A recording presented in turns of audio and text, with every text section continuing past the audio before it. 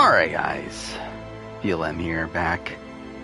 Another live stream. I don't know why I hit the button so early. There we go. There. I was trying to get everything sorted. Alright, yeah, we're gonna start Rise of Tomb Raider, I guess. Again, I was talking about like not feeling that great about starting this last stream, but whatever, I guess. But yeah, we got a pretty solid Survivor episode. We got a like very blah Amazing Race episode. And what else was there? Like, we got, 2 episodes of the challenge, which were, both solid. Challenge AU. And is that it? I think that's it, right? So yeah, what I want to do here. Okay, I think I already did this, didn't I? Okay, yeah. Should I do it lower just in case? Again, like, the last game was, like, so fucking loud, so I think we'll try it at that. But yeah, new game. This shouldn't really matter.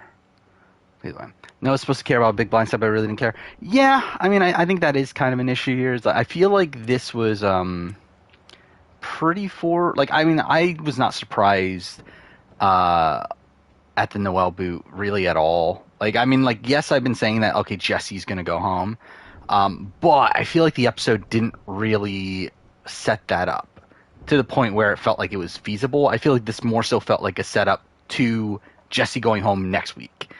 To which I feel 100% confident that Jesse's going home next week. I'll be mind blown if Jesse does not go home next week. Where like coming into this week, I was like, okay, by by precedent, Jesse should go home. But it wasn't like there was any like actual reason to truly believe that. This week, it's like there's no fucking way Jesse's not going home next week. Should I do the easiest or should I do this? We'll do this, I think. I don't know. What difficulty did I play it last time? I did Adventure? Okay, fuck it. We'll do Adventure. Whatever. I think Cody's dead. I think it's not looking great. I will say, again, I've obviously been very pro Cody. I thought this was a meh episode for him. However, I do feel like this could be shielding him from the Jesse downfall. So like that's why I'm not completely out on Cody, but no, Cody got 1 confessional. I don't remember what it was, but I did look at the confessional chart, and yeah, he did get 1. But yeah, I mean, like really, yeah, not great episode for Cody. I believe his wait, what was his confessional? It wasn't a great one either way. But yeah, I did not think this was a good episode for Cody at all. The others, they're done. Like, I thought it was a good episode for. Well, I guess let's just say it. Is it just Cassidy?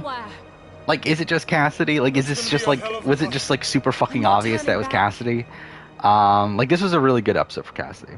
I know. She's number 1 on the power ranking. And it's not that close. But I feel like, again, like, I think there's, like, there's at least a chance of a Cody comeback, but I feel like Cassie's, like, for sure number 1. I think Gabler could also still win.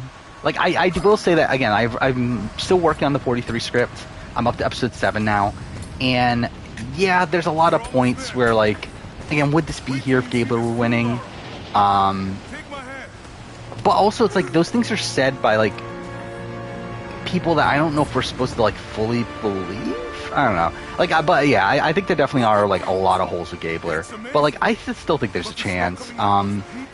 Like, also, this could just be an easy, like this, not easy. This could also be like more blatant Carla win. However, I still don't really see it. I feel like the thing about Carla that I've noticed through the review and even up to this episode is that, like, her relationships are simply just not being shown. It's like she supposedly has all these relationships, yet we're getting, like, no setup to them.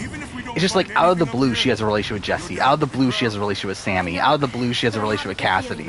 Out of the blue, she has a relationship with James. It's like nothing is set up, though. It's like the only relationship that actually got properly set up was her relationship with Gio, who goes home in the pre-merge. And I feel like that's an issue for me. Yeah, the prom fun thing, I don't, like, I think that's, like, maybe a minor knock in terms of, like, how people reacted to it, like, how that was shown, but, like, realistically, yeah, I think at the end of the day, like they were always going to show that. This still feels a bit loud. How low did I go last time? I went to like 30 or something, didn't I? Well, we'll try that.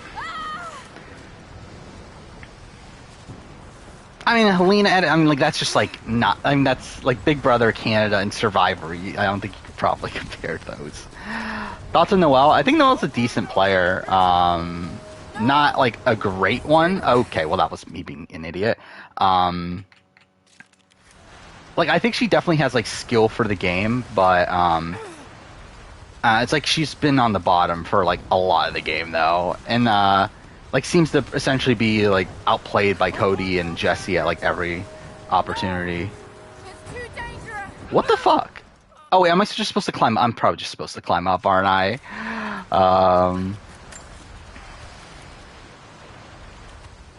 Feel like Owen and Sammy are losing finalists. I think Sammy for sure. Like, by the way, this episode, Sammy's dead.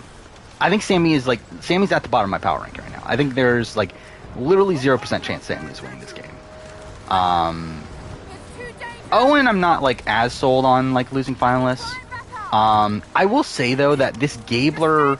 So, like, yeah, I've been thinking it was, like, Sammy and Gabler as the GOATs. However, I feel like this, like, more positive content... Again, the more and more I'm looking at this review, the more and more you notice that every single time Gabler gets undermined, he follows that up with, like, a scene of positivity.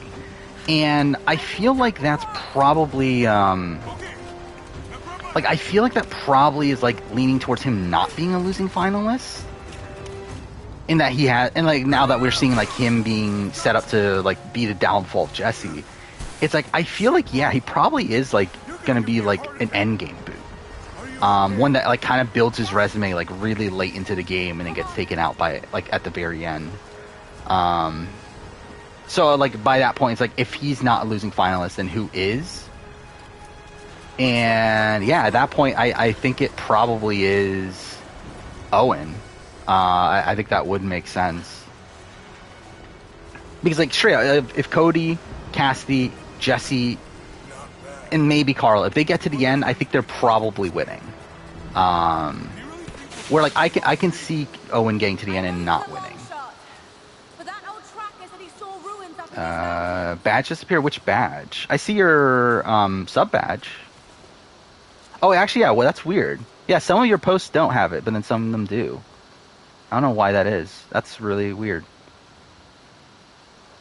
Yeah, I'm seeing them in all of your posts but your, like, Happy Thanksgiving one. That's really strange. I don't know why that happened. Aubrey and Dave have been dead in the edit for forever. Who the fuck are they? Like, I've said this for weeks now. It's either Derek and Claire or Lewis and Michelle. It's like they're the only two that make sense. Everyone else has no chance. Storm's getting closer.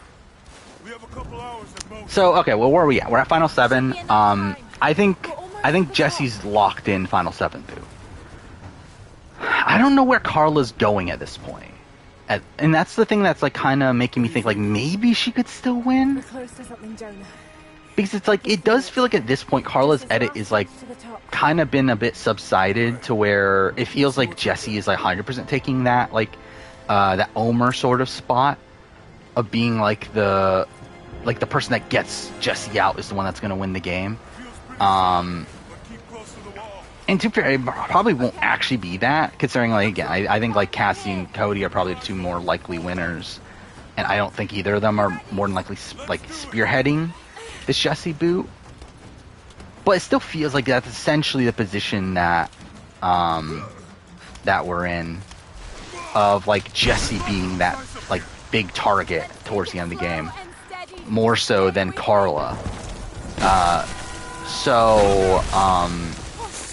Yeah, I don't really know exactly where Carla's going at this point.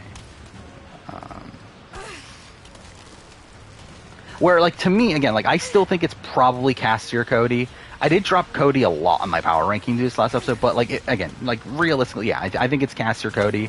I think more than likely they get to the end of Sammy and another GOAT, and then whichever one of those two get to the final two or final three are going to be the winner. How good's my internet? It's pretty good. Haven't had any dropouts since last Tuesday, was it? Holy shit!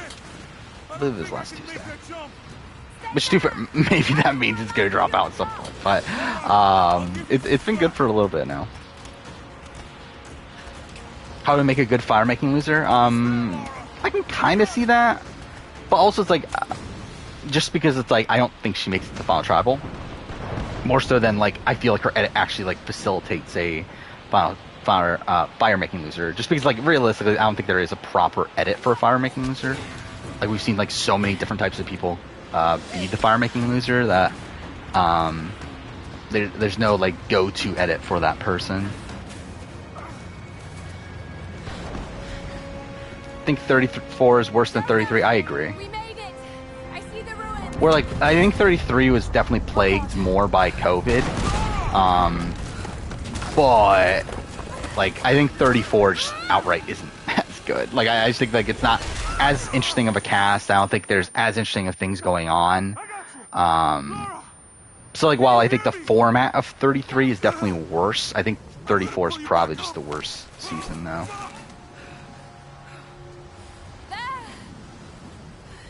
Metering reward, why are you focused so much on Noelle? Like, I like at the point that Noelle got through the balance beam, I was like, okay, Noelle's winning this. I did think at first, like, okay, this is just like 100% them, like really exploiting Noelle here. But yeah, I think once like she got through it, I was like, okay, she's probably winning. But yeah, I will say, like, that is the thing that like, kind of weirds me out, Noelle, on this season, is that it really does feel like it really feels exploitative the way they use Noelle on the show, where it does feel like almost all of her content relates back to the fact that she was missing a leg. And I feel like that feels like kind of icky to me. It feels like very like American Ninja Warrior-esque. And that's something and like I feel like the same way with Ryan, but at least Ryan like got like a dodo edit and all that sort of stuff to kind of counter that, which to be fair is like very jarring from an editing perspective. But like at least like there's like other things to his edit, where I feel like Noelle, there's not much to her edit outside the fact that she like lost her leg and is like a badass despite that. So I don't know. I don't like love how they portrayed Noelle on this season.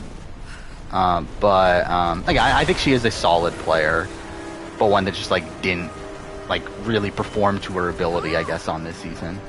Where again, like it does seem like she has a decent strategic mind. It seems like she has good socially to where people like her. It's like every single time she like lost an ally, she would come out of it still having like essentially gaining more allies afterwards.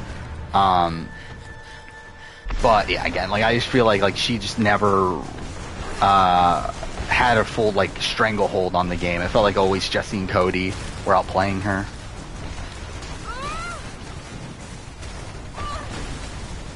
I think Sanctuary just remind me how much better the Shan boot was. Yeah.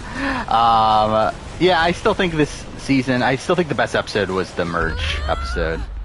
And really, like, in terms of the vote-offs, like, what is the best vote-off of the season? It's probably the Dwight vote. But, like, I feel like they didn't show that one properly.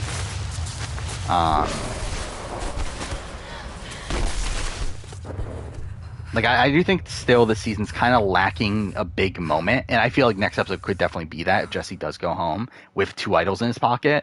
But still, it's like, I do feel like we're kind of lacking something with this season so far. Is Gable getting a Xander edit, a goat looking like a winner? Again, Xander never looked like a winner. Actually, I want to look back at this. I actually don't remember. Where was Xander on my power rankings? Let's see, 41. That we're all too swiftly taken from it. Yeah, Xander was like pretty low. There was only one point in the entire season where I had him like towards the top. Oh, and that wasn't even like genuinely he was at the top. That was immediately after the Tiffany boot, and that was solely because I was still hung up on the fact that okay, the Complex Tribe theory means that probably Evie or Xander are gonna win. Yeah, that was the only time he was like in the top, like past top 4. And actually, really, the only time he was in the top 4 was like towards the end of the season. So yeah, I never thought Xander was going to win. But I'm not alone in this search. They're following me. I mean, that's talking, like, that's the player rankings you're talking about, right? Trinity. Or are you talking about the mid-season power? Either way, I'd say, yeah, he still, like, was never high. On controlling the future of humanity. Would like to see a Jesse win, but don't think it's happening. Yeah, it's not happening. He's the next boot. Carefully for the sake of my family. I feel so confident he is the next boot. Like, it feels like this edit, like, the way he was edited in this episode felt specifically made for him to be, like, taken out in the following episode. Like, the fact that we got this, like, very good content of him, like, outlining how to execute a blindside, only for that to be followed up with Gabler, like, essentially undermining him immediately afterwards, talking about taking him out. No fucking way he's making it past this next episode.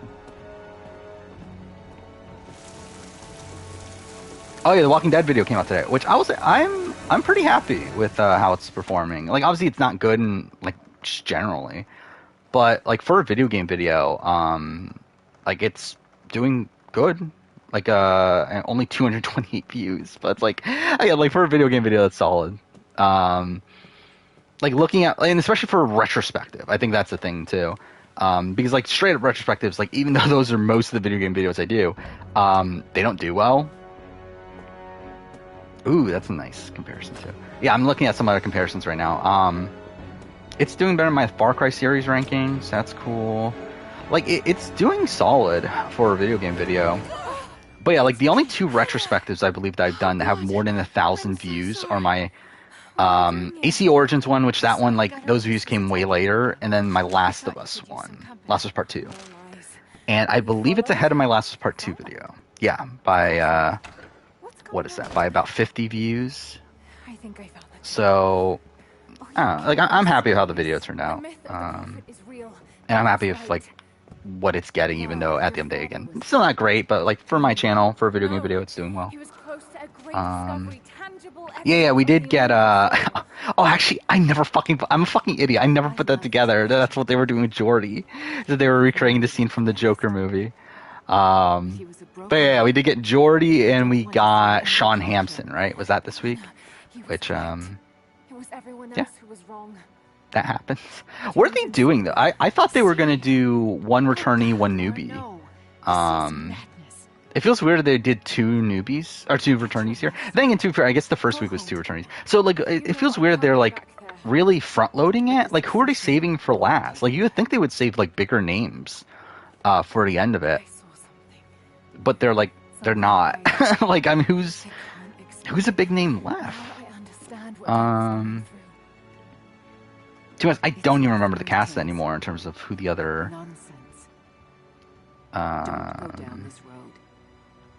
returnees are, but I feel like they've already revealed all the big names. I'm going to find the prophets too. Because what, we have Haley, Jordy, George, yeah, like Nina, it's like Shawnee, it's like they've already, like, kind of, they blew their load, I guess. I don't know. Cyril's fun. Cyril's a great, We're heading into a war zone. last time I was this confident in a boot, We're close. Shan boot. Should be an oasis in the canyon just ahead.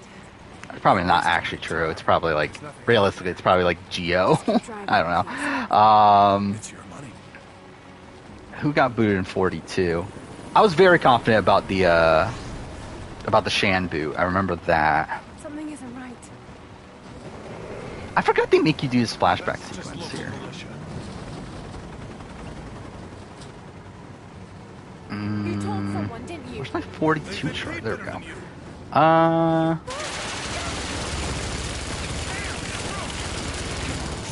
Daniel, maybe the Daniel boot I was pretty confident about. I don't know. It probably is like 100% solid though. Yeah, it probably isn't since the Shan boot. I mean, yeah, a lot of these guys are celebrities. The thing is, I don't know how big of celebrities people are though. So I don't know, like, if there are, like, these really big celebrity newbies that they're waiting to save. If Jesse somehow survives next episode, do I think he can get to the end? No, I don't think he's winning, even if he survives next episode. But again, I feel very confident he's going home. Like 100%, he's not being portrayed as a winner. I don't think he ever really was.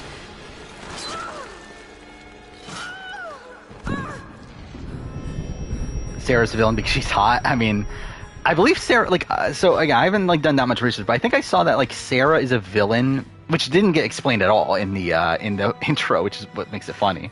But I believe she has this like story of that she like, did she like trip someone in like the bus on the way to like a competition or something like that? That's like a big controversy with her. That there's like, essentially she has like this controversy of her like sabotaging a fellow competitor or something like that, which is why she's a villain. But yeah, it is funny. They literally just say Miss World, Australia, Sarah, whatever. It's like, what, like on the villain's tribe for some reason. Like, okay, I guess. It is so funny though that they're literally like labeling like newbies as villains. No knowledge is power. I would be mind blown if they bring back knowledge is power at this point. It's way too late for that, I feel like.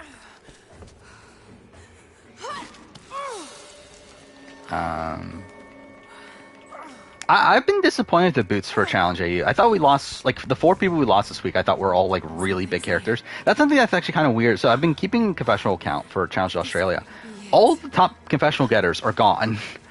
We literally, like, every single episode, we've essentially been losing to people at the top of the confessional count, which is really weird that's happened that way. I mean, like, I'm sure they edited it that way.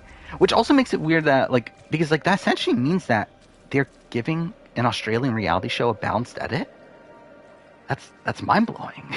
It's like, yeah, we've never seen that before. Incredible. What happened to Idol if Jesse gets voted out? I mean, yeah, I think he's going out with both of them. I think that's the point of it. Quite make out the translation. Yeah, I think that's what's gonna make it even like a better blindside. That he does go out with both idols in his pocket. Prophet. You know, there's only 2 more episodes until the finale. I can believe it. Well, no, there's. Well, yeah, before the finale. 2 episodes before the finale. Yeah. There's 3 episodes left, right? So, yeah, I can believe it. Gabler and Jesse are now the only players that haven't been voted against. That's kind of mind-blowing that Gabler's in that category. Okay, he's shown here performing... Saving Jackie and Steve for last. I'm sure they are. I'm sure they were so happy with... so happy that Steve said yes. I mean, imagine if they save like Sam Webb for last. Like how fucking weird that would be.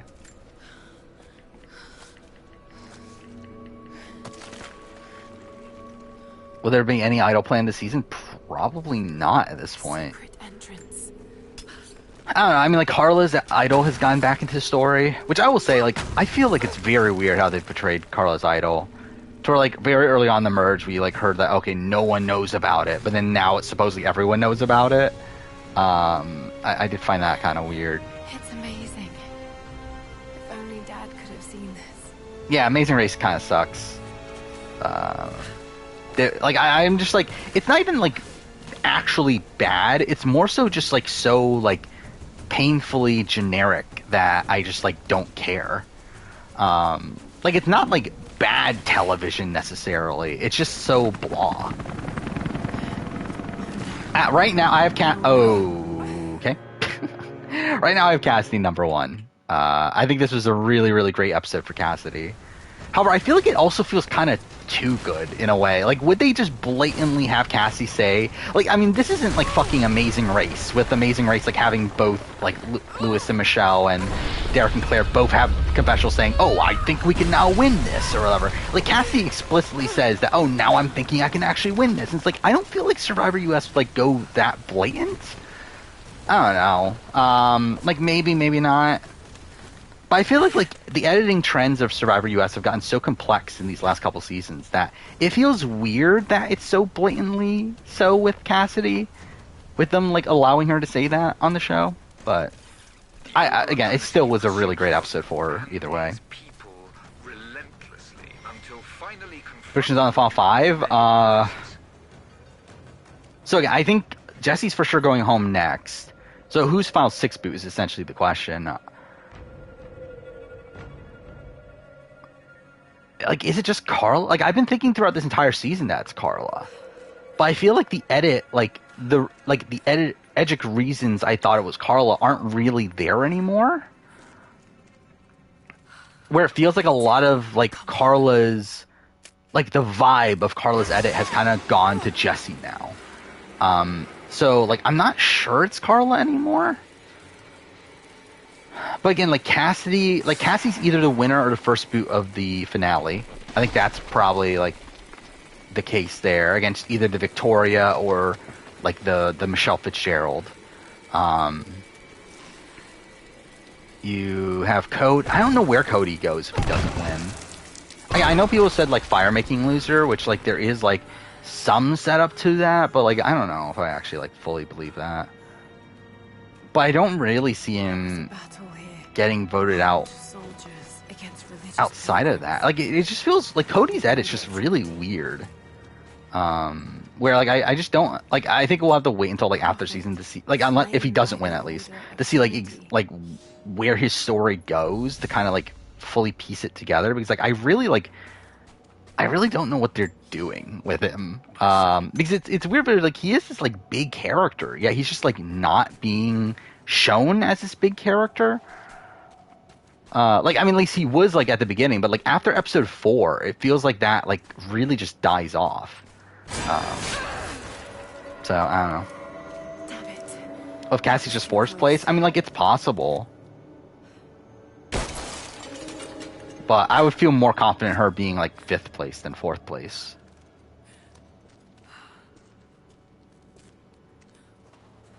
Cassie said I got more and more positive despite being a potential target if it wasn't for her immunity when like Erica. Yeah, kinda. Blasting their way in. Like realistically, I don't think Cassie was going home here. I feel like Jesse and Cody never seem to be on board getting rid of Cassidy. So like I think no matter what, it would have they would have flipped anyway. And really, actually, it's like Cassidy winning immunity actually probably like harms like the chances of their group winning out. Let's hope this works. As it would have been a much easier vote to split if it wasn't for Cassidy winning immunity.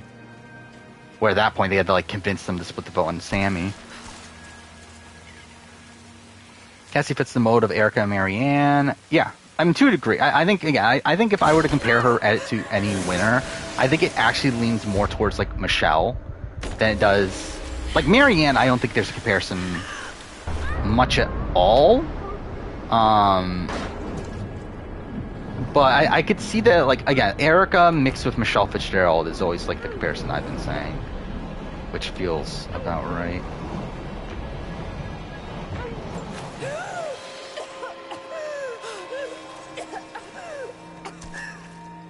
Could Carl play the idol at 5 and lose fire making? I mean, like, potentially, but it's like, I don't know. Like, there's no precedent for that. Cassie's boring. I don't find Cassie boring. I mean, she's not, like, riveting, but, like, she's not, like, the worst casting choice either.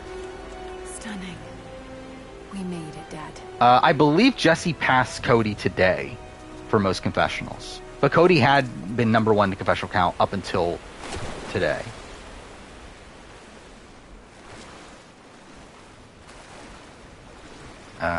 Albert dropped his sacks so that Cassie could win. I mean, I guess. Got to find a way to get up higher. Maybe I can raise the water. Thoughts on the season overall? I'm kind of feeling like less positive on it as time goes on. I still don't dislike the season, and I do think at the end of the day, like the level of quality is like, still around the same as 41 and 42 for me.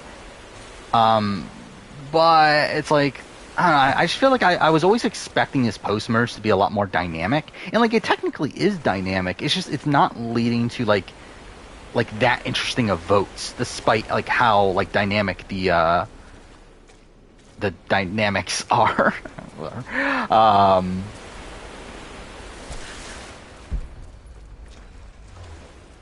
Does this game literally just, like, tell you, like, every opportunity where to go? I actually never knew that. Oh, fuck off. I think, like, Marianne's better TV than Cassie. Yeah, I think Cassie's for sure the better player. Especially if Cassie ends up winning, I would have Cassie as the better player for sure. I think in terms of better winner, I think she'd probably still be the better winner. I mean, obviously it depends on like how these last few rounds get played out. What is going on? Okay, well that's something.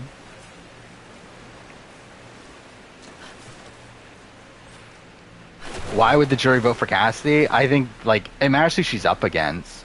But again, I think like against Sammy, I just think that they don't respect Sammy at all. And then again, it matters who the other person is. But I think like Cassidy, as of right now, like if she's not there against like Carla, Jesse, or Cody, I think you can make the argument that she's like been the one that's had the most like agency in the game. Where like Owen is like, I think the interesting thing about Owen is that Owen, I think if Owen were to, if this was an earlier season, I feel like someone with the story of Owen would probably win at the end if he got to the end. However, I feel like we're in the modern day of Survivor. I feel like if there's someone that has more control over how the game played out, I feel like they would reward that person over the Owen. So, like, I can definitely see Cassie beating Owen. Where Owen, again, has played a terrible game in my eyes. Like, Owen has, like, not, like, had any agency in any vote. Like, since the merge, at least. Actually, I'm really ever. Realistically, ever. But, like, he's been on the... Like, has he voted correctly outside the Mariah vote? Because, like, last round where, like, he was in on what was going on, like, even then, he didn't vote. He got his vote stolen. He did vote Janine. I forgot he did vote Janine. But, like, still, like, that wasn't what he wanted. Like, I mean, like, I think Owen's played, like, a pretty bad game. And I see these comparisons to Owen and Spencer and Cagayan, which, like, I can definitely see a lot of it. But at least, like, I feel like Spencer still at least had, like, more agency in, like, building this relationship with Tony and everything, like, towards the end game. Where it's, like, as of right now, like, I really, like, don't see any of that from Owen.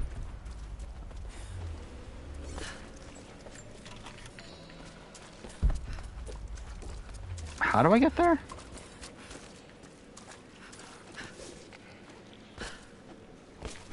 Oh yeah, Spencer definitely had... I mean, like, but again, I think that was, like, a different time also. But yeah, Spencer had a lot more win equity. Like, Spencer would have beaten Tony. But what I'm saying is that I think in the modern day, like, Tony would beat Spencer if they got to the ends. Like, I think people would respect Spencer... or respect Tony's game in Cagayan more than they would respect Spencer's game in the modern day.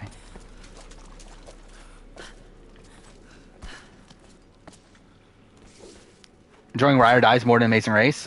Me too. Like, I didn't watch... Oh, okay. That's great. I didn't watch this last episode yet, but, yeah, me too. And it's not even like I'm, like, loving Ride or Dies either. It's fine. But I think I've definitely had more fun with it than Amazing Race. Where, again, the Amazing Race, like, I'm, like... I mean, it's funny because, like, this actually... I believe this review is going to be longer than my 32 and 33 reviews. But still, it's like the number of notes I have for 34 is, like, simply just, like, not that much. Like, for these last two episodes, like, I think I had a total of, like, what, like 600, 700 words for the two episodes. Which is not that much in comparison to most other things.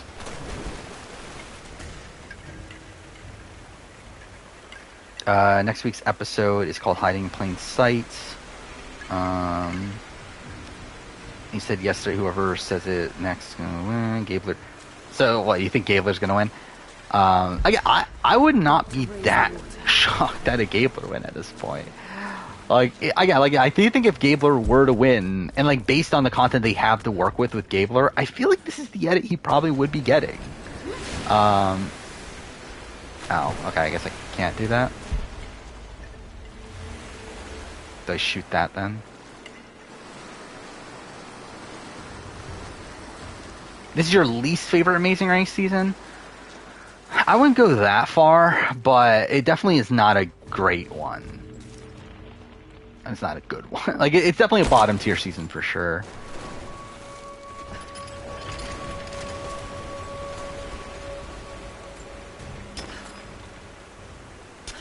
Least favorite since Blind Dates? I would say, yeah, I would definitely agree with that. So that was 26, right? Yeah, I think it's definitely the worst since 26. I probably... I don't know, actually, even 26, though. Like, I feel like with this season, it's like, I feel like there was, like, one really good episode in episode 4. And I feel like there's a couple other, like, fine episodes, but it really has been, like, a mostly boring season. Okay. Yep. Nah. Yeah, when was the last time, like, an older guy... I mean, I guess Tony, like, to a degree. But then, like, a lot of people that season were in their 40s. But I believe Tony was... On Winners at War, is Tony the oldest guy? Who's the oldest guy on Winners at War? I feel like he's up there, right?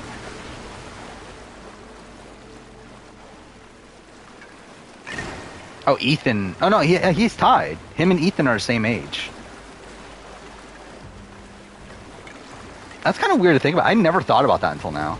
And it's Winners at War is such a weird cast where, like, there's so many people in their 40s, yet the oldest person is still Denise at 48.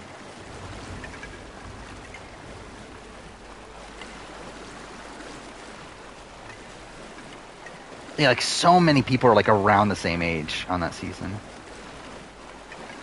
Oh, so Tony's even older than Ethan, technically. Yeah, that's what I was still saying. So, yeah, I don't think you actually count Tony, because, like, he was still, like, around the same age as everyone else. But, yeah, it still is, like,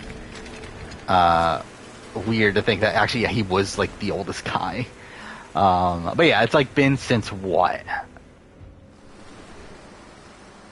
Oh, like, a really long time, right? Like, I mean, because, like, Wendell's, like, kind of on the older side of things, but still, like, not who you would consider the old guy. Like, Ben also, like... Actually, who's older, Wendell or Ben? Isn't Wendell older than Ben, now that I think about it? Maybe not, actually. But still, it's like, they're around the same age, though, right? Ben was 36, Wendell was 35. Yeah, so they're pretty much the same age. That's kind of weird to think about. I never thought about that until now.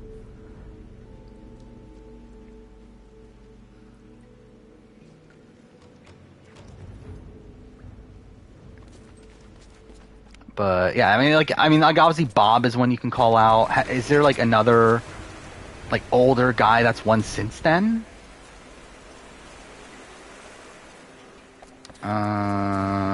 Let's see, 22, 23, 24. No, right?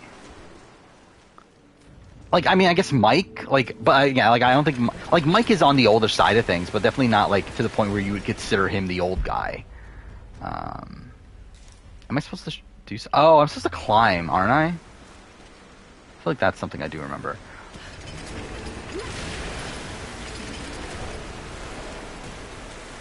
Is it here? And oh, that's what it is. Okay.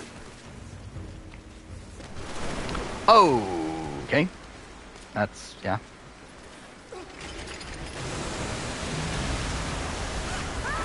Would Kylan sniff my food? Probably not. I wouldn't let anyone fucking sniff my food. Mike Turner in 42 was 6 months older than Bob. That's kind of weird to think about, isn't it?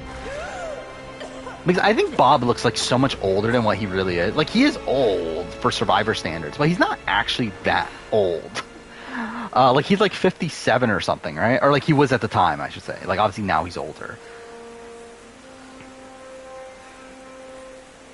Yeah, he's 71 now. That's kind of insane.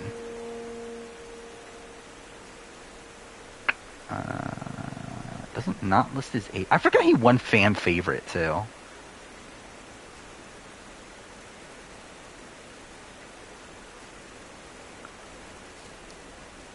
Maybe the next winner. Yeah, maybe Matt from San Francisco will be the winner.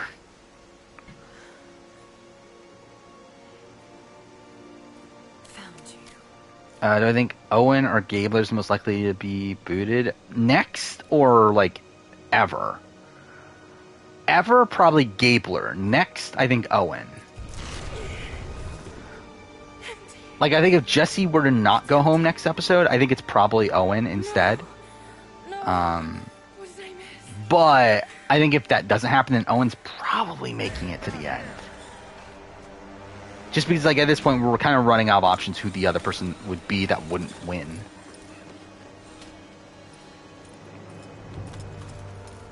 Yeah, Kenny didn't even make the top 3. It was Sugar and Maddie that were in the top 3.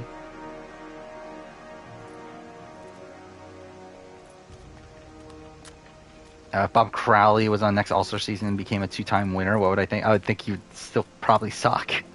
Obviously, it depends on how he wins his second time, but that doesn't stop the fact from his first winning game really sucking. Most forgettable player, Brady Fence. I don't think he's the most forgettable for me, because at least Brady was like an FBI agent, and like that was like a big thing on that season.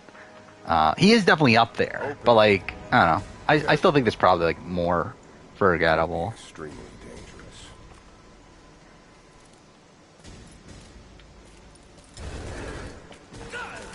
Barely remember any boots since Rich and Dom. I mean, like, I really like Linton and Shriek as, like, TV characters. By the way, that was something I noticed, like, when doing the review, is that this season's just had a really bad boot order for The Amazing Race. Like, it's been, like, all the entertaining people went out early. Where you had Rex and Tim, It was empty. yeah, Rich and Dom, Linton and Shriek all go out in a row. And then, like, by, like, the final 8... And you have Abby and Will get medevac, but it's whatever. They're not that interesting. But, like, Glendon and Lamunda, like, were not the most interesting people. I mean, we're not the most interesting TV, but, like, I thought they were, like, really likable people. But, like, after that, it's like, you got Quentin and Maddie, who the fuck are they? Who the fuck are David and Aubrey? Marcus and Michael are, like, not the most riveting TV, but obviously, like, got a lot of screen time because they were, like, towards the top of the pack all the time. DX and Claire are fine. Emily and Molly are fine. Lewis and Michelle are... I actually like Lewis and Michelle. I think Lewis and Michelle are actually, like, pretty, like, fun TV, but... Again, still, like, really shit boot order for this season.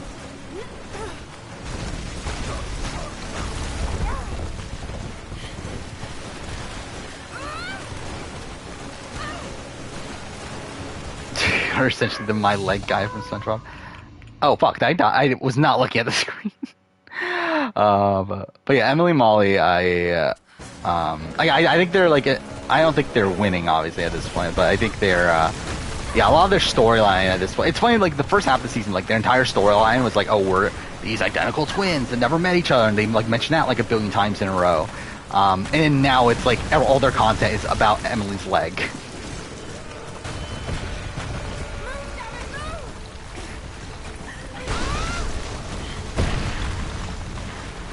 I mean, yeah, Emily and Molly, like, I don't know, like, I think Emily and Molly are Aubrey and David, for sure, the next boots. Like, 100%, the battle's going to be between Lewis and Michelle and Derek and Claire. Emily and Molly makes sense, obviously, because they're injured and everything, but also it's like, again, who the fuck are Aubrey and David? But I guess, too, for that's never stopped, like, Amazing Race from having, like, teams that made it to the end, that made it to the final leg, that, like, just, who the fuck are they? So, like, you had the fucking, Logan and London, was that their names? Who are like some of the most like forgettable. Yeah, that actually was their names. Yeah, one of like a team that like just barely got any screen time. Like they made it to the end, so I guess it's not like unreasonable to think that Aubrey and David would.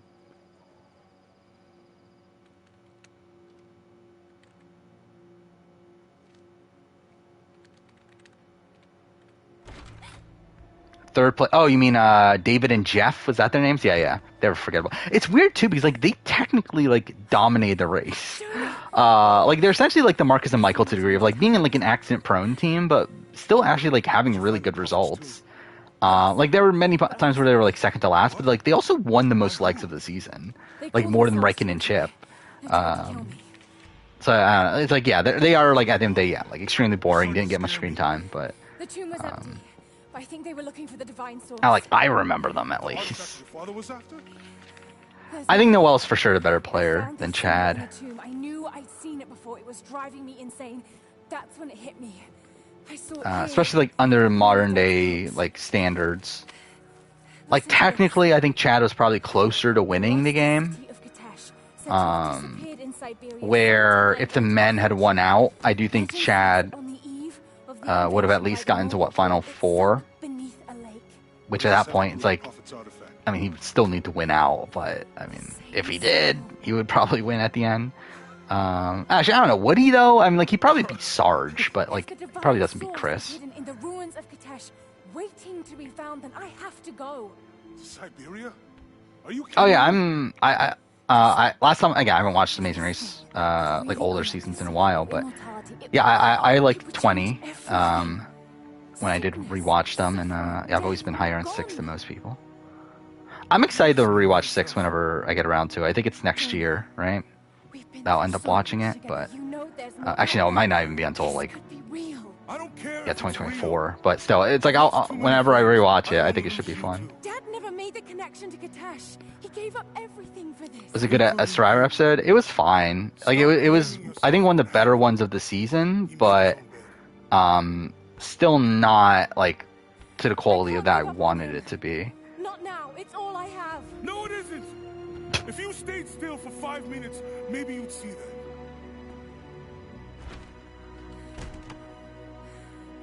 Yeah, Bryce is here. Thank God.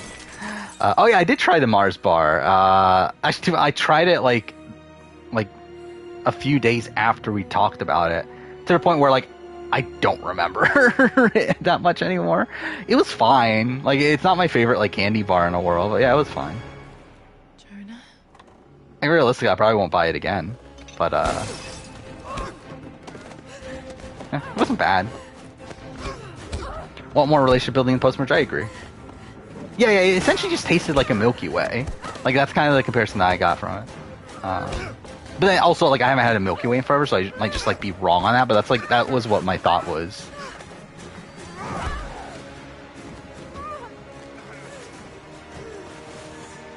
Wow, this scene goes on for a while, doesn't it? Holy shit! Want more relationship building in post-merge? Yeah. I think that's the issue. Here is that I feel like they're kind of rushing through a lot of that, and like maybe it's because they don't. I don't know. Like, is it a consequence of 26 days? I don't think it is, right? Because like clearly they're still building relationships. They're just not showing them.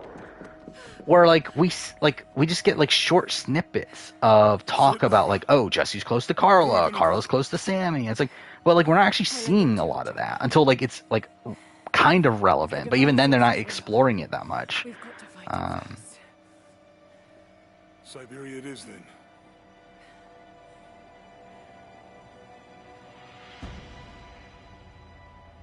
I would still say season 8 is the worst season. Where like season 8, it's like I just have no interest in rewatching season 8 ever. Where like even though this season's boring, it at least has a more like lighthearted tone to it. To where it's like I wouldn't like hate the experience of watching this, where I would actually hate the experience of watching Amazing Race 8. But I could definitely see the argument that it's like the second worst season. But I wouldn't like solidify my opinion on that just yet. Jonah. I did not think Jesse was going to be booted at all. I feel like they didn't properly set it up enough. Like, and I think clearly by Gabler saying right before Tribal that he hates that this is being sprung up on him, like without like right before Tribal essentially. It's like clearly there was not enough time. To where if anything was going to happen, it needed to happen at Tribal. And once we didn't see anything happen at Tribal, I was like, okay, there's no way Jesse's going home. Like, just not enough like time for it to happen. But again, I think 100% it's happening next episode. Wonder what life is like in Siberia. I assume not great. I assume not fun. But you never know. Keep moving. Maybe people like snow. I mean, I'm sure there's people that like snow. I feel like you would have to like snow, right? If you're still living here in like Siberia and stuff. So I think Cody and Jesse taking out Noelle was the right call. No. I mean, the thing is, like, at the end of the day, like, we don't have enough information. Like I think straight we're just not being shown the dynamics well enough to actually like have the proper information. Got to start a fire. But I think based on what we have, I would say no, especially for Jesse. Where for Jesse, it feels like this is like adding another move to his resume while also taking out a shield for him down the road, while also taking out a person that's a loyal number. That like it never seemed like Noel had any like inkling of like wanting to take Jesse out. So I think for Jesse in particular, I feel like this is a pretty bad move. And again, and to be fair though, this is like under the context of I'm assuming he's the next boot. So like obviously that's playing a factor here, but like I think even without that, I would have said that this is a bad move. I hope.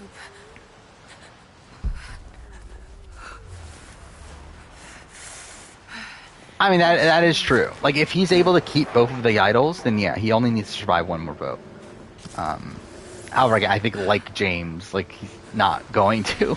Back to camp. You like snow? Well, I feel like people that don't live in snowy areas like snow, right? Or like places that like have like minor instances of snow, like snow. But I feel like if I actually like Need to get back to camp. lived around snow all the time, I feel like I would hate it. Yeah, you're Canadian, you hate snow. Yeah, that's what I assume.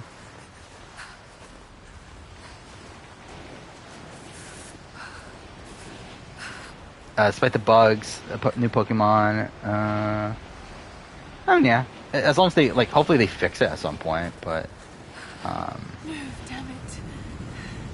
but yeah, I've heard good things about it outside of the fact that it is buggy. By the way, also didn't talk about no Winter Baby. Didn't talk about The Witcher 3 PS5 update, whatever, had a stream today, and it looks the exact fucking same. Which is fine. Like at the end of the day, it's a free update, so it's like whatever. But it feels weird they like hyped it up so much to the point where they had their own like special event for it, just for it to be pretty much exactly the same, just with like more accessibilities and like a like photo mode and stuff like that. But I don't know. Again, the more than likely that is what the stream is going to be on the Survivor finale. I actually like didn't realize that until today. I actually kind of like thought for a second that I fucked up, but the patch comes out the day of the Survivor finale. I didn't realize that. Like for some reason, I never even like bothered to like connect the two of like, okay, what day does the patch come out in comparison to the Survivor finale? So I was kind of worried for a second that it was coming out after, but it turns out it's coming out the day of. So yeah, we'll probably play The Witcher 3 on the day of the Survivor finale. Test out the PS5 version for a few hours. Going to need a stronger bow. I wish this pain wasn't so familiar. Is there a new game? I just realized there's no new game plus in this game, is there? It wants to take me down. It wants me to just lie down and die. But I won't. I can't. There's something here. The way she said that There was like must be, funny or to me for Trinity some would be in reason. the snowy hell. I just What hope are that these Jonah is outfits? okay. That he found a way back. Whatever, I don't care enough. Oh, cool, I unlocked Blood Ties, because I definitely didn't unlock that before. Probably not playing Blood Ties, though. But also, something I realized that I planned in this stream series for Rise of Tomb Raider to take 3 streams. Kind of found out it's probably only going to take 2. I kind of miscalculated, but whatever. It is what it is. Was I more shocked? I was shocked to see that any of those teams were. I'm assuming you're talking about World Cup, right? I'm shocked to see that any of those teams were in the World Cup. I don't even know anything about World Cup. Yeah, I'm definitely gonna watch Survivor Michigan All Stars. I'm actually like pretty excited for it. Mongolian. Again, Survivor Michigan's my favorite of the College Survivor series. And like while the cast of it is like fine, I feel like obviously there's a massive lack of season 1 people, which season 1 is my favorite season, so I feel like that's like underwhelming. But like I understand why, obviously. Like a lot of those people graduated already, so it's like you can't have them. But still, it's like I'm still excited for the season. It should be fun. I'll definitely talk about it when it airs. It's not until like it's like a month from now, right? Like it's not until like the very end of December, which is like weird that they're doing it so late, but still. Sam's audition was amazing. I did start to watch this. I found Sam's like kind of cringy. Like I don't know, it's just like kind of like he obviously put a lot of time into it, but I don't know. It was like just weird. What college Survivor series have done on All Stars? Maryland, Michigan, and Boston. I believe like is supposed to, the next season's supposed to be All Stars, but like there's been like no word from Survivor Boston in like years. So it's like I don't know if they're ever airing it, but it happens.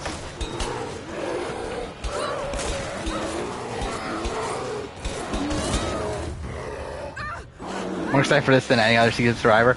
I personally wouldn't go that far, but I'm probably, I don't know, I am pretty excited for it now. Like, based on the way they've talked about it, like, it seems like it's, like, the best, like, they talk about it as the best season. Which, obviously, they would for an upcoming season, but, I don't know, like, every time you hear about it, it's like, they are talking, like, extremely positively about it. Not just from, like, the cast, but also, or not just from the, like, producers of it, but, like, also, like, just from the players and everything. Who from College Survivor, I think, like, I'm surprised Chris LeComte has not been on Survivor. Like, because like, he's really trying to, too. Like, he's auditioned for Survivor, like, numerous times. And it's like, the fact that they haven't cast Chris LeComte from Survivor Maryland, I'm talking about, is pretty mind-blowing. Because he seems like the perfect, like, fit. Like, I don't know what... He's from Season 2 and from All-Stars of Maryland. And also, he was on Sequester Season 1, the live-action show. Or the in-person version.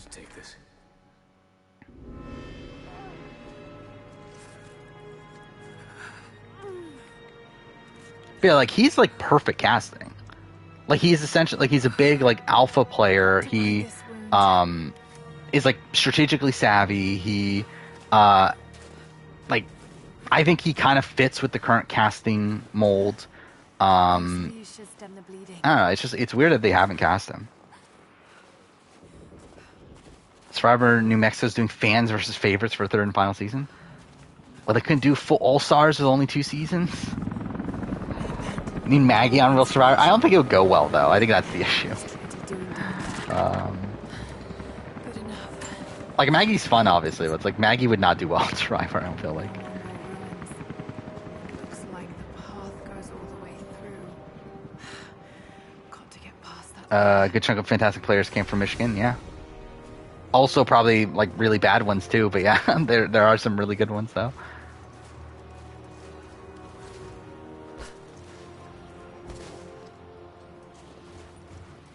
What am I thankful for? I don't know.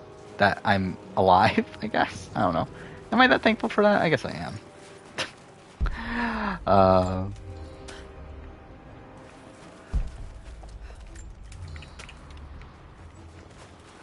Would I rather subject myself to eating green bean casserole or stuffing? I actually like green bean casserole is like one of the only things I actually like can eat of Thanksgiving food, and that's mainly because I like the crispy onions. But like I would rather vomit than eat stuffing. Like I'm never fucking eating stuffing my entire life ever again. Siege now Daniel Reyes plays Survivor. Daniel Reyes probably. Yeah, I like Daniel Reyes. Like, if they were to cast anyone from Big Brother for Survivor, I feel like I would pick Daniel Reyes. Okay, don't know how I didn't die there, but fine. Oh, cornbread's good too. I never had cornbread though, like during Thanksgiving, which is the issue. Thankful Real Love Boat. Oh yeah, I haven't caught up on Real Love Boat. I haven't been actually watching, but I've been like keeping up the results. I kind of forgot the last like week or so. Let's see who got eliminated on Real Love Boat. Oh, it's not updated. Well, obviously it's not because no one's fucking watching Real Love Boat anymore. Okay, I'm not gonna bother. Who cares? But yeah, like I actually would have finished Real Love Boat if that was still airing on TV. But obviously I'm not gonna go out of my way to fucking watch Real Love Boat.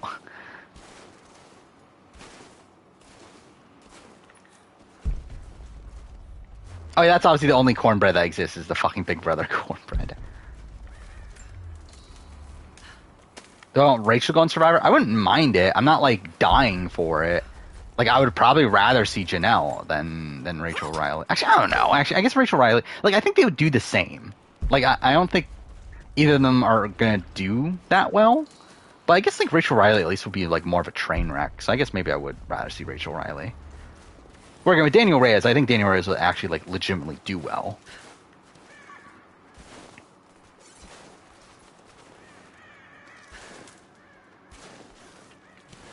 Thank you for a decent PBUS season this year, I guess.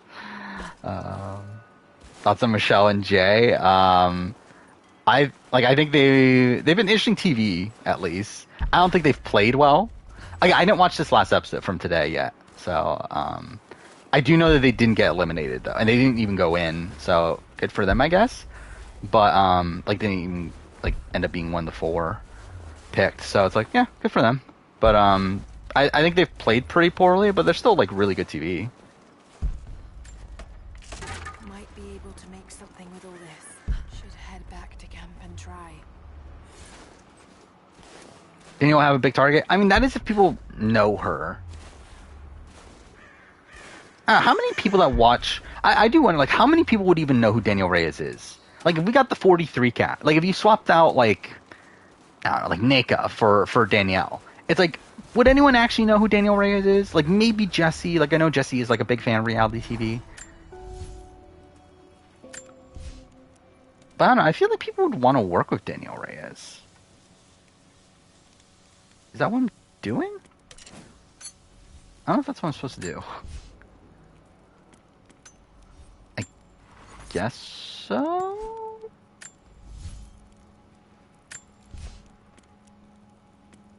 Wow, this is a pretty shit skill tree. I guess we'll get that.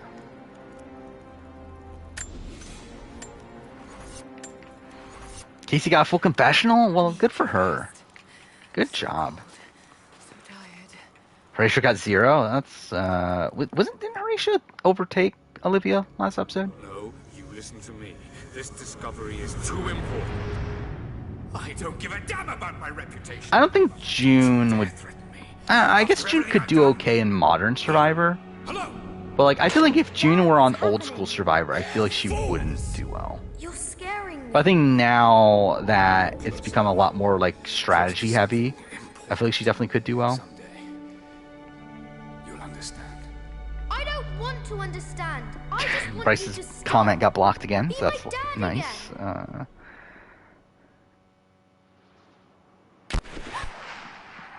Yeah, if Daniel Reyes can survive week 1 of Big Brother All-Star, she can survive anything. Kenny still has less confessions than tomorrow. That's sad.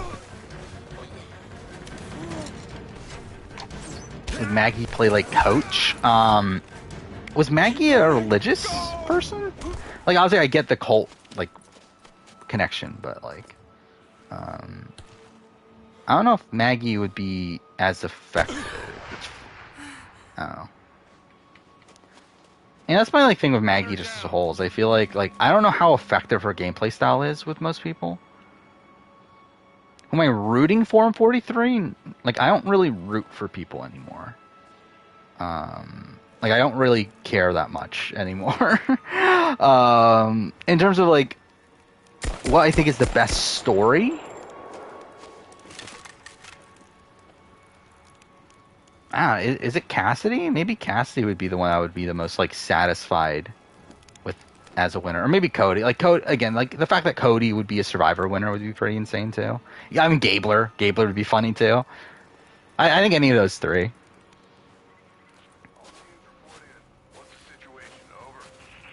We found another camp up here. Fire was still warm. They can't Was Junsong really bitchy on her season? Did she fake? She did not fake it. She was definitely like actually. Like June said some like really terrible stuff on that season. Fanning out to pick up the trail. Roger that, but it looks like they've retreated. Primary objective is to I believe last I saw, isn't Matt from San Francisco supposed to be like this business? Like he's supposed to be like an Asian guy, and he's supposed to be like a business guy or something. I think that's what I saw from Redmond. But I could be wrong on that.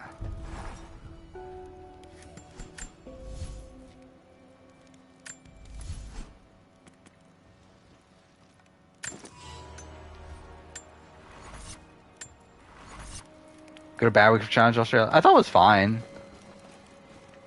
I think this season so far of Challenge Australia is like probably the best challenge we've had in a while. Like, I still think it has the issues of Modern Challenge, but I think it's been a good season so far.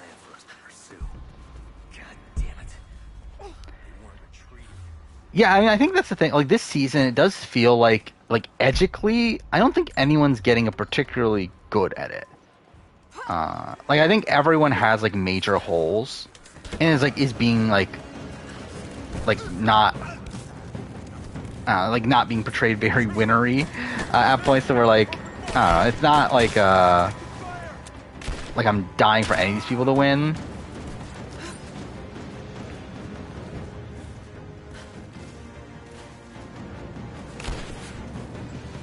Two of your games that were supposed to come in haven't yet.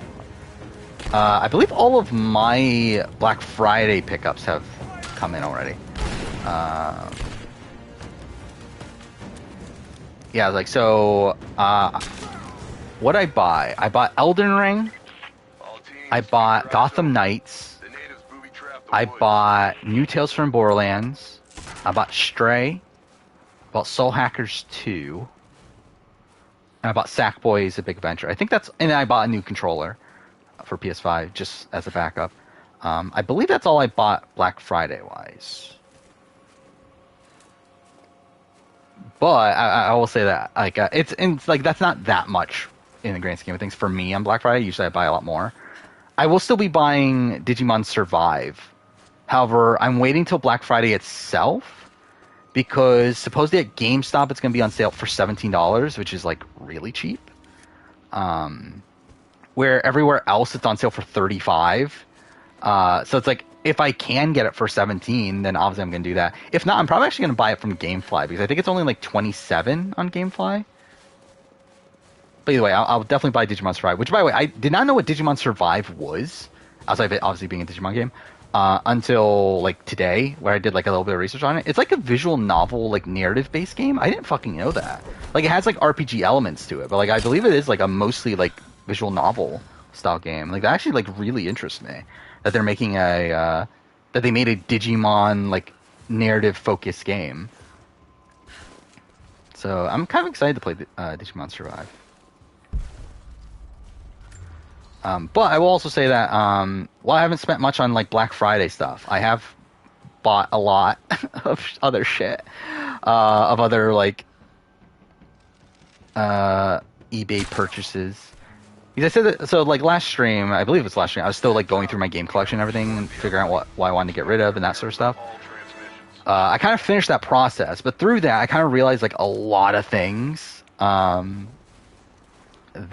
I was like missing, like not even like expensive things, like just a lot of like cheap games that I just for some reason didn't have that I wanted to have. So I did end up buying, like I did spend like what, like $120 or so on eBay. In like buying a whole bunch of like random shit. So that's something I did. None of that stuff's in yet though. Also, I will probably on Black Friday I'll probably go to a local game store of mine to trade in some of the stuff that I now plan on getting rid of to see what I can get there as well. Thoughts on David and Jessica? I thought they were two of the bigger characters. I was disappointed to see them go so early. Though, to be fair, it's like, I didn't really want Grant or Kiki. I mean, like, Grant's like, who cares? But, like, I don't know, Kiki's fun. So I didn't really want Kiki to go either, so. Is that how the spin-offs are better than the main show? Yeah. That's kind of where we're at with the challenge at this point. Yeah, I've heard, like, the Cyber Sleuth games, both of them are pretty good, right? I haven't played them. I do own, I own all the modern Digimon games. I own those two, and I own, was it Next Order? Was that what that game was called? But I haven't played any of them. But I heard that one's not that like Digimon. It's Digimon World Next Order, right? But yeah, I heard that one's not that good. But the other two are pretty good. No, not that Kiki. It's a different Kiki.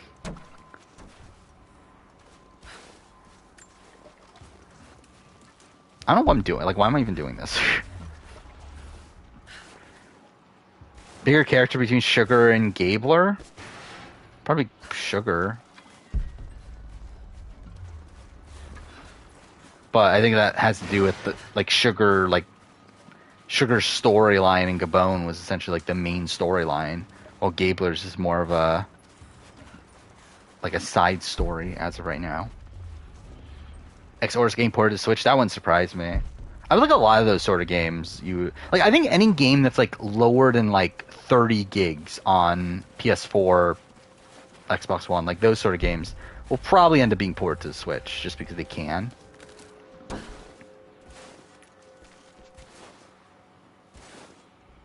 Thoughts on next week's Community Comp? I think it's fun. I like that they're bringing back the fucking waterboarding challenge. I'm surprised they are. Like, straight, I'm actually genuinely, like, surprised that they are willing to do that. Like, I thought they were, like, kind of avoiding that challenge because of how, like, dangerous it could be. But, I guess not. So that's fun. Thoughts on Jesse? Find him annoying? I don't find him annoying. I just think he's like, I just think he's like the stereotypical like big player of the season. Mongolian. Like I don't think there's that much like substance to his edit outside the fact that he's supposed to be like the big player, and that he has a family, I guess. Where am I going? Here? Oh, okay. There we go.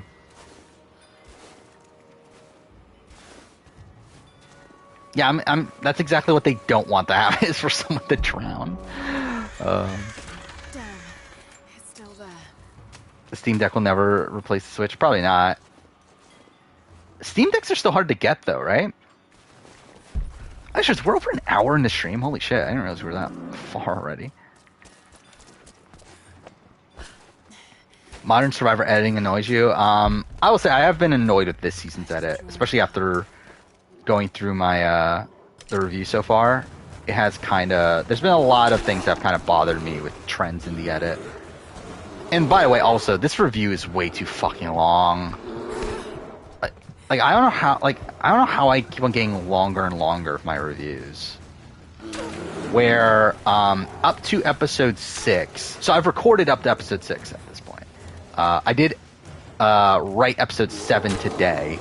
I'm going to try to get fully caught up on the writing by Friday, I think. And then I want to get fully caught up on the video, as in like edited and everything, probably by this time next week. I would like that to be the case. But, yeah, it's already so long. Like up to episode 6, the audio is 2 hours and 7 minutes. Which it'll probably, like, realistically, it'll probably be around half that. But again, that's only, like, not even the first half of the video.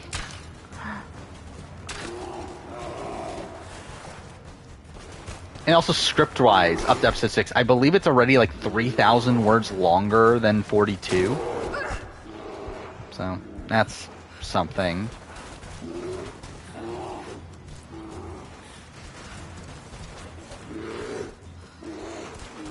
It's $400. I actually thought it was more.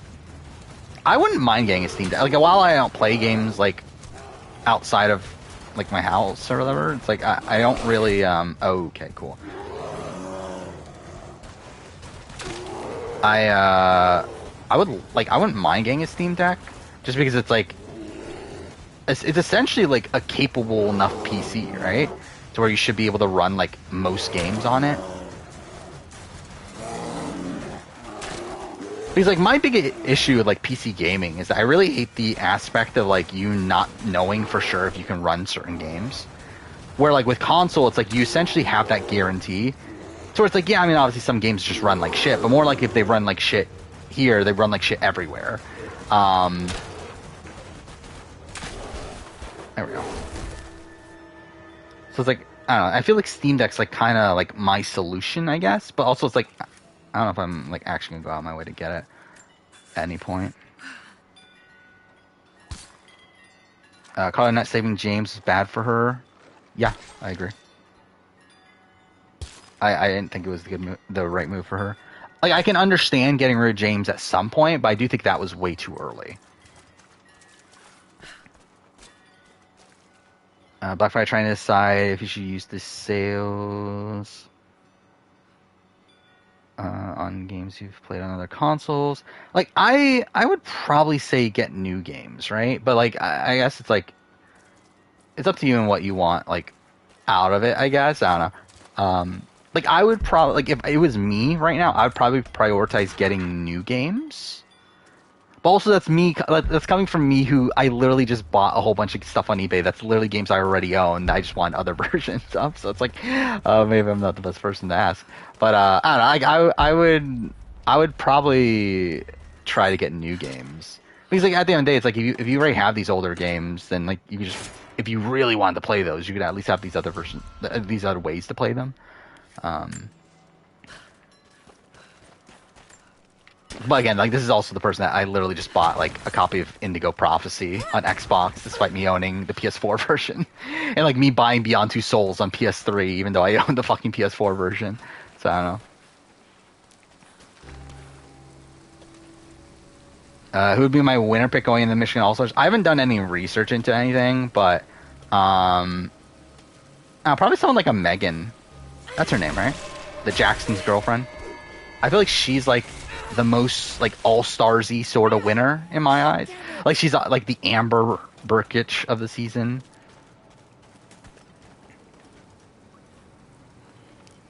'43 power ranking. I believe it's Cassidy 1. It's gonna be cold. I think I put Carla 2, but like realistic, I think I would put like, I don't know. It's weird because like I feel like there's kind of a disconnect between my power rank, because I feel like with my power rankings I want to keep them like genuine to what I think we have like proof for. Where like my actual inclination is to have Cody 2, but I feel like based on like the edit of this episode, I can't put Cody 2. But so like because I have Carla 2 and then Gabler 3, I think Cody 4, and who was after that? Was it? It had to be Owen then, 5, because I had Jesse 6, Sammy 7.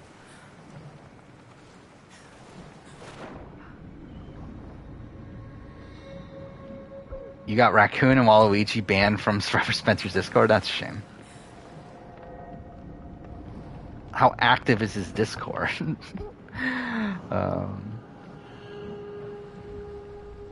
Okay, there we go. Only has 64 gigs? That's not much at all, is it? How much is the other one? Yeah, but I forgot, but there are different versions, aren't there? Let's see. I love how you look up Steam Deck and it comes up Stream Deck, the Elgato Stream Deck.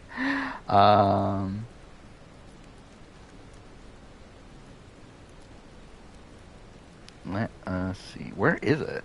Like, is there no, like...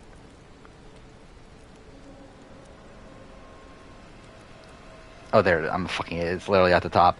So $400 for 64 gig, $529 for 256 gig, and $649 for 512. So, like, that's the one that you would want to get, right? 512 gig?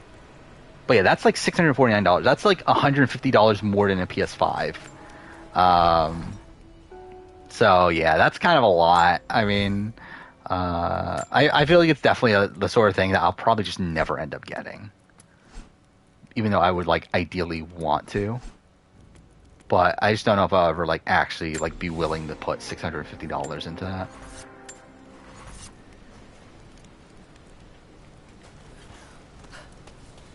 Don't like Survivor Spencer because he spends all the time talking shit about.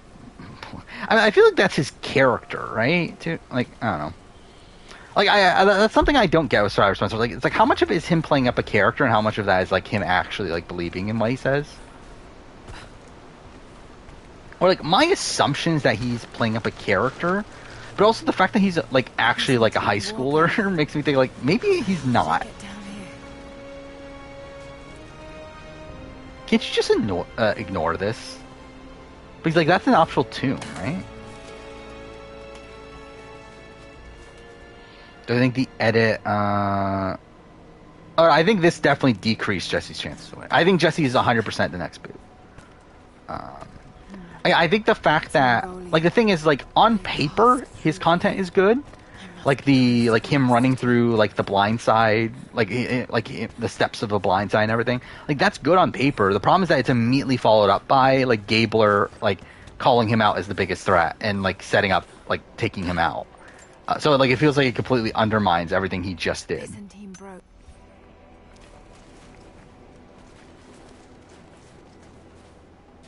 64 gig one's still good to play old games. I mean, yeah, but like, are you really gonna spend $400 on something like just to play old games on it? I don't know.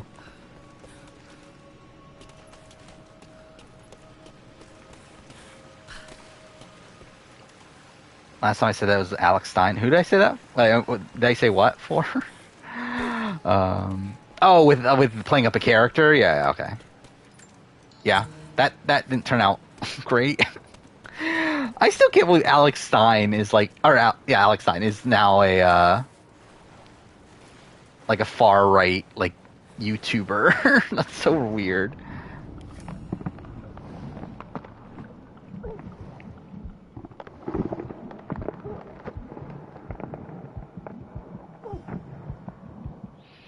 He isn't a character. You think he believes what he says? Okay. Again, like I assume that from the fact that he is so young.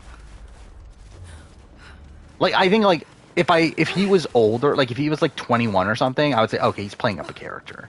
But I think the fact that he's, like, 16, 17 or something, it's like, yeah, it's like, he probably believes it.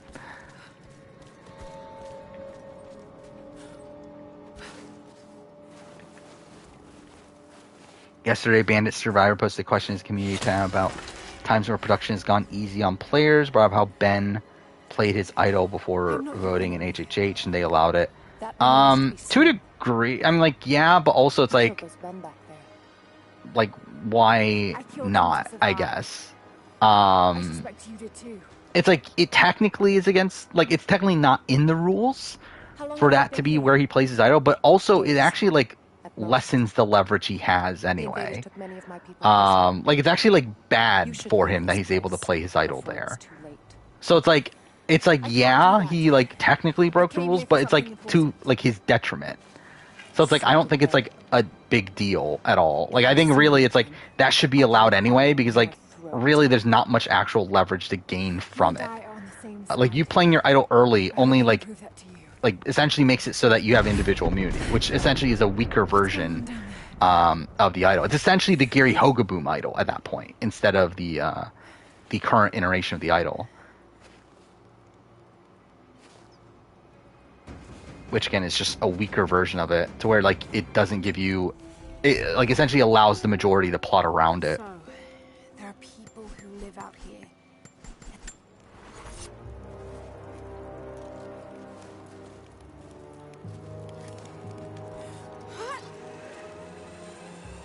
Here's Alex Stein again. He's from the Glass House. He's the star of the Glass House, who only lasted one episode.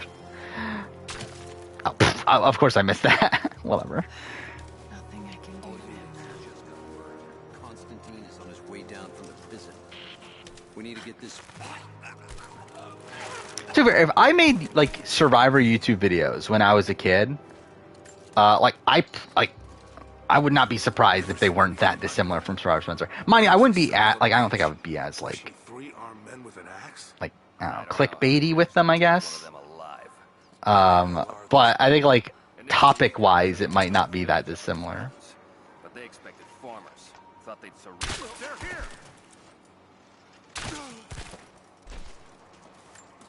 Or again, like it is funny like looking back on like my like beliefs, I guess, like back from when I was a teenager, considering that like how radically different they are from where I am now. Where again, like not racist, I guess that's probably a different thing. But I don't know, has he done anything racist? I don't remember anymore. What are his things? Like, because he's more so calling out. Well, I guess it is race. Yeah, I guess it is racist. Yeah. But what was it that I already forgot what the fuck I was trying to say.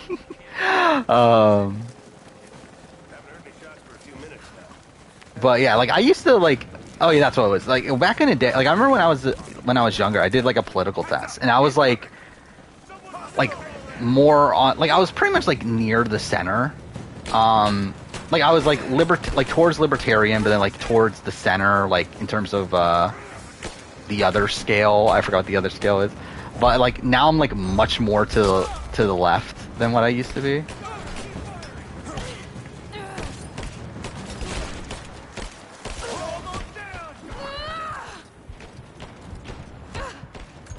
Wait, what? Who the fuck is hitting me? There's like no one in sight. Whatever. Well, I mean, he only lasted one episode. He only lasted one episode. People can assure. I mean, yeah, that's the thing. That's what I'm saying. Is that like, I think it reeks of immaturity to where like I think eventually he probably will change his opinions on things. Considering that's what happened with me, but like you never know though. Like there are like definitely people who don't. So it's like I don't know. Oh, fuck off. Of course I missed that. We're under attack. There we go. Do I have another gun? Do I really just have all I have is a bow right now?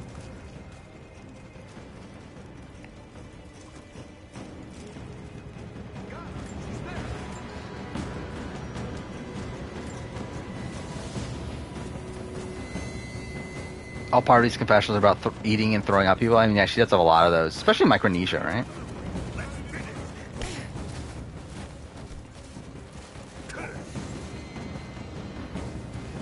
I'm probably here for villains too. Okay, well, cool. Fuck off! Whatever, I guess that works too. The main review has lost his mind. I mean, obviously. I mean, wouldn't that be so fucking funny if, like, he actually makes a video about me? Considering how, like, minor, like, how small of a channel I am. I think that'll be fucking funny. Like, if anything, call it, like, Peridium or something.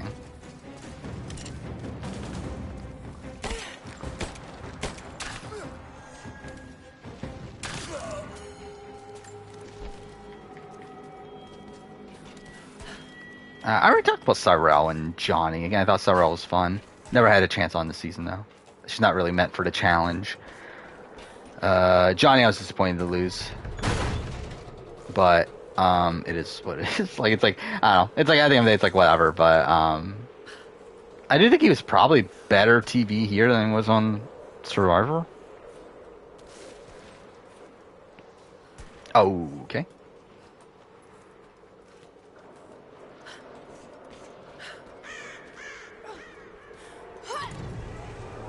It'd be the best thing for a channel. I don't really care. Like at this, like I don't care about how the channel does at this point. It's like it is what it is. Like I don't really anticipate the channel growing in any significant way. Like I just want to continue making the same content that I do. What am I supposed to do with this? That's probably not it. Yeah, that's definitely not it.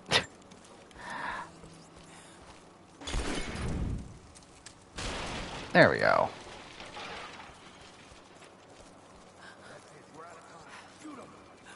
Final of Challenge Australia, probably like 8, if I were to guess. Because we started with only 22 people, right? So,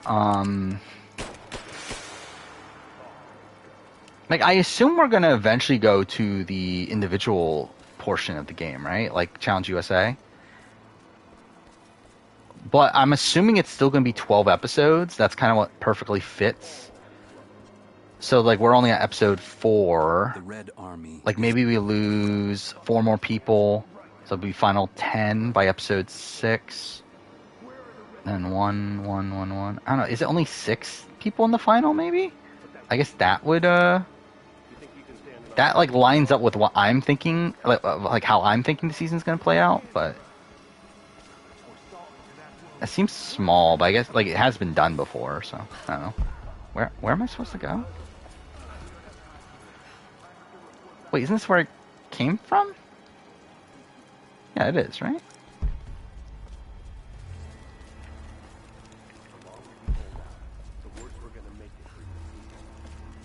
Wait, where does it want me to go? I remember I got lost here before too, but whatever. I don't think I've ever heard Russell Muscle's voice, but yeah, I mean he does do very like clickbaity things. Oh, am I going here? No, I'm not going there. Do I just break this? Oh, okay, I just break it. Okay, fine. Oh, wait. Okay, there we go. Why didn't it let me shoot before? Oh, I guess I'm saving that guy? Is that what it is? Can I not do melee?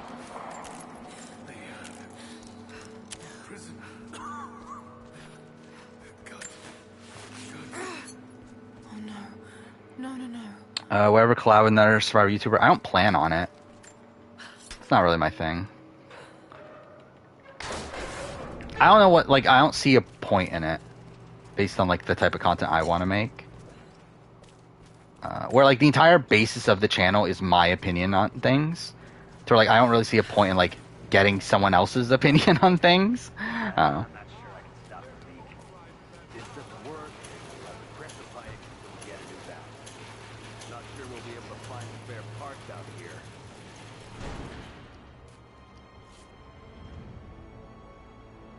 I left you. Watch Trader's UK trailer. Why is oh yeah, when's that start? I completely forgot about that. That starts soon, right? But yeah, it does feel very like trashy, which was like kind of again like it feels like a completely different vibe to How could someone like you? to the Australian version. Why can't I find the date anymore? There we go. November. Okay, so that's still a week away. Okay, it's next Tuesday. That is soon though. Is Morania a political crisis? Yes. To a degree. I mean, yes. Yeah. I mean, yeah, it is. Not from within, though. I mean, there is some from within, but, like, not a serious threat from within. But there definitely is a serious threat from outside. Well, I guess it's not... it's tough to explain. It's within the Moranian system, but not within the planet of Morania. But technically, they govern the entire Moranian system. So am I gonna join one of the multiple Twitter alternatives? Probably not. I'll probably ride or die with Twitter, even though I don't post anything. And again, not supportive of Elon Musk at all. But it's more so just like I've used Twitter for like, or like I've again used as in like I've lurked on Twitter, I guess, for like how many years now. A while, so it's like yeah, it's like I'll probably just stick until it's gone. Maybe at that point, maybe join another one, but like even then, like I don't know if I care enough. It is funny though, like I pretty much like social media wise, like Twitter and Reddit are essentially like the only two things that I like use at all, and like both of them I essentially lurk on. And yeah, I mean like obviously, but not including YouTube.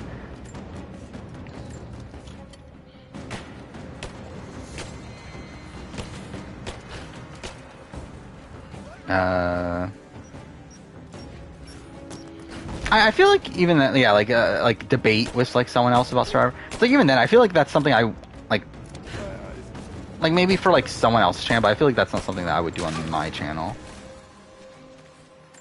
And like even that, it's like I don't really have much of an interest in going on my way to do that.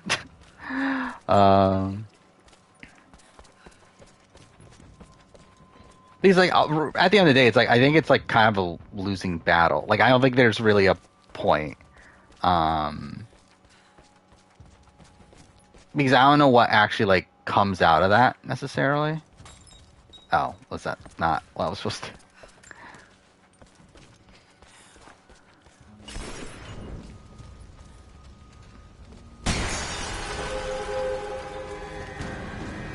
Yeah, I haven't like paid attention to what any of the other YouTubers are doing in a while.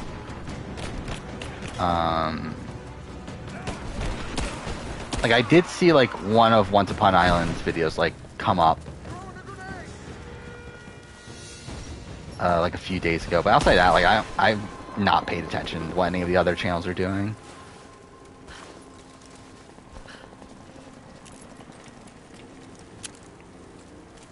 Pretium season's okay, but Tattoo scripted. I mean, like, I think Pretium like Prettium's doing his own thing, right? I mean, like Prettium's essentially like the start of like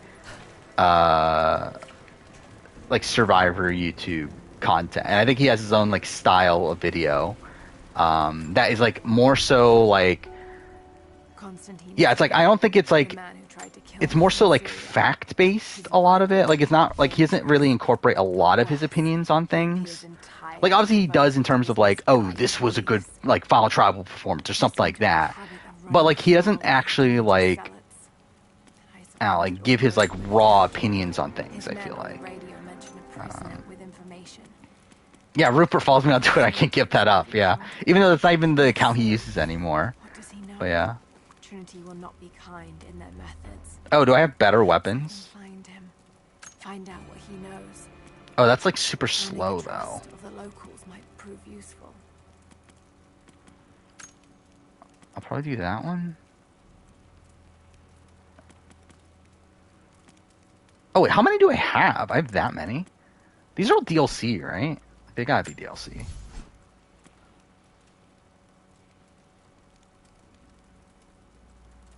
I guess not.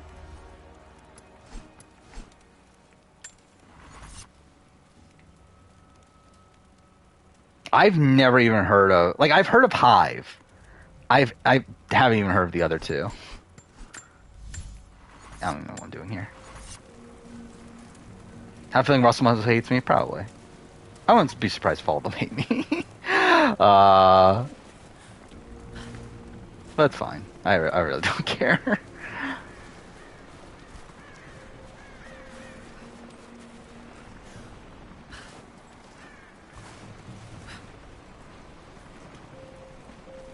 There were 4 finalists in Co Wrong. Yeah, obviously we're adding in Mark the Chicken. Imagine if like someone actually voted for Mark the Chicken. Be like, he was there. Actually, they released they released him after the votes were cast, right? Or was it like right before the votes were cast? But he was there. He was at Fallen Tribal. Actually, no, I think it was at the beginning, wasn't it? I don't remember anymore. It fucking all blends together. No, actually, yeah, it was after, right? It had to be after the actual Fallen Tribal. Listen close. We've managed to destroy the old radio tower, but there are repeaters. Prim seems too nice when he makes statement on bad players. I mean, yeah. Help me, and I'll let the others know they can trust you. I mean, how often does he do that? No, I'm not fucking doing a side quest. Fuck that. Okay, we're gonna rush through these Tomb Raider games. Because really, I'm just playing them for the sake of playing them after 2013.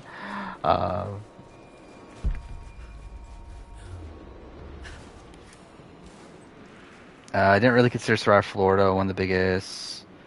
I mean, yeah, he only has like 2 videos, right? Did he ever do another one? I mean, like obviously like 2 of it, like actual videos, not like the Survivor Florida stuff.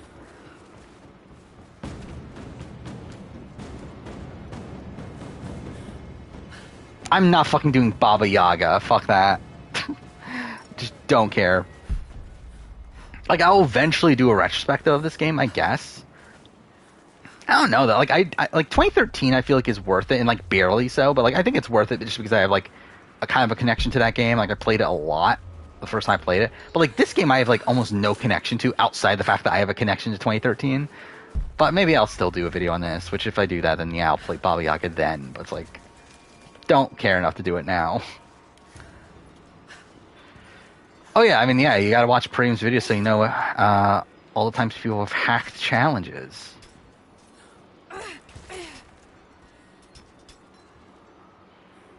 Types of good players survive until the merge, but not to win a jury vote.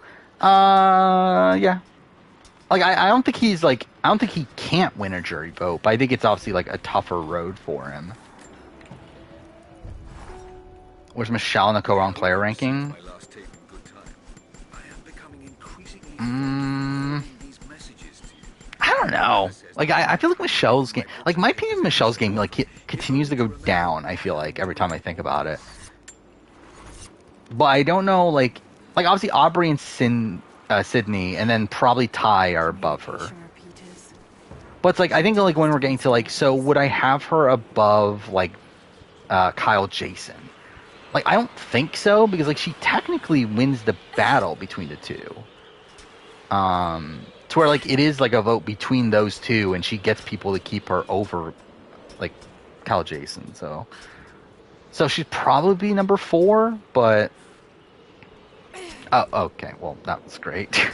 I don't feel great about it. Oh, by the way, also we did get the Circle premiere date since the last time I streamed, which I believe is the 28th of December, which is weird. I was assuming that they were just going to save it for, like, next year. Like, they were going to save it for, like March or something, but I guess not. So that's kind of annoying, because that means, like, I was hoping that, like, period after Survivor. Okay, cool. And, like, between Survivor US and Australian Survivor would kind of be, like, a bit of, like, downtime. But, yeah, we have the Circle, so whatever, I guess. Which I think I'm still going to do a full-blown review for. Just because, like, just for the sake of, like, finality, I guess. Like, I feel like, because, like, I am assuming this is the final season of the Circle. If it isn't, then, like, I'm not going to fucking bother doing full reviews after this. But I feel like, up to this point, I've done a full review for every Circle season ever. Like, literally everyone ever. I mean, I guess except for Season 2, but I plan on doing a retrospective to make up for that. Season 2 of UK. Which, yeah, I plan on making up for that next year or 2 years from now, whatever. It's on the schedule. So, like, I feel like I need to do a full review for this one. But I feel like beyond this, I'm not going to bother. If there is any more, which I'm assuming there's not. Yeah, King Marvin. Can't wait for King Marvin.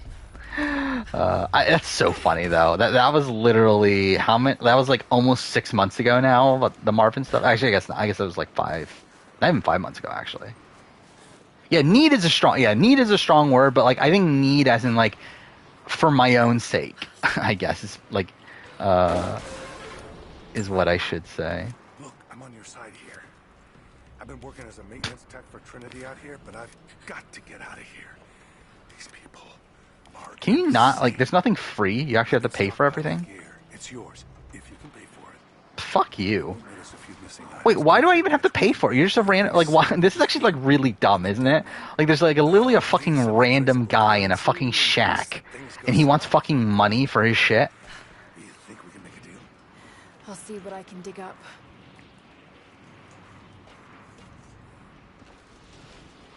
Yeah, fuck Netflix. If it wasn't for Netflix, he would have been on Big Brother. Well, then NBC, I guess. I think Julia's a good player. I think she's probably one of the better, like, teenage players.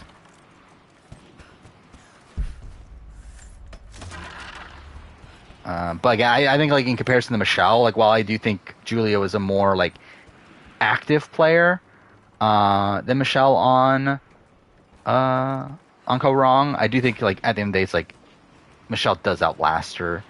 And, like, outlast her, like, because she, like managed her threat level better.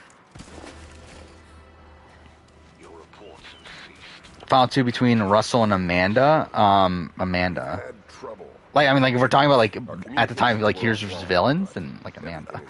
But I think just in general, also, like, I think just in general, probably Amanda. Because at least, like, both times, like, Amanda had, like, people that actually wanted her to win. Where, like, Russell, it's like, again, he had Shambo and Fincher. And also, even the Fincher ones, like, didn't even want him to win necessarily. It's just that it's like, thought he was a better player than Mick and Natalie. But I think Fincher votes for Brett over Russell if Brett got to the end. Would Marina work as a good adaptation for a video game? Potentially, but I think the problem is that it would take, like, too many games to make it, like, feasible in its current state, I guess. Well, but I feel like I wouldn't be able to, like, I wouldn't be willing to back down from its like, most of its current state, because, like, it is a... I think essentially it would need... How many was it? Was it 8 books? I can't remember. If we're doing, like, a novel, like, if we're doing, like, I'm scared. yeah, like a novel sort of thing. I think it's 8 books. To which is, like, would that be 8 games? This is all my It would essentially be 8 games. Who are they? What do they want? want? Actually, is it 8 or 9? I don't remember anymore. I don't even remember my own fucking story anymore. I told you not to do this. But there's Whatever they want, just give it to a them. reason why it is as long as it is. It's not that simple. Trying to see if I can find it. It's hold this on. one, right? No, it's not. I'm a fucking idiot. That's okay. Cool. I saw the Moranian in a spreadsheet, and I opened it up, and it's literally just my Moranian review spreadsheet. Which one is it? Is it this one?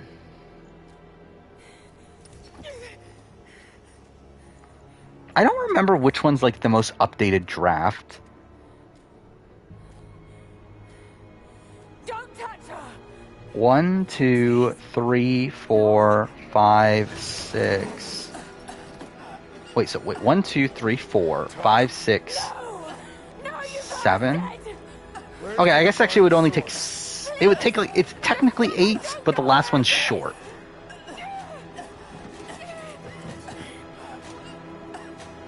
Yeah, I think it was 12. I think I reduced it since then.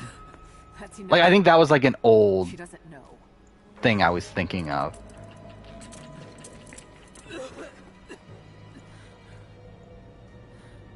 Because essentially like each one like covers a different character. You're with them. Where like again it's based around like it's essentially tells the entire history of the planet Morania through the lens of like of a certain family, and essentially each book would be a different generation. I knew you'd find your way to this place. To where it's What did you expect? 7. Doesn't have to be. Well, actually, it's 6 generations, but a certain character is the star of multiple. It's fucking complicated to actually run through. We can provide that. You've got to be kidding. I've seen how Trinity operates. Is that a no? It's a no fucking way. Tell me, Anna, were you recruited by Trinity before or after you started? It's still funny playing this after playing God of War Ragnarok, where like just the facial animations are like so much worse. Would rather have Jesse on than Jordi. Would Jesse be a villain though? What would you do with the artifact? But I mean, yeah, I would probably prefer to see Jesse play again. But obviously, they weren't ever not having Jordi on. Why did Michelle be your winner pick when you first watched Go Wrong, but didn't because you thought she was old? You thought she was old? Like she was like 24, right? What do you mean she thought she was old? We're done here. No. Not yet. Because what? Even now, she's like what? Like 32 or so, right? How old was Michelle? Yeah, Michelle's 24. Yeah, she's 32 now. It's been 8 years? Doesn't make sense, does it? Oh yeah, I forgot because it was filmed. Because it was filmed like over a year before it aired.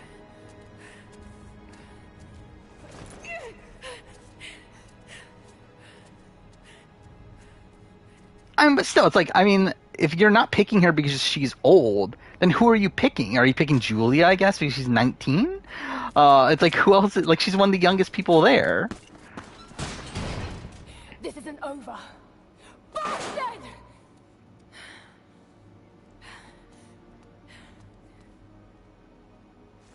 Like, is that just like your like criteria for winner picks? Is that like it has to be like the youngest person? Here we are. So what should I call my new acquaintance? I forgot about this guy.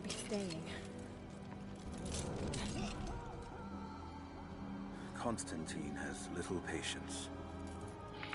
I forgot what I want to get to in this game. I did look it up, what the halfway point is. Nice. I already forgot. Oh, it's like a mission called like the Silent Night or something, right? Yeah, Silent Night. There's no us. I don't even know who you are or why you're here. You changed your criteria by HHH? Okay. Wait, so who was your like winner pick for Game Changers? Like who's the youngest person on Game Changers actually? Was it like Michaela? Or was it like Haley maybe? No, Haley had to be older, right? Let's see, who's the youngest person on Game Changers? What do you know about them? It was Michaela, 25. Ancient and secretive. Sierra was only 27 on Game Changers. That's mind-blowing to me. From what I've seen, they're pretty far from. I keep on forgetting how young Sierra Easton is. Because like she's obviously like played 3 times, like she's like Might be able to break. she has like like multiple kids and everything. It's like you would think that she's like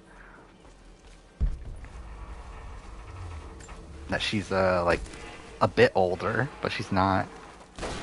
Malcolm was only 29 on Game Changers. That blows my mind too. Like I would have thought he was like 35.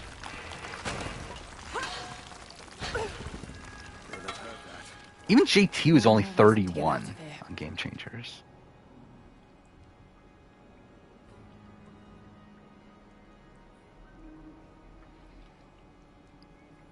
You know Caleb? How old is like Caleb was like Caleb's older than Michelle, right? How old is Caleb? Caleb's 2 years older.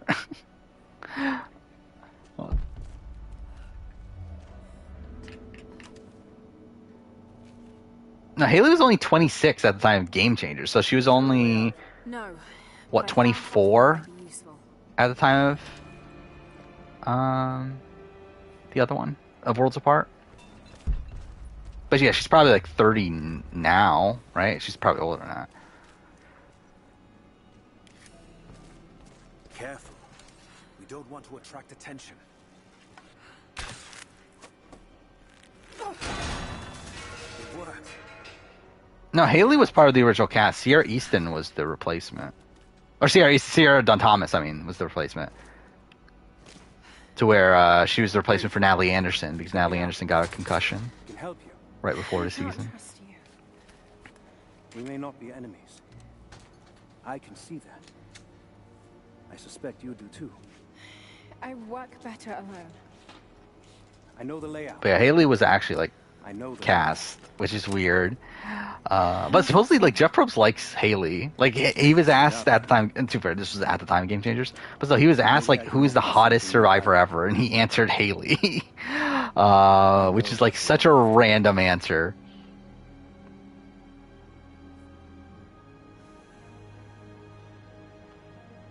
Mind you, I think he like in his head he was like limiting it to that season. But still, it is like really funny that of all people you fucking mentioned Haley Ford. Thank you. I'm Jacob. Lara. You picked Ryan, Dom. Well, I mean that's after you changed your criteria, right? But yeah, Davey, Gavin, you picked Ronnie. That's a choice.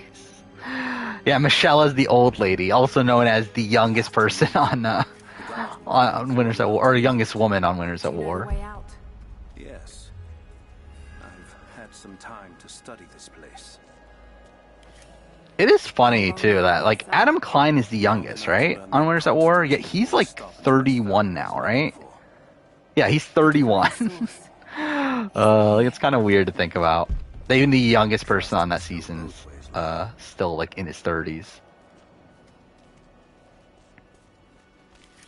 Which of my winner picks disappointed me the most? What is this? A history lesson. This place has its own scars. I don't know, maybe High. It was a work camp. I'm trying to think like which like winner pick do I have like the lowest opinion of after the season that I did on the season? It's probably High. I mean like Ellie was bad, but like at least Ellie was like fun TV to me. Where like I just did not really enjoy High like almost at all on the show.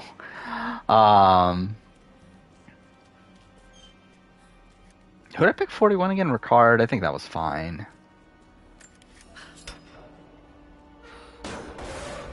Jason Linden was also pretty bad, wasn't it? Why'd you pick Justine? I mean, you tell me. I still do find it funny that like High is like this Justine Stan account.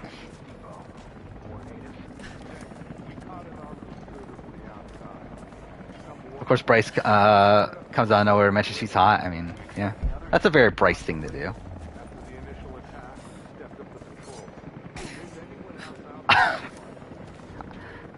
cool. I went the wrong way, didn't I? Yeah. I'm just a fucking idiot. Adam got a Dodo edit on Winners of War, yeah.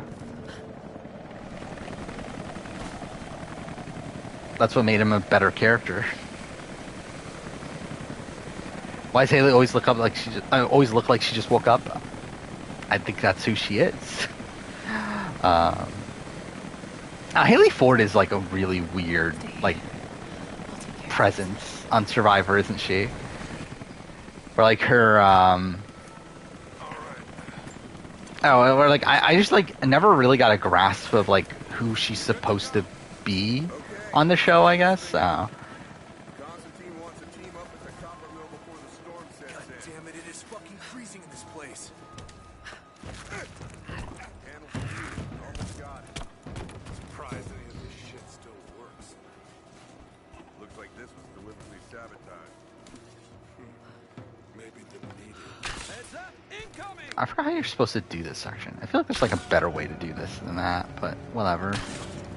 Wow, I'm surprised I actually got all this.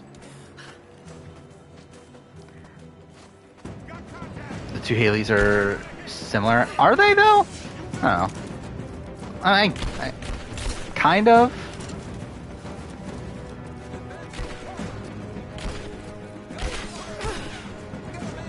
Yeah, I mean, I guess like kind of after their first seasons. I guess you can maybe make that comparison. When do you get your second weapon?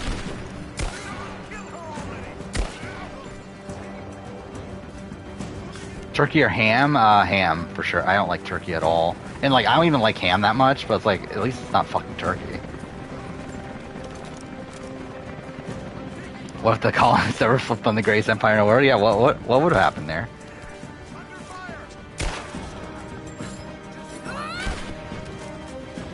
And, like, she's also, like, one of the biggest, like, proponents of America. Michael Yerger didn't play a good game. Misplaced his idol. Like, I don't think he played a good game, but like, I don't think he's I don't think he's a bad player. Where really, it's like I think he's like kind of in this like Spencer mold or whatever, like someone who just like never really got a good break in the game. To where it's like after his initial tribe, he's just like always on the bottom, like not even necessarily due to his own fault necessarily, but just like him. First from his like tribe being down in numbers, then he gets like bad swaps, and yeah, it's just not like I just think he never was like given a proper chance. Towards like yeah, he had opportunities to flip things around, but it's like he was like just not able to really keep his majority due to like bad swaps and everything.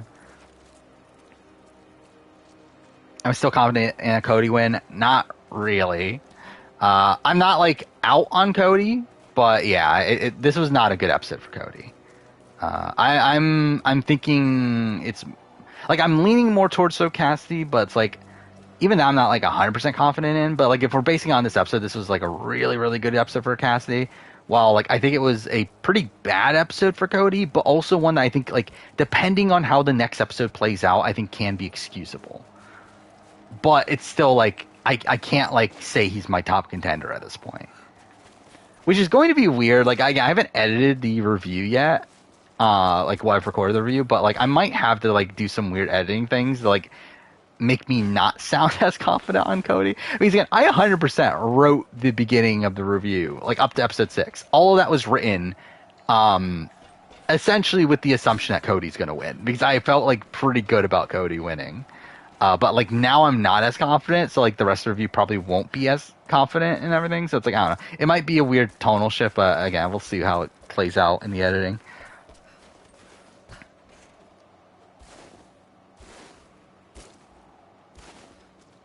I don't like turkey meat or the country. I've never been to the country. I actually would like to go to Turkey actually, because that's where fucking Assassin's Creed Revelations takes place. But yeah, obviously I mean the meat.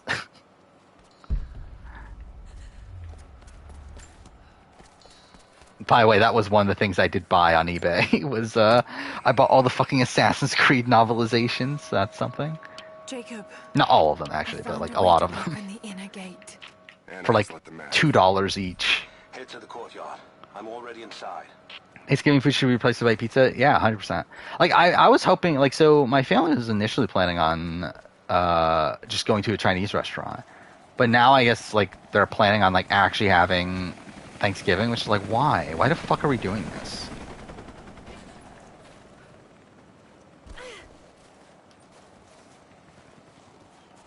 Is Noelle supposed to be a Shan this season? No. I think she's maybe, like, I think she's closer to, like, the Lindsay, if anything, but, like, not even that.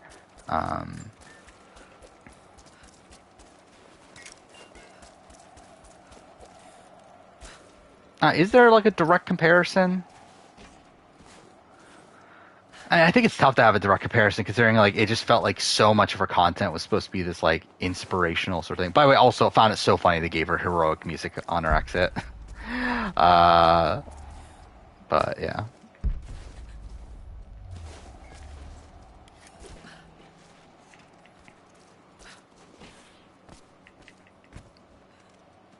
Feel like Cody's edit is tanking. I don't, again, like, I think the fact that he's invisible is not the reason why, or like until this episode at least, is not the reason why his edit is tanking to me. It's more so about the actual content of it all, because like I think like even though he's been like not as present in the last few episodes, he's still gotten good content within those last few episodes. But I think it's this episode that like he got like he was like invisible, but also like not getting good content is where it's like a bit more of a question mark, because like he's like mostly invisible, but also has like the content that he's getting is stuff that's like kind of undermining him. Mind you, it's undermining him and Jesse as a duo. To which is why, again, like I don't think it's necessarily the worst thing in the world, depending on how next episode plays out. Where if Jesse just goes home next episode, then like, okay, this was all that, like, this could have been like shielding Cody from like Jesse's negativity. But we don't know just yet. And I think as of right now, we will probably, I think I'll just assume it's a negative. Yeah, I think there's a decent amount of Canadians here, right? Okay, I guess that... Where am I going? Wait, I am supposed to go here.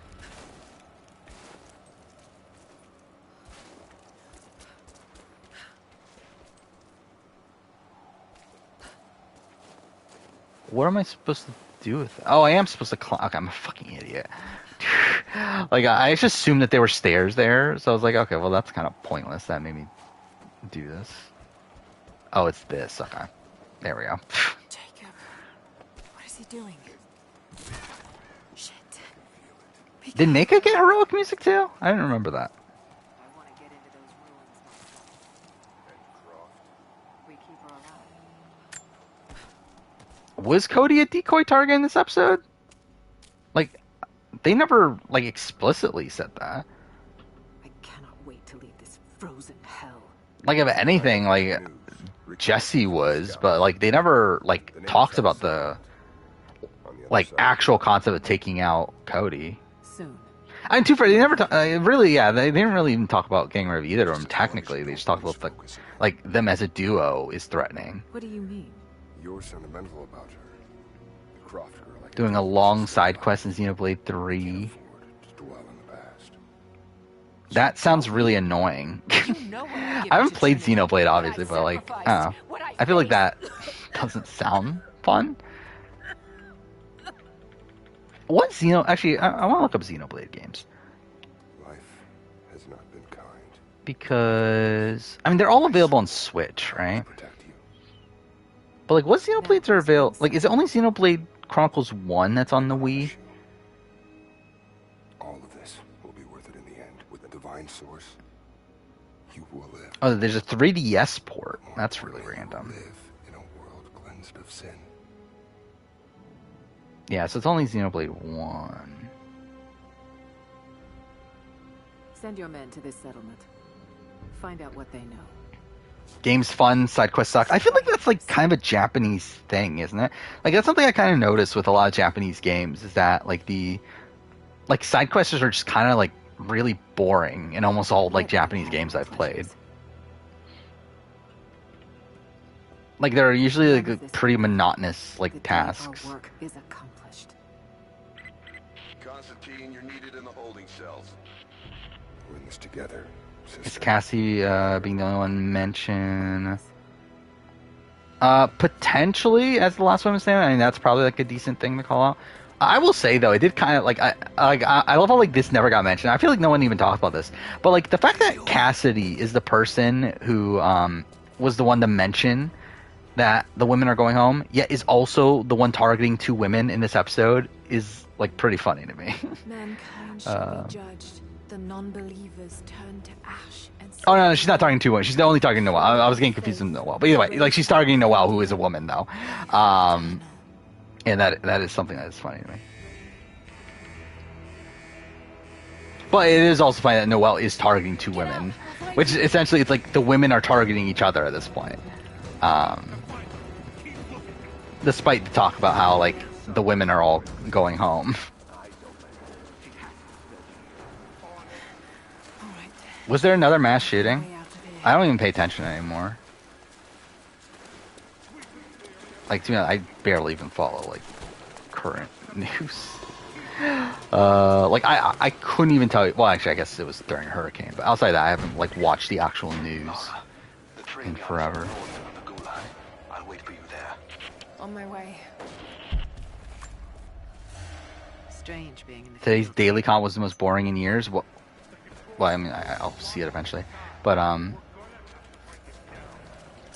yeah, I wonder what it is because like I find it so funny that Challenge Australia is like using the exact same comps as it's like a mix of USA and Ride or Dies. So like anytime I see like a new comp on Australia, which I think we got like in the preview of next time that's a new comp, like I'm assuming okay, we're probably gonna see that on Ride or Die at some point.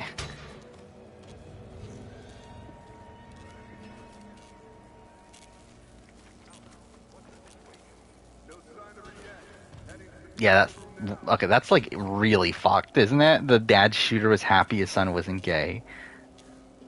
Like I think that in itself shows a massive issue. Like what a like why would you even like say that? Like how idiotic do you have to be to even just like say that?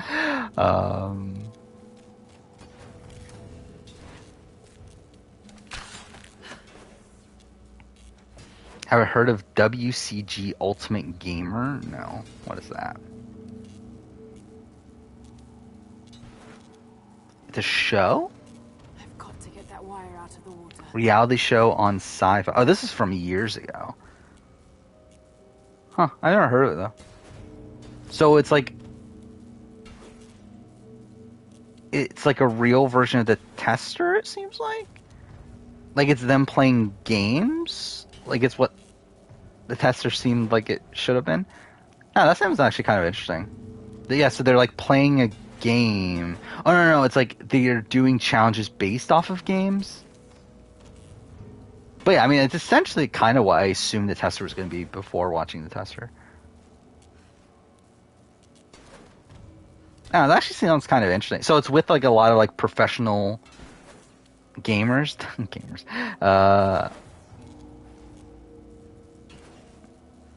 Oh, that actually sounds kind of interesting. Maybe I'll watch it at some point.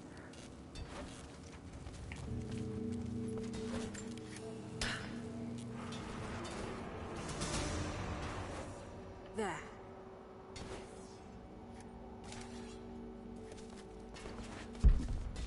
What am I doing? Oh, I used the rope. Okay, I guess not. I guess I don't use the rope.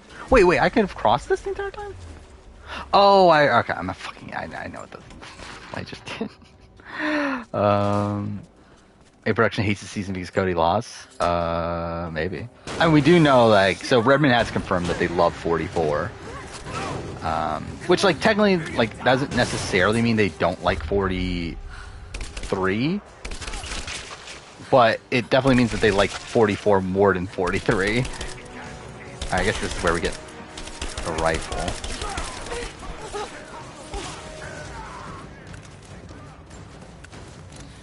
But, yeah, I mean, I think, like, if Cody were to, like, I feel like that's another thing that, like, yeah, probably makes me think that Cody's, like, not gonna win, is that you would think production would love a Cody win. But also, it's like, I can kind of see why they wouldn't like the season, like, up to this point anyway. Even if Cody were to win, considering, like, how, again, like, there hasn't really been, like, a lot of, like, big moves or anything, so...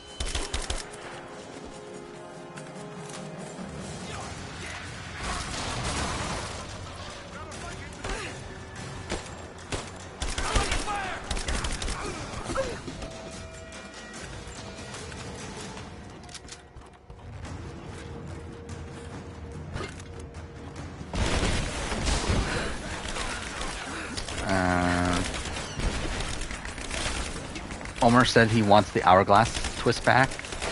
Why? I did see, like, so he was on Know-It-Alls, right? I haven't watched all of it yet, but yeah, I don't know why he would want the hourglass back. Has Australian TV stepped up their editing abilities? I mean, like, maybe. To be fair, they are both Network 10 shows, so. But then they're both shows that, like, bombed. It's like, maybe they're gonna think that, oh, see? That's why we don't edit our shows properly, because they fucking bomb. And then we're gonna get fucking George, like, getting all the confessionals and Heroes vs. Villains.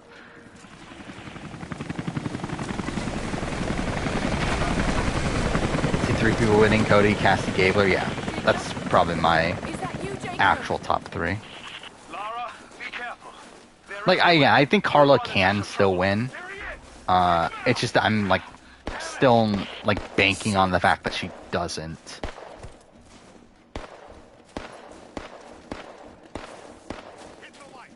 Is Lara Croft a better protagonist than Nathan Drake? Define better. Like, not really. Like, I mean, I think, like... No, I would say Nathan Drake's just better all around, really. I mean, the thing is, like, Lara Croft, like, I have no real, like, connection to Lara Croft outside of these reboots.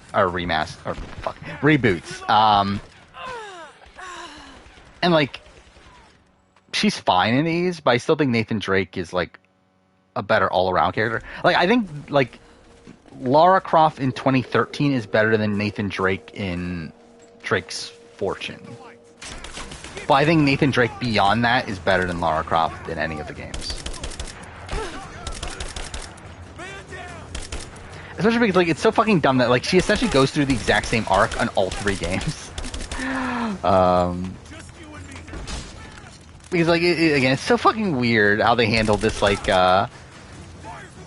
this trilogy.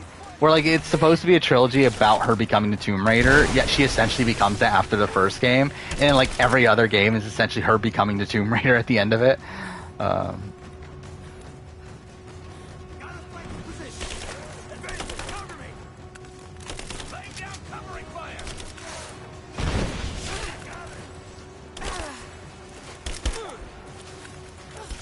That's, like, a very random thing to be watching videos on.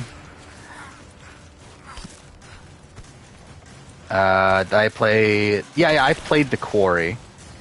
At this point. I've done one playthrough. I got the bad ending, though. Everyone died, essentially. I think everyone but one character died, and that person, like, stayed contaminated or whatever. So, yeah. I'll replay it on stream.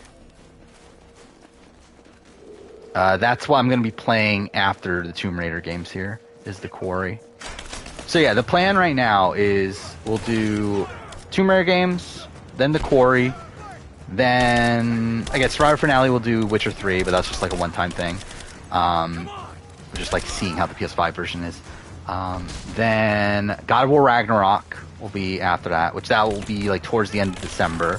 So anyone that like wants to play God of War Ragnarok, I feel like that's like enough time.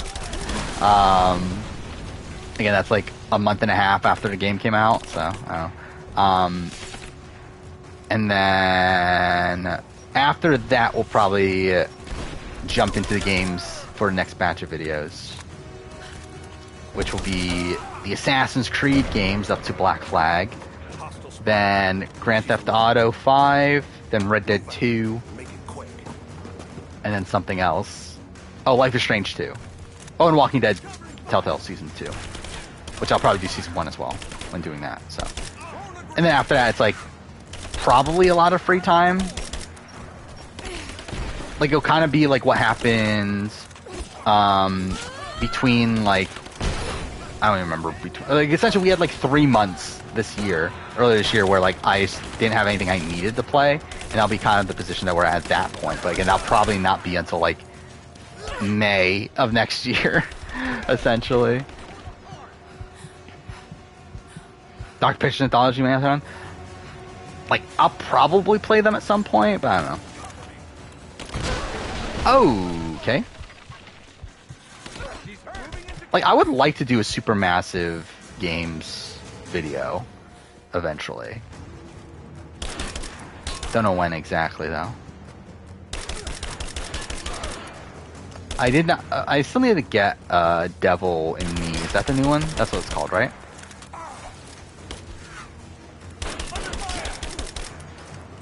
Wait, that gun. There we go.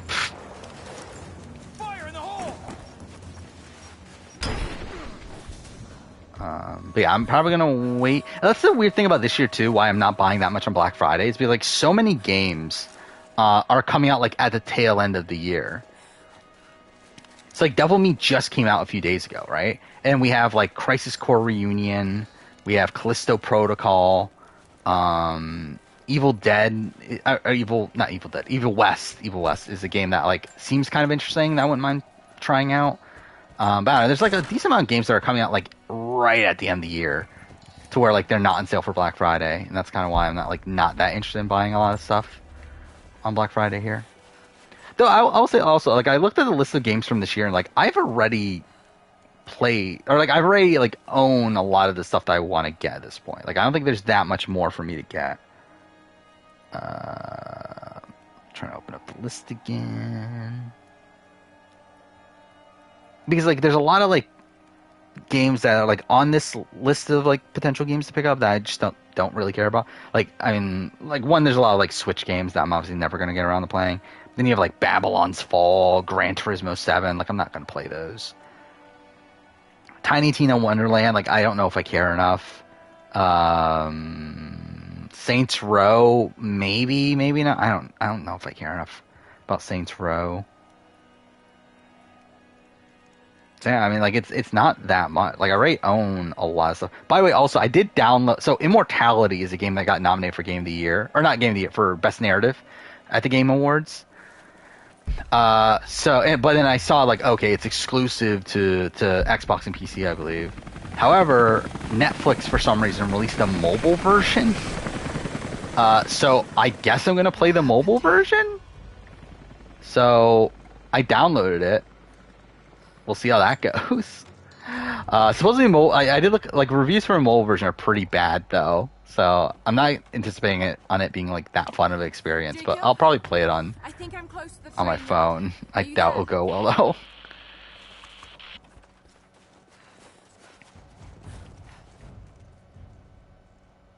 Still haven't had a haircut since spring. I just had one... What's that? It was, like, a week and a half ago or so. But before that, yeah, I hadn't had one in a while. At this point, I do essentially just wait until it's, like, so long to where it's, like, unbearable.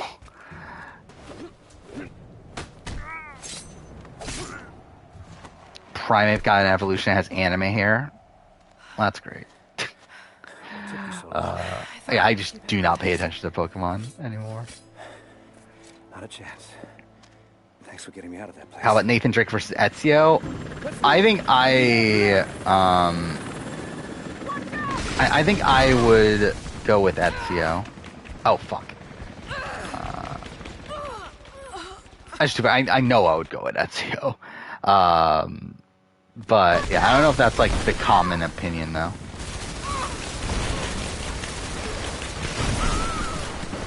Like, I think the more and more time goes on, the more and more respect I do have for the Ezio trilogy and its characterization of Ezio. Though I will say, like, it can be a bit, like, jarring, considering, like, all three games have, like, different writers. And I guess, like, jarring is probably not the right term, but it's more so, like, you can tell a lot of it wasn't planned. It's where, like, some of it feels like retcon to a degree.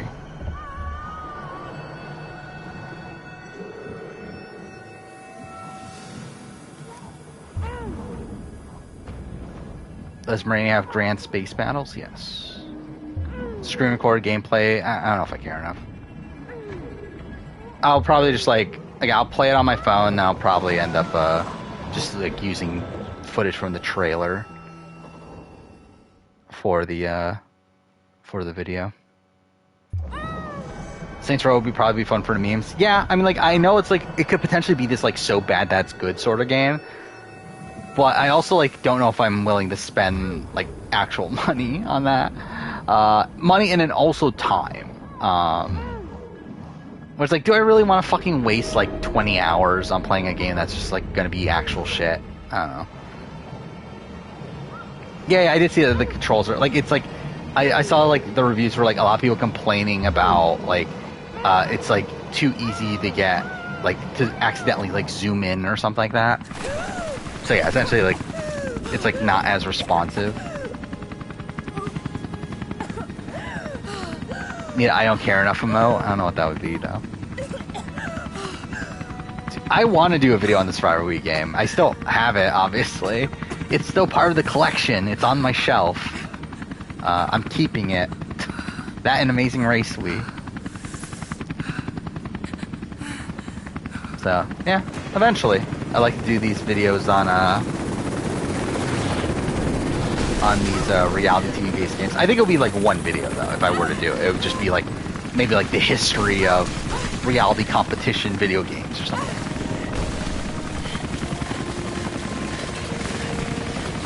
And like it'll just be like kind of brief rundown of all the games and like opinions of them. But like I don't know how many games there are though. That's the issue. Like I feel like finding like a definitive list of them all is like kind of annoying.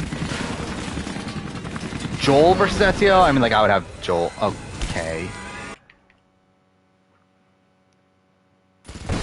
Like I think single game, I think Joel for sure. Like I think Joel in The Last of Us Part 1 is my favorite character of all time. If we're talking about like arc over the course of the entire like series, I would probably still go Ezio probably. Where like with Ezio, you essentially see his entire life, and like see his entire. Okay, that looked like why? Like I'm assuming the cutscenes are a lower frame rate because that looked fucked. Dad, is everything all right? Dad? But yeah, like I think Ezio is probably like my favorite like multi-game arc for any character.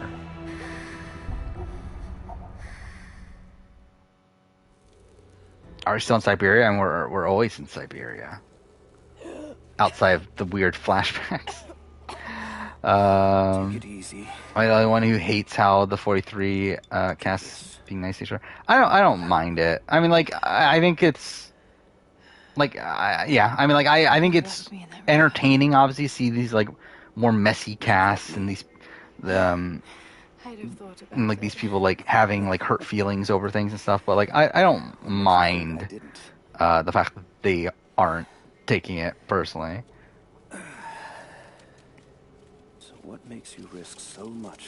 Shepard is better. I mean, I wouldn't agree with that in terms of like I think like Shepard is very good, especially considering the context of Shepard's character, to where Shepard is a character largely molded by your choices.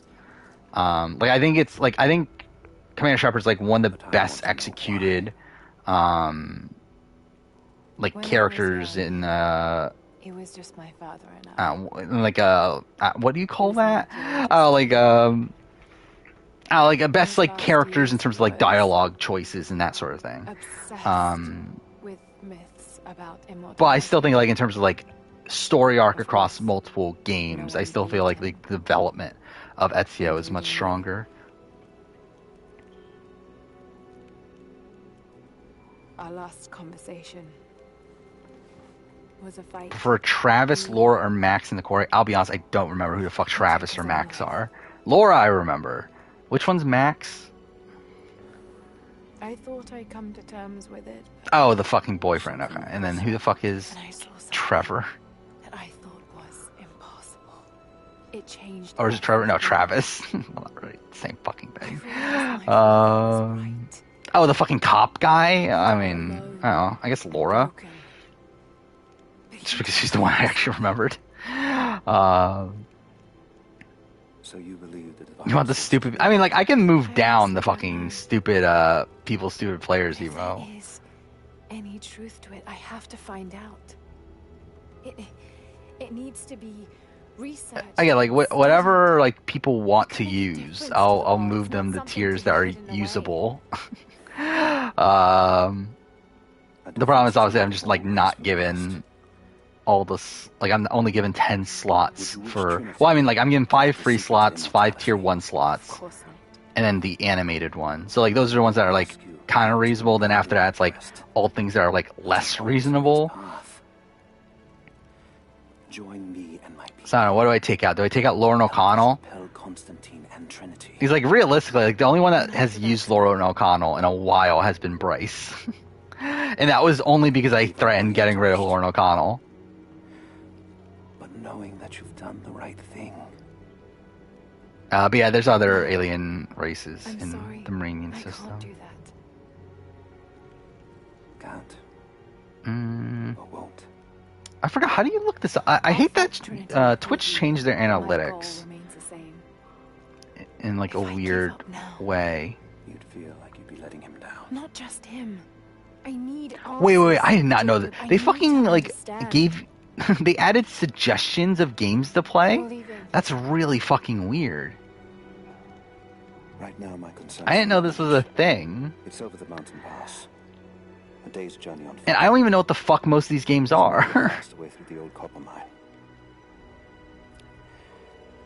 You rest. I'll be back soon. Where did they put the analytics for emotes? These engagements? Oh yeah, it is. Fuck me. Still the most used. I don't know, I guess 3 people have used the Lauren O'Connell emote. It's been used 25 times. Again, I feel like most of that is Bryce. Now, what's the least used emote? It is the dominance one. Should I take out dominance? Or like move dominance, I guess?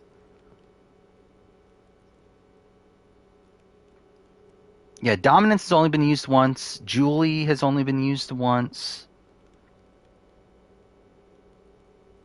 Yeah, I mean, I guess we could like swap things out too, like just based on like what's currently going on.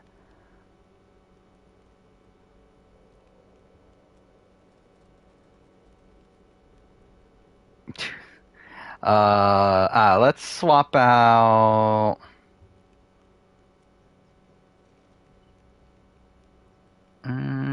Which one should I swap out? I guess let's swap out dominant. Because like realistically, that's like I feel like there's almost like no real use to that one. I'm thinking that's like a sub one though, but I guess Sork will subbed anyway. I really don't like how like this is kind of like it's kind of annoying how to navigate all these.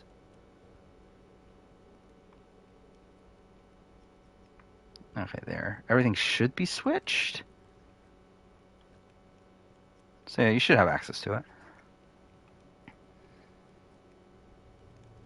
Actually, thinking, should I make the stupid people? I mean, because like that's also I forgot that was also a factor too. Was that sub? So was it sub emotes can be used on other channels, right? While the other ones can't. I forgot that was also a factor. So maybe I should reconsider. So maybe I should make that a follower one.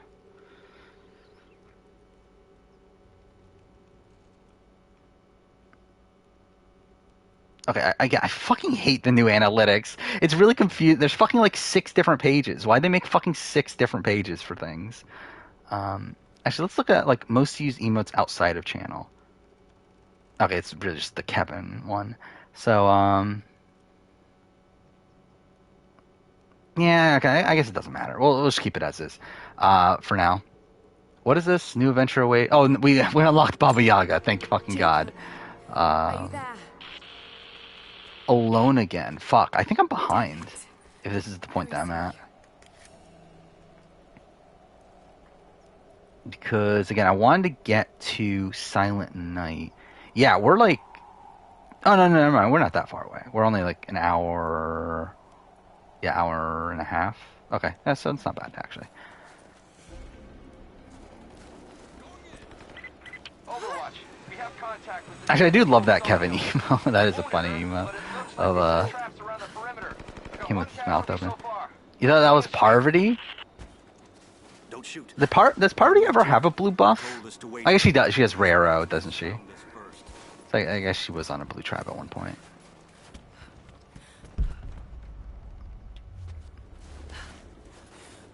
But no, it's Bryce's goddess, Lauren O'Connell. I just remember, like, it's so funny, like how like Lauren O'Connell used to be like such like a commonly talked about person, like in the early streams. Where I feel like we never talk about Lauren O'Connell anymore, which is like too fair. Like, what is there to really say about Lauren O'Connell? But it's just funny, like thinking back that like just a year ago, it's like almost every stream would have like at least 10 minutes dedicated to talking about Lauren O'Connell.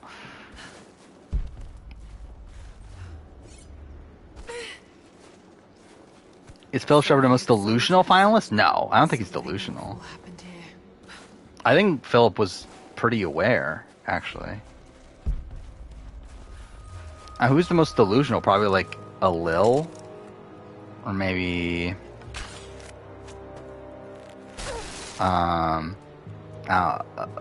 Mick did have delusional entitlement, so. Lara, are you okay? Yes, I'm at the base of the old Soviet mill. I'm making my way to the mine entrance at the top of the facility. What Survivor videos are coming up? I believe we're actually about to get the 3 Survivor videos in a row. And they're all... By the way, also, I find it so funny that, like, 3 of my last 4 videos have been video game videos. Which is, like, really strange. But yeah, we're about to get 3 Survivor videos in a row. All of them being, like, videos I made a while ago. Yeah, they were all from right at the beginning of this year. But, yeah, like, got Recasting Blood vs. Waters this Saturday. Next Wednesday is redividing the tribes for half returnee seasons, which is, I don't know why I made that video. Like, I know why I made the video, but it's like, it's weird that I made that video. And then the next Saturday is top 10 players before Survivor All-Stars. And then top 10 players before Big Brother All-Stars is that Wednesday video. And then we got Amazing Race review, Survivor Thailand player ranking, Survivor 43 review, Life Strange Before Storm retrospective, Survivor 43 player ranking, Australian Survivor, Here's the Villain's cast assessment, and then 2022 year in reality TV. That's the rest of the year. Sad thing is that out of those 11 videos, only 6 of them are done. And even that, like the video immediately after that, or 2 videos immediately after that, are not done either. So that's fun. Yeah, I did watch Dune. I really liked it. It's not like my favorite movie in the world or anything, but I thought it was good. I watched the sequel. Actually, then again, I don't have HBO Max anymore, do I? I've never missed an upload up to this point.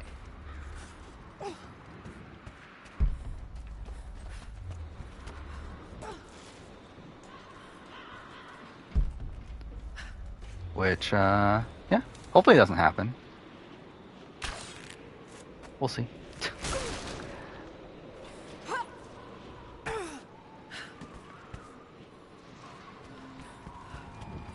Cages. Like they were animals. How to rank Liara, Tali, and Garrus' character development? I mean, Liara's number 1. I mean, it's probably Liara, Tali, then Garrus, right? Like, does Garrus develop? I mean, I guess Garrus does develop, doesn't he? Yeah. I mean, I guess it is actually kind of probably close between Garrus and Tali, but I would have Liara number 1. Workers finally had enough. You've seen this place, right? Seems like a safe bet. Let's see if we can find those manifests and join the others. Oh, I have to craft it still? Oh. Any word on the escapees?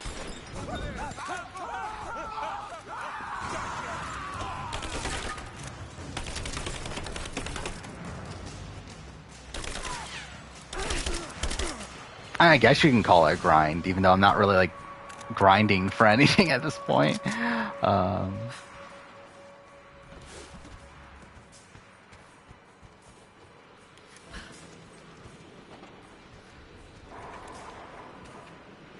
Wait, do I have to use a molly?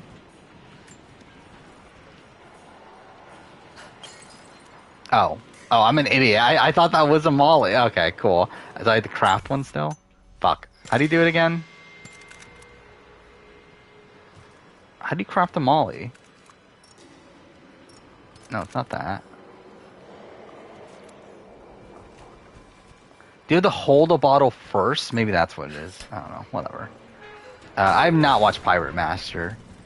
I intend on doing a video on it at some point, but probably not any time in the immediate future. Actually, when was Pirate Master? Like, year-wise? 2007? Yeah, I kind of missed that anniversary, because I'm sure everyone was so excited for a 15-year anniversary video on it. I'll watch it at some point, but again, don't know when exactly. Oh, fuck off! Okay, not what I meant to do again.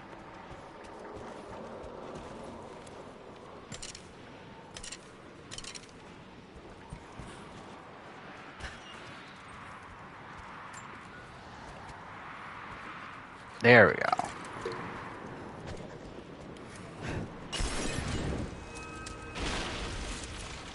Oh no, at Pirate Masters there's a ripoff of Rupert. That'll be fun to see.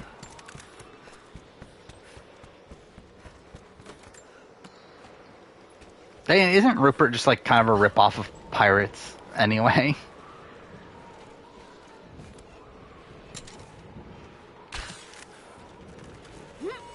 Oh, I forgot that was a thing. She actually rope swings.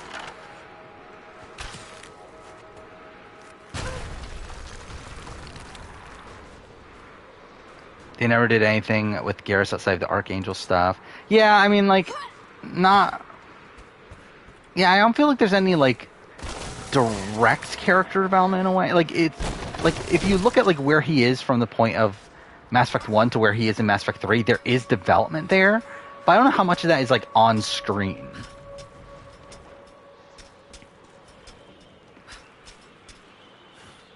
Like, I feel like a lot of it's more, like, plot-based than it is, like, actual, like, we actually, like, see it happening. Where it's, like, he... like, because, like, by the time Mass Effect 3, like, he's, like, trying to save the, Fuck, what was their race? Turians. The Turians. Like, he was helping with the fight in their homeland and everything, and then, like, his, like, I remember, like, really liking the final conversation that you have with him before the final, well, like, during the final mission, I guess, in Mass Effect 3. But, yeah, it's like, I feel like a lot of it's, like, more so, like, told to you than actually, like, shown.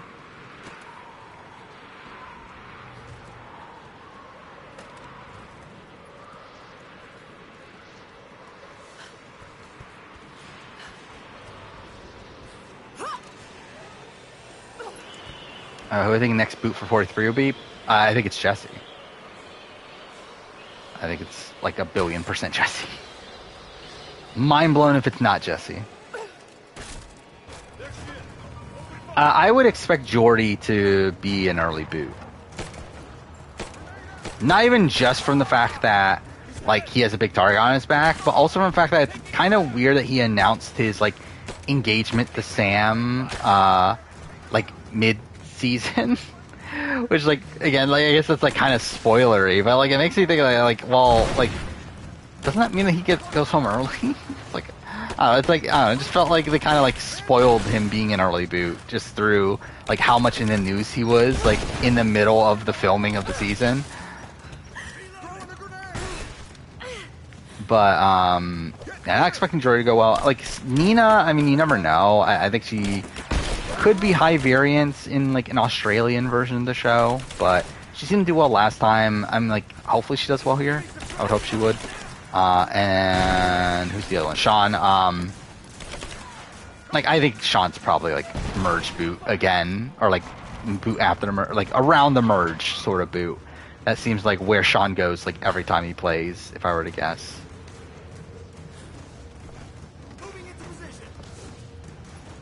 Oh, cool. Yeah. I do find Garrus kind of weird, though. Like, I find, like... I just find it strange how, like, it just seems to be, like, universally looked at as, like, Garrus is the best companion in Mass Effect. By, like, most of the community. Lara, are you there? Where it's like, I never, like, fully got it. Like, he's a good character. But, like, I don't feel like, there's enough there to where, like, he's, like, the definitive, like, #1 character in Mass Effect. God willing. That'll be 2 weeks. Let me see that activity log. I think it mentioned the safe. I feel like we have, like, wasn't Waluigi here last stream or 2 streams ago? I could be completely wrong on that, though. Like, I didn't actually look up anything about Sarah, but, like, I heard, like, the story of, like, that supposedly she, like, sabotaged one of her, like, fellow, like, competitors in the pageant or something, right? And that's why she's a villain. We're under attack. Fuck off.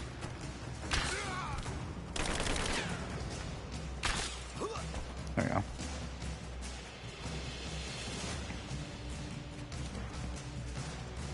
I think we'll do best other returnees. Probably like Sam Webb. Who are like I don't remember a lot of the returnees anymore. It could be like Nina.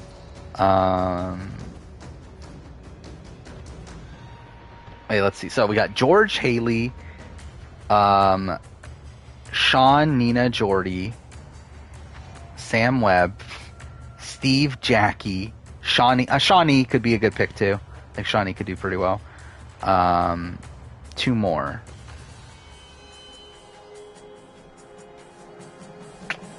Who else is there?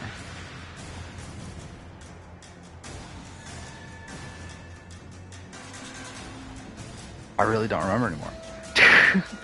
Either way. I think Shawnee's a good pick. Realistically, I don't think they're gonna do that well as a whole. Oh, Simon. Oh, Simon and Flick. Okay.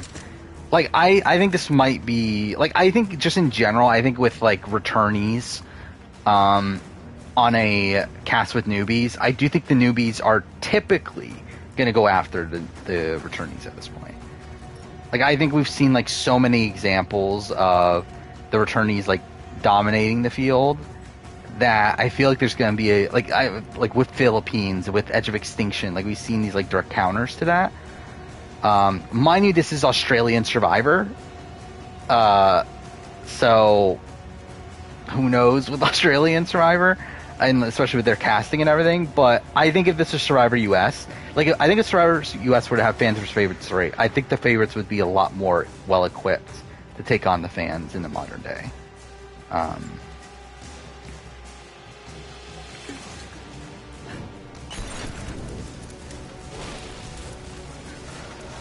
So I don't know, that's kind of what I see happening, but I think if one of them were to win, I think it would be like someone like a Shawnee, or again maybe a Nina. I feel like Haley has too big of a target, right? Maybe a Flick. I don't know.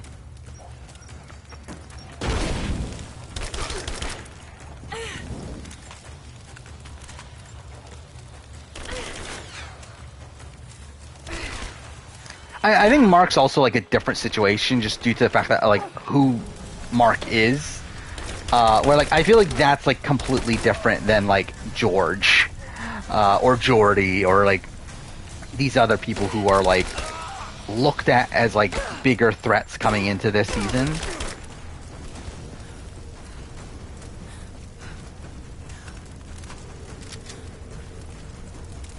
Where like Sam and Mark like they were really like nobodies coming into that season.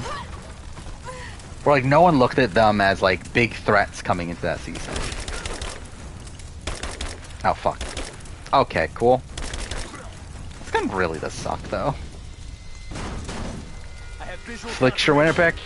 Yeah, I mean I can see why. Like I think I would probably. I think I would go Shawnee out of the returnees. Or maybe I don't know. Should I go Nina? I don't know. I feel like my issue, like I feel like Nina, like I just assume there's gonna be issues with the fact that she's like the American on the cast. But also, it's like we didn't really see that play a factor at all in Blood vs. Water, so maybe that won't be a thing. I feel like that's still like enough to where like I probably would go Shawnee. Does Shawnee have a target though? I feel like the issue with Shawnee is like she's looked at as like physically weak. I feel like that's the issue with Shawnee. I feel like no one's like. Actually, maybe there are people targeting Shawnee. I don't know. Like I feel like she did get particularly good at it in All Stars, right? Of her being propped up as like one of the best social players. So maybe she does have a target here. So who do I pick then? Do I pick fucking Sam Webb?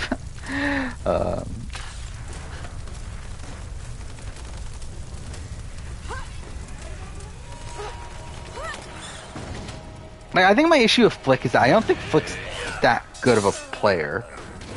So like I think she has a lot like I think she definitely has like longevity to her. It's just that I don't have faith in her having the killer instinct to actually like play the game well. I see you later, biggest party. You don't have to do this. But yeah, like I don't know, like I just never like. It's like yeah, Flick didn't play well on her season, but like, I also don't know if she would ever play well. Would it be down for Star Canada? Sure. Why not? Like I would be kind of like overwhelmed in terms of like, okay, there's a lot of Survivor going on, but outside that, yeah. I think it'll be fun. I don't know how well it would necessarily go, but too for BB can. Even its first season was solid, so. But it's safe now. Or it used to be. Yeah, again, I would be down for it. I don't think it's probable at this point, though. Like, I don't think they would do it, considering Canadians are able to go on. I'm afraid not. On Survivor US. This complicates things. What's the problem? Behind schedule. Hold on. The wire's here. Do I think Sam Webb makes Endgame? He probably, like, I don't know. It's like, Sam, it's like, I don't expect him to go early, right? Like, I feel like he doesn't seem like that person that would go early on Australian Survivor. The question is, how much has he learned? I doubt he's learned much. Like, knowing what I know of Sam Webb, I doubt he's done any introspection on it. But, you never know. Apple pie or pumpkin pie? Neither. I don't like either. I don't like pie just in general.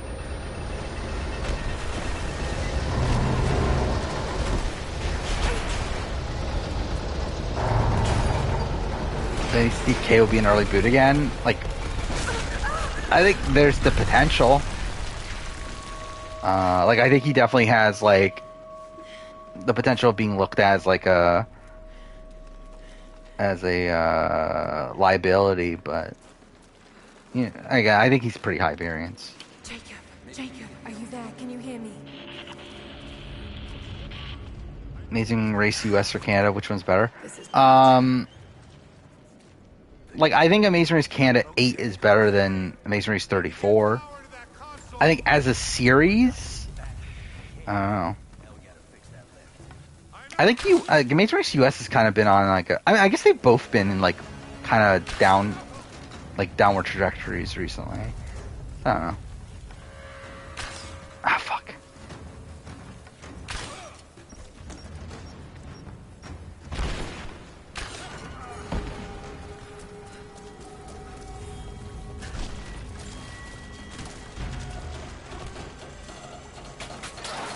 Why go on a Canadian show? Yeah, I mean that's also a thing. Yeah, it's like why go on Survivor Canada for $100,000 when you can go on fucking Survivor for $1 million that's untaxed in Canada. I need to go. I still can't fucking believe that though. That you can go, and also it's like the exchange rate is also beneficial too.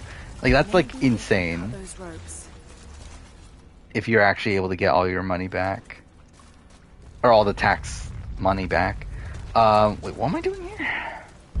Not gonna be able to use the elevator. Got to find another way up. Not gonna be able to use the elevator. Okay, yeah, I know you don't have to say that again. Another way up. Oh, here. Did not see that. What is this? Oh, is this about Tali being the best character? Tali's the most popular companion in Legendary Edition? That's cool. Again, because like I feel like you look up anything Mass Effect related, like best companion, it's always Garrus. So I'm just like happy it's not Garrus. Again, not that I like. Yeah, I do still like Garrus, but it's just I feel like he's just like such an overrated character in my eyes, in like the general community. This should come in handy.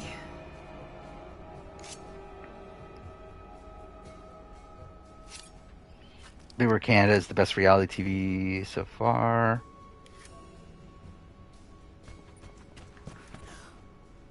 Okay, that's not what I meant to do. Yeah, I think BB Can's like in a really great spot right now. So like, I probably have more faith in BB Can as a product than any other current reality show.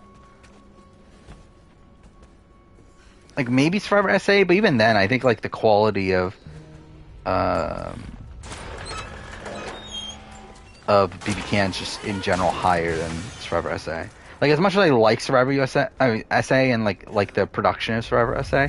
I mean, I guess Meryl's situation withstanding. I think like the like I still think like the overall quality of like BB Can 9, BB Can 10 is probably better than like the recent SA seasons. Not gonna be able to use the elevator. Wait, so what do I do this for?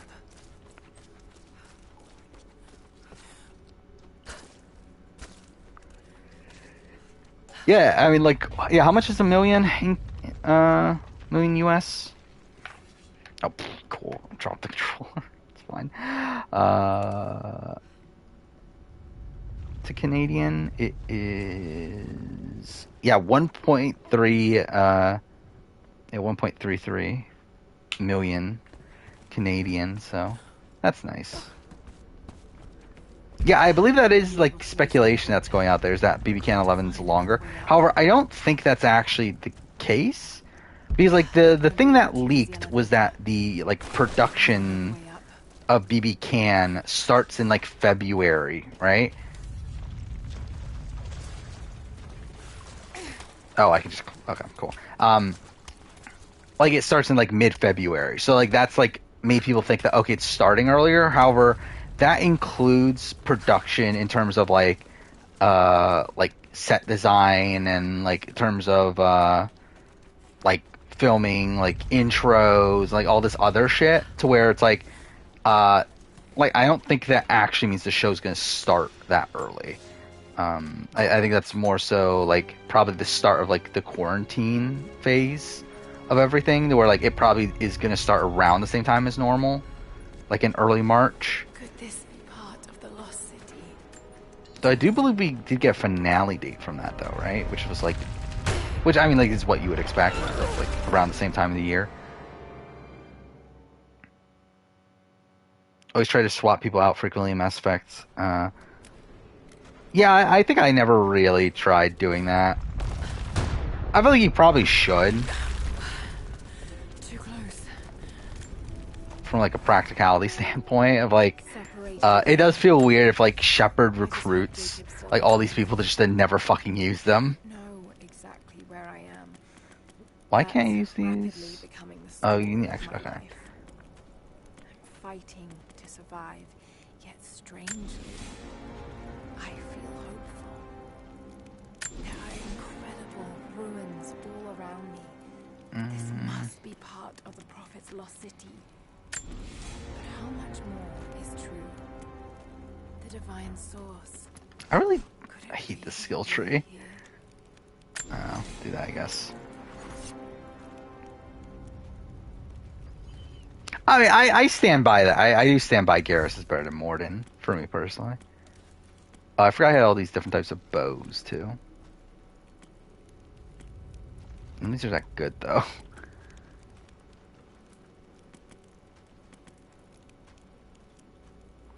That's the same, right? It's just a white bow.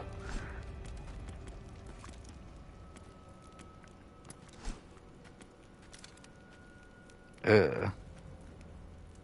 It's like slower. Oh, is this like an actual rifle?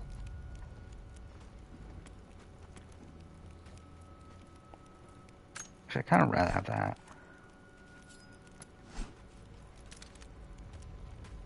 They should bring Mass Effect to Switch. I'm surprised they haven't. Have they not? I mean, I guess like can they? They probably can't do like Legendary Edition, right? They probably have like to separate them. But yeah, I'm surprised they haven't. Actually, how many EA games are on Switch? And I really just like haven't paid attention to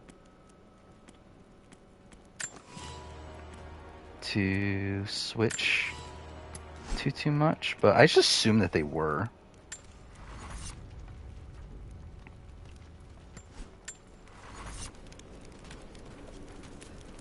How many winners on top 10 before All-Stars? I don't remember for sure, but I would guess like 4.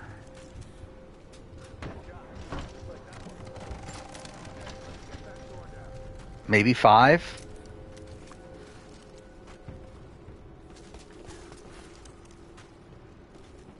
Oh, this sucks. Like the fucking... Yeah, the fucking reticle's like so fucking big. That kind of like ruins the entire fucking point. I guess like, do they get killed by a body shot? Oh, they do. Okay, I guess that's like a benefit though. And I fucking missed.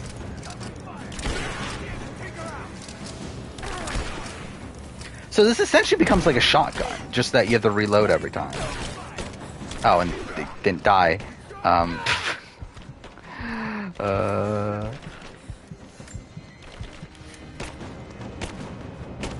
No.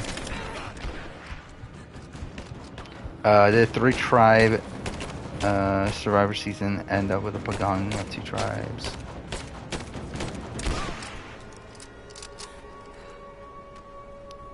Like has there... So you're saying like in 42 when like Taku got most of its members towards the end? I mean, not really, right? I mean, like, well, I mean, All-Stars had an actual Pagong, but then again, they had a swap to 2 tribes pretty early on, or relatively early on, I guess. And then you got Philippines, where Calabao got taken out relatively early. By Final 6, they were all gone. But again, it wasn't really like a Pagonging.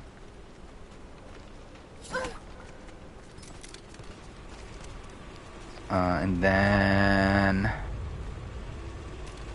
Cagayan was all over the place. That was mostly decided by post-swap. You have 30 was a weird one, right? Where like the final 3 ends up being one of each tribe, but it's like the final 6 was like almost all blue collar, right? It was like 4 blue collars and then 1 no collar, 1 white collar. But again, that wasn't like intentional though. Considering obviously like Mike was the target for a lot of it. And what, Ko Wrong? Again, it wasn't really tribal line based. Yeah, like I don't think it's really and to be fair, like even 42, like I don't think it was like fully intentional. Like I think it just like kind of ended up working out that way.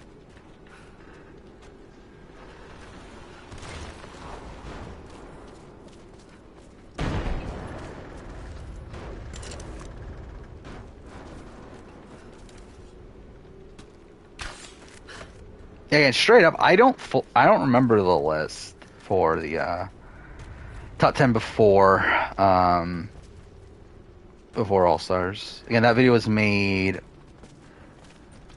what, 10 months ago now? But yeah, I would assume that's pretty close. I would assume that is the list, right? Like I'm pretty sure Jenna Maraska and Sandra aren't in the top 10. So it's like, I think it's the other 5 winners, and then probably, yeah, those 5.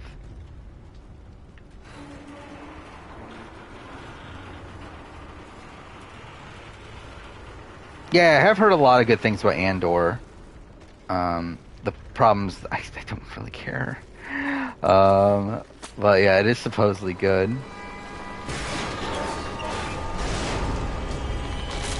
Season 37 ended up being a pagonging.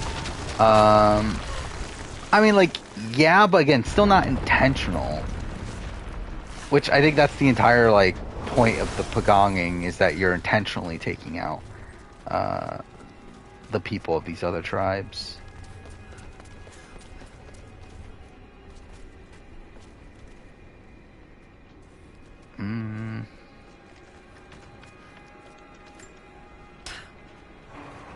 Wait.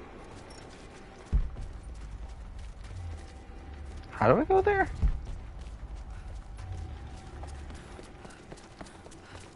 Oh, okay, I guess here. What's the movie that I really like that no one talks about?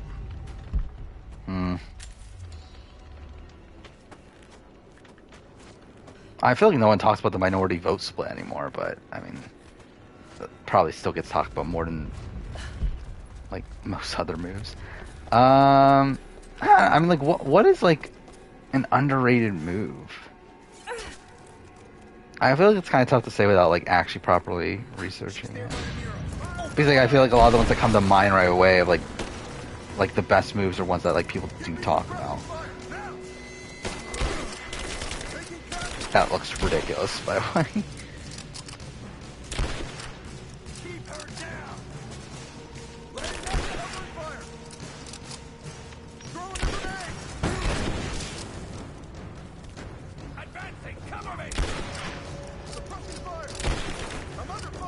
By tar, I'm assuming you're not meaning The Amazing Race, right? Yeah, I don't even know. Like, I've not been following movies really at all. So I like, outside of Brendan Fraser being talked about as like winning Best Actor, like I do not know anything about any Oscar movies this year.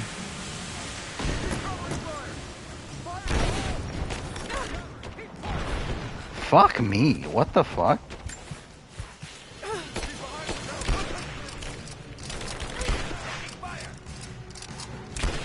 Fuck. That don't work.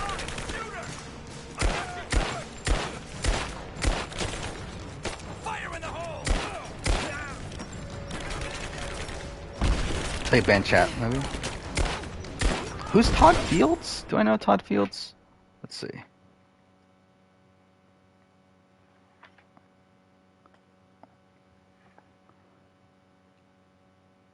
Oh, he did Little Children?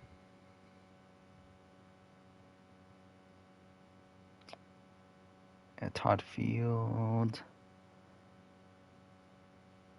Yeah, the Little Children in the Bedroom. That's like kind of random, but I remember I liked Little Children. Okay, that was probably not the best thing to fucking say out of context. But I remember I liked the movie Little Children.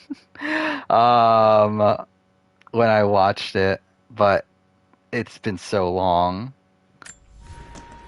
By the way, that was the thing I did since the last time I shared. I went through my entire DVD collection and got rid of like literally like 4 bags of DVDs.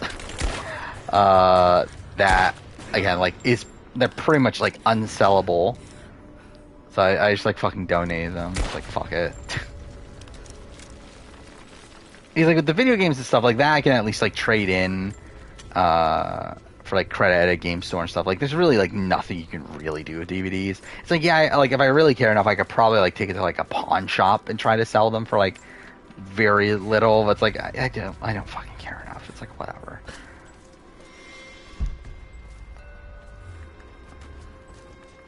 And like I love how like I got rid of like 4 bags of DVDs. I still have like what is this? 1, 2, 3, 4, 5, 6, 7, 8. Essentially, well, not 8. I guess that's probably. I don't know, but essentially, I have like still a decent amount of like shelves worth of DVDs still.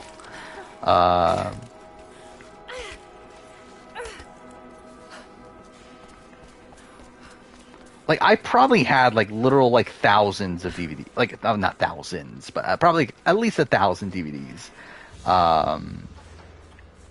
Gold.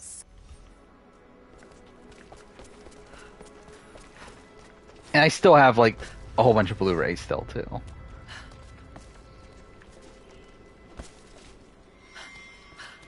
By the way, did I talk about that? Like one of the things I bought on eBay, or not one of the things, but like some of the things I bought on eBay, was I did buy a decent amount of Survivor seasons. I thought about this before. That in an ideal world, I would like to own every Survivor season on DVD, just for the sake of having like them physically. And yeah, again, like a lot, like all the ones I saw on eBay for less than $10, I essentially bought. And like really, I believe they were like less than that. Like I bought Borneo, Australian Outback, All Stars, and Palau. I think were the 4. And I already have Vanuatu. So I have 5. I'm gonna have 5 seasons of Survivor on DVD. Only fucking 38 to go. But they were all like pretty cheap. Like Amazon and Borneo. Well, no, Amazon was like not Amazon. Australian Outback. I mean, it was like $7.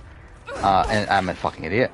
And then what? Like Borneo, Palau, and the other one were like a buy 2 get one, and they were like $7 before the buy 2 get one. So it's like again, that's like pretty fucking cheap. That was this. Nope, it's not. What the fuck? I mean, yeah, I think that's a kind of an underrated move. Yeah, Devin's like split vote to save himself for the Final 5 HHH.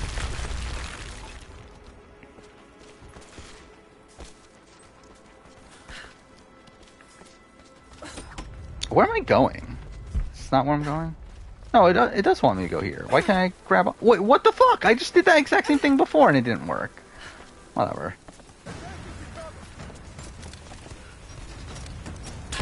Oh, cool. Oh, I remember hating this fight. I remember this was a fight that I really struggled with last time I played this game.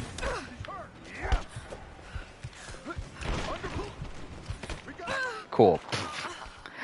How far do I think Simon will go?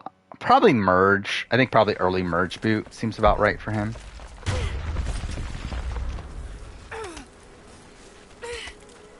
Though, to be fair, I could also see him being like a Henry. And maybe playing a bit too hard early and getting taken out early. Though, I mean, like, from the podcasts I've seen of him, he does seem to have, like, a bit of awareness of his game. So, hopefully he'll be better. I mean, to be fair, actually, out of the guys, I think probably Simon's probably one of the better bets of, like, at least people who are going to improve on the return. Fuck! Okay, whatever. I think of Jay and Will blindsiding Michaela, I think it was dumb. I think it's a terrible move.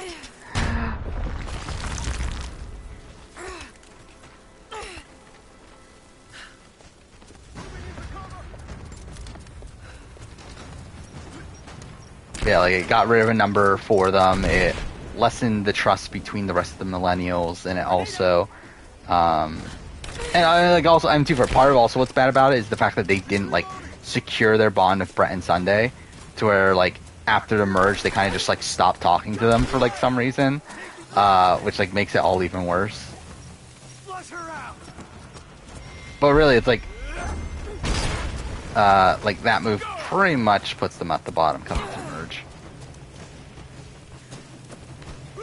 Though again, to be fair, it was recoverable. It's just that he didn't do it. Let's finish this. Come on.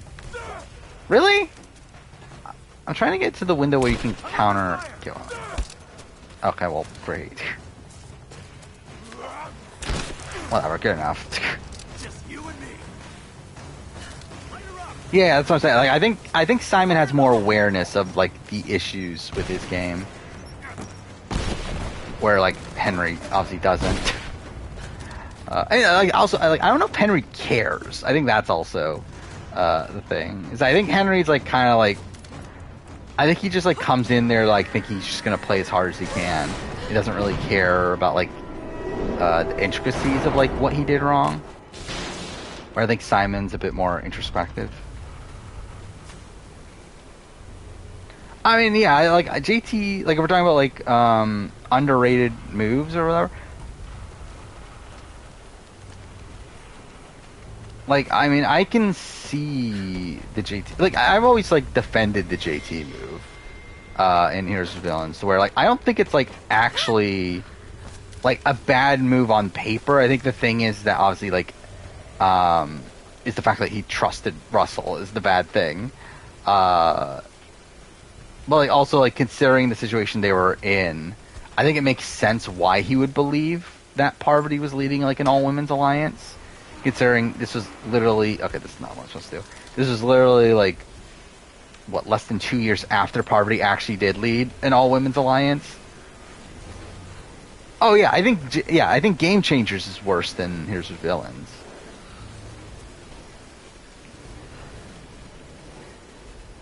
Why is Henry not on? I assume they didn't want him. I mean, there's already... Actually, is there a third villain guy? There isn't, right? Or is there? I don't...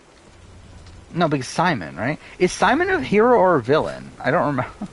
Like, what are we at count-wise? So, Sean is obviously a hero. Oh, cool. Not what I meant to do.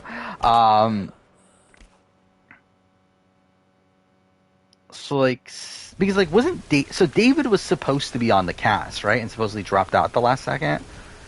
And, like, obviously he would have been a villain. So he probably... So did he get replaced by Simon? Or is it, like, what is Steve? Like, is Steve a hero or a villain? Like, I still don't know, like, what, like, certain people... Like, what tribe certain people are going to be on. Like, I'm assuming Steve is a hero, right? Just because it's like, what is there that's villainous about Steve? Right, that should work.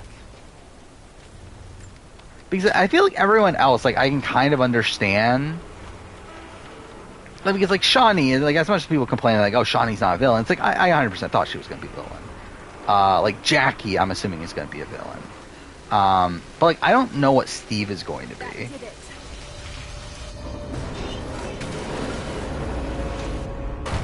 Wait, is that a thing? The Traders US is going to be called Susan's the Traders? What the fuck is that?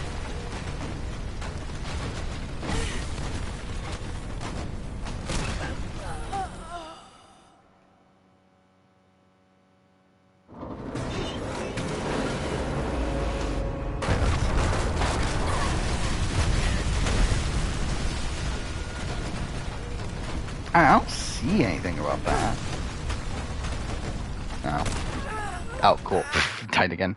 Did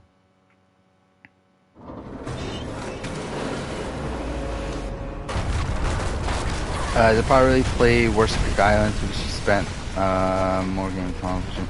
I think she played pretty poorly in okay, cool. In Cook Islands, but she also had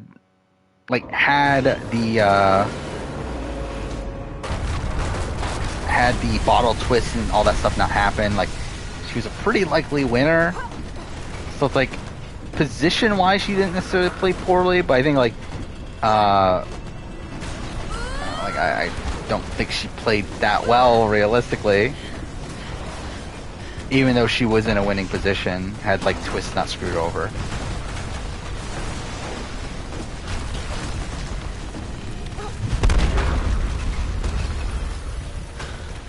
Even though Geordi is an obvious villain, you could argue him being a hero. Yeah, but I think like the fact that they call him the Joker and everything, I think they kind of have to put him on the villains. Where I think they kind of pigeonholed that for him. This statue must be the immortal prophet. Yeah, and like also like now I think about it, it's like Simon has to be on the heroes just from like a physicality standpoint, right? Are they really gonna put Sean, Sam, and Simon all on the same tribe? Hidden valley and built a great city. It's like I feel like they gotta do because like I also think like Steve and George is kind of like a decent comparison. So yeah, like I feel like Simon's gotta be a villain then, right? So I mentioned Jeremy saving. I mean, well, Jeremy did not vote out Steven. He actually was trying to save Steven and failed at it. But I do think saving Steven is a good move, especially because he had 2 idols. So that way he keeps in his shield. While also securing loyalty, not just from Steven, but also like boost his reputation in terms of like people are going to think of him as a loyal person, because he went out of his way to save Steven, especially because everyone assumed he only had 1 idol. So like they'll like everyone perceiving this as like, oh, Jeremy's so loyal that he just like used his 1 idol to save Steven is again good from like a reputation standpoint.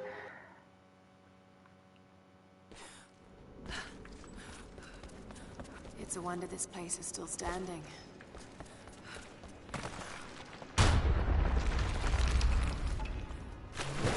It's a decent move, but it's not one that I would like call out. It's like, oh my god, it's like an all-time great move or anything. Especially because I do think it has some drawbacks to it too.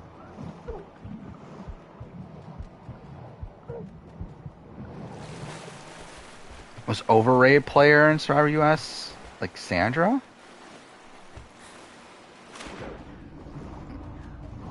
Like, I mean, it's like for me, it's Sandra.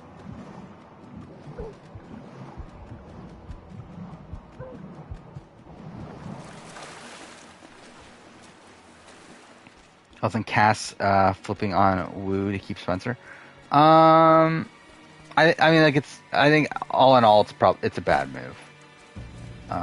I do think though, like considering their position of not knowing, like the thing is, like Cambodia was a situation where they didn't know they were merging at 13. Like a merge at 13 had never happened before. So I think to them, they were assuming that they were still going to be on those tribes for like at least another round. And I think under that perspective, I think it makes sense to flip to where taking out Wu makes it so that Savage is an easy boot for the next time. Also weakens that like core majority alliance coming into the merge, while also also making it so that like Savage can't like turn against Cass and Sierra before the merge as well. So it's like I get the move there, but like considering the context of that they do merge at 13, it's pretty bad. But like they wouldn't have known that. I escaped with one of yours. That was like a Reddit thread. Fair play convincing Sandra and Krista to stick with him. And Burton. Yeah. No. Jacob would never trust an outsider. Please, listen, I am not your enemy. I warned you. You should have left. Oh, yeah, like, and also the thing of like, the only reason he didn't win is because Lil worried he'd party himself to death with everyone. I mean, like, that's partially true, partially not. Like, I think it also played into the factor of like Lil, like, respecting Sandra as a mother and that sort of thing too. But yeah. I'm glad you made it out of there.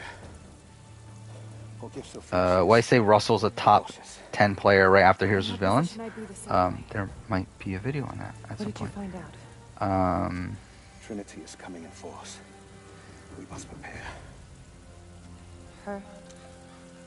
She's a friend. On my word. But yeah, it's like partially true, partially not. The comment about fair play and Lil. Come. We do not have much time. Prepare the weapon stores.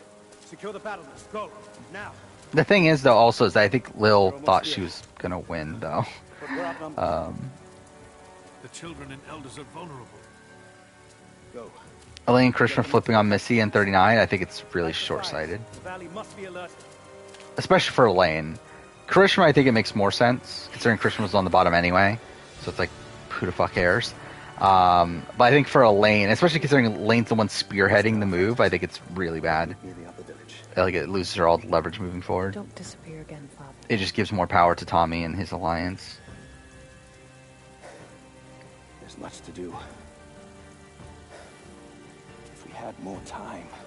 Later. For now, I'll do what I can to help. This game's story kind of sucks, doesn't it?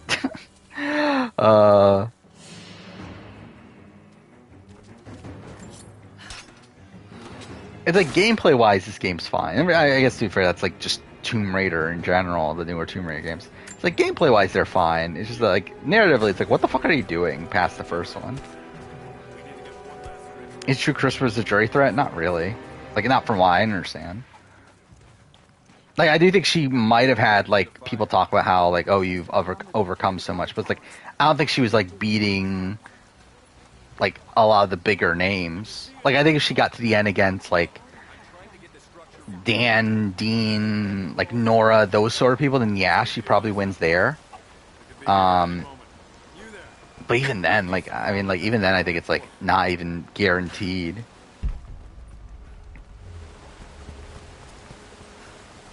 But, like, I don't think she wins against, like, Tommy, Lauren, Janet, Elaine. I'm sorry if Sophia was less than welcoming. I understand. I'm just glad you were there to vouch for me. My people have spent decades fighting outsiders. I consider Missy a bad strategic player. I think she's a very aggressive strategic player. And through that, I think she can be, like, very short-sighted. I don't think she's necessarily a bad player, though.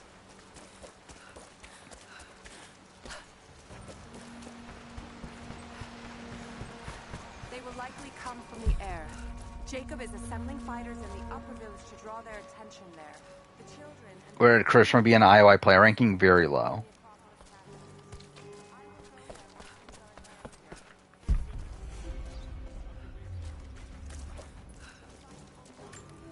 Like, probably lowest. Would she be lowest out of anyone that made the merge?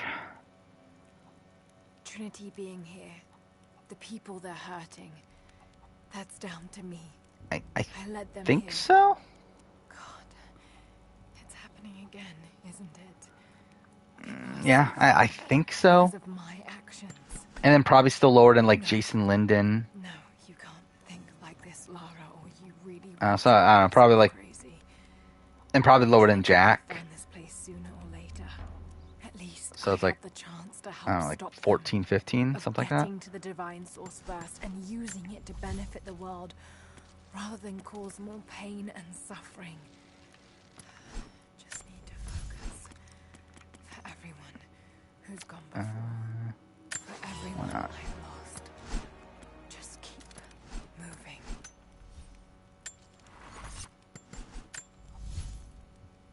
Only one skill point and all that. Dodge kill, let's do that.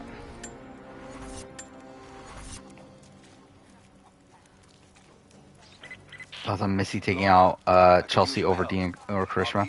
I think at that point it's not like that bad. Like, it's such an early move that I don't think it really had much of an effect on anything. And I think there's like so much like what if with that I don't think it's like that bad of a move, but it's a very like questionable move. And I think that's like one that like I would say is like very much feels like she may just do like big move-itis of like just feeling like she need to make a big move.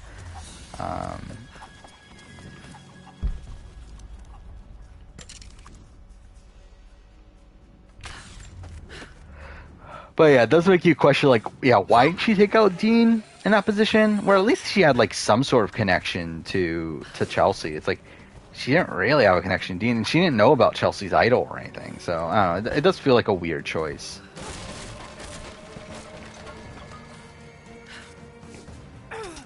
Do I consider Sue flipping on Stacy or Colby flopping on Mitchell to be the first alliance change?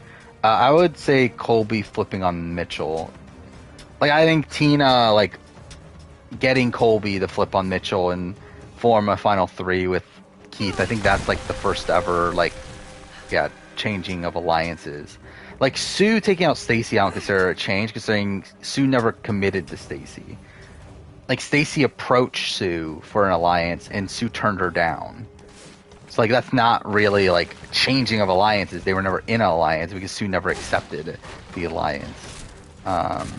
But I think the Colby Tina flipping on Mitchell, though, is a genuine one.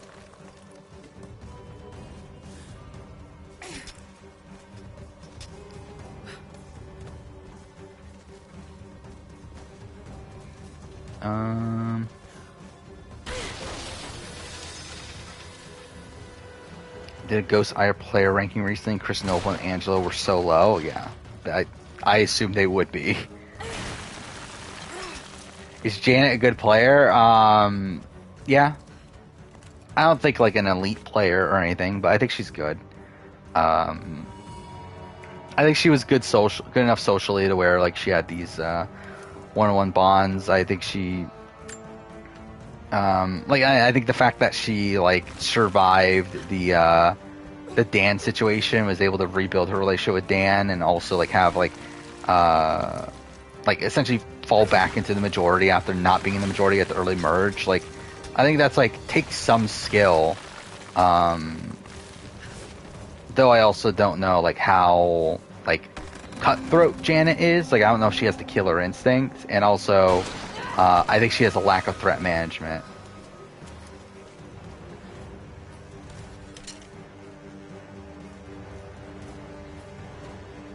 When am I supposed to shoot this? Oh, I have the... Okay, did not remember that. They changed the fucking button. Thank you, Lara. Our people have been warned.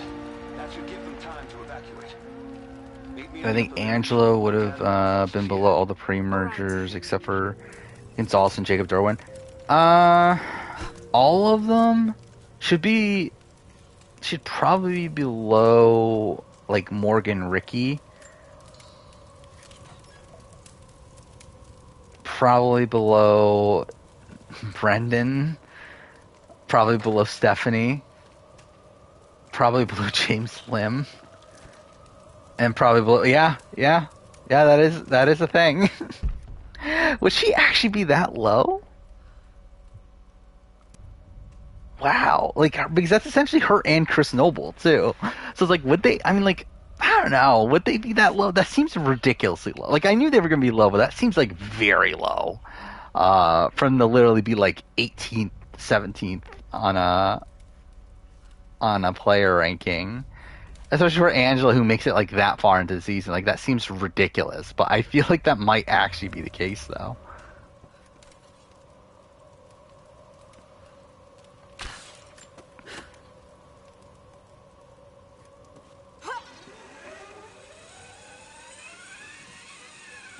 So many people... I mentioned Edgardo? For what? For what, underrated move? Is that what we're talking about?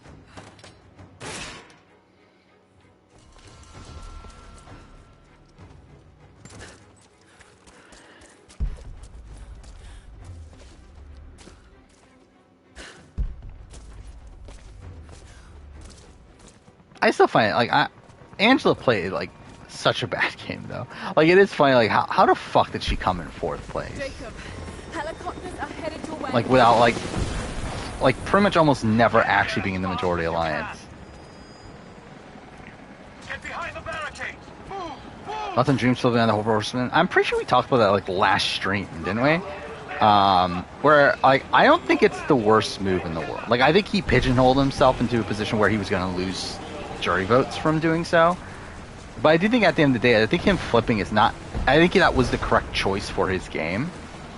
I think the problem is that he still goes to the final three with, and like I think like the problem is one, he goes to the end against Earl, who he loses against.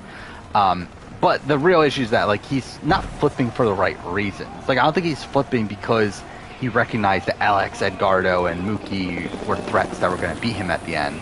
I think he flips because he like had connections to the Black Alliance, and through that like felt the obligation to flip.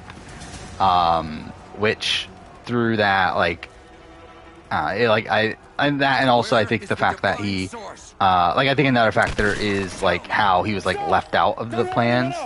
To where like I think it also makes it come off as an emotional move as well, to which I think gives him even less credibility for making the flip. I think it's like the way he flips is bad, but I don't think the actual flip is bad, because like, I think realistically he needs to get to the final three against Tell me about this Atlas. like Kassan. Like it's like at that point I don't think there was a way he was winning, but I think if like he were like I think his best case scenario was probably against like Cassandra and like Boo, probably. And him flipping like gets him closer to that scenario. I love how like you just randomly get the shotgun here, but fine. Oh, okay. Great. Where Eddie Fox be? I mean, like I think Eddie Fox would be higher. Because like Eddie Fox, like I think is probably higher than a lot of the like fans that go home early at least. So like that already puts him because like he like outlasts like Allie and Hope, and I would probably still have him above Shamar, probably above Laura, just due to longevity. So like that's already like he's not at the very bottom. He's probably above like Brandon Hance. So it's like, yeah, he's not like at the very, like he's at least higher than what Angela is. Leaf, I think, would be interesting. I don't know where Leaf would be. But again, Leaf was at least like in a majority alliance at one point, so I don't know. Stand back. This is mine. Not gonna keep you safe. Oh, the Survivor Oz articles? Yeah. Yeah, what do they have? Most underrated move. Number one is Sandra convinces Russell that... I don't agree with that. I think that's an overrated move. 2 is Coach convinces Cochran to flip. I think that's probably... Is that underrated, though? I mean, I guess it is. I don't know. Fair play creates conflict between Dara and Lil. Yeah, that's good. Tom emotionally manipulates Ian into throwing the game. I don't fully agree.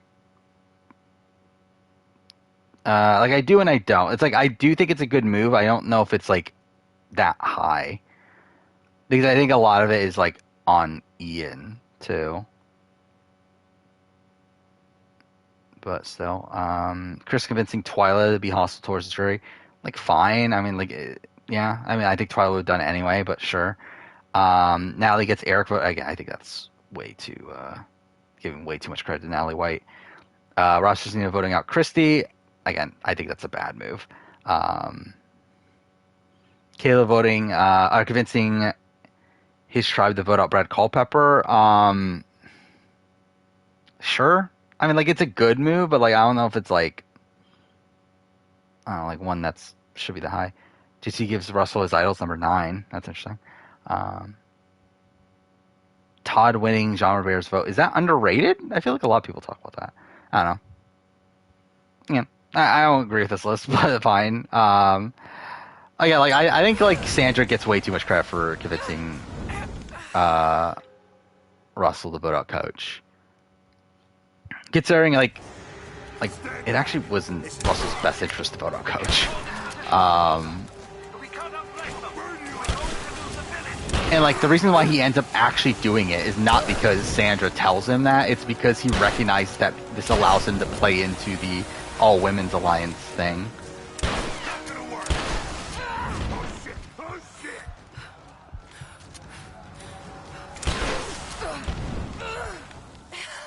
cool. Well, okay, that's great.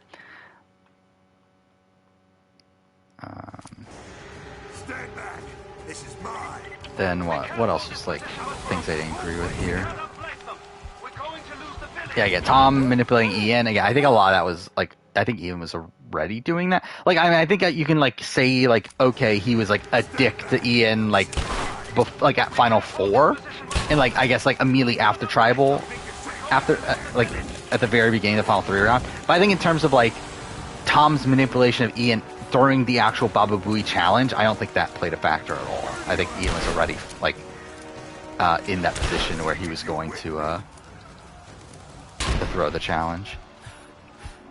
And like I think also like, is it really manipulation when like it's in like from Ian's point of view, what Ian wants to get from this situation, it's in his best interest. Because at the end of the day, it's not about like at that point it's not about the game to Ian. Like it's about his own like mental health. It's about his own like state of mind. To where it's like you even like if you look up an interview of Ian now, Ian still defends the move. Where he still talks about how like it was the correct thing for him to do. And I think if this was a move that was like purely game based, then like he wouldn't be saying that now. He would also be regretting it in the fact that he essentially cost himself $1 million.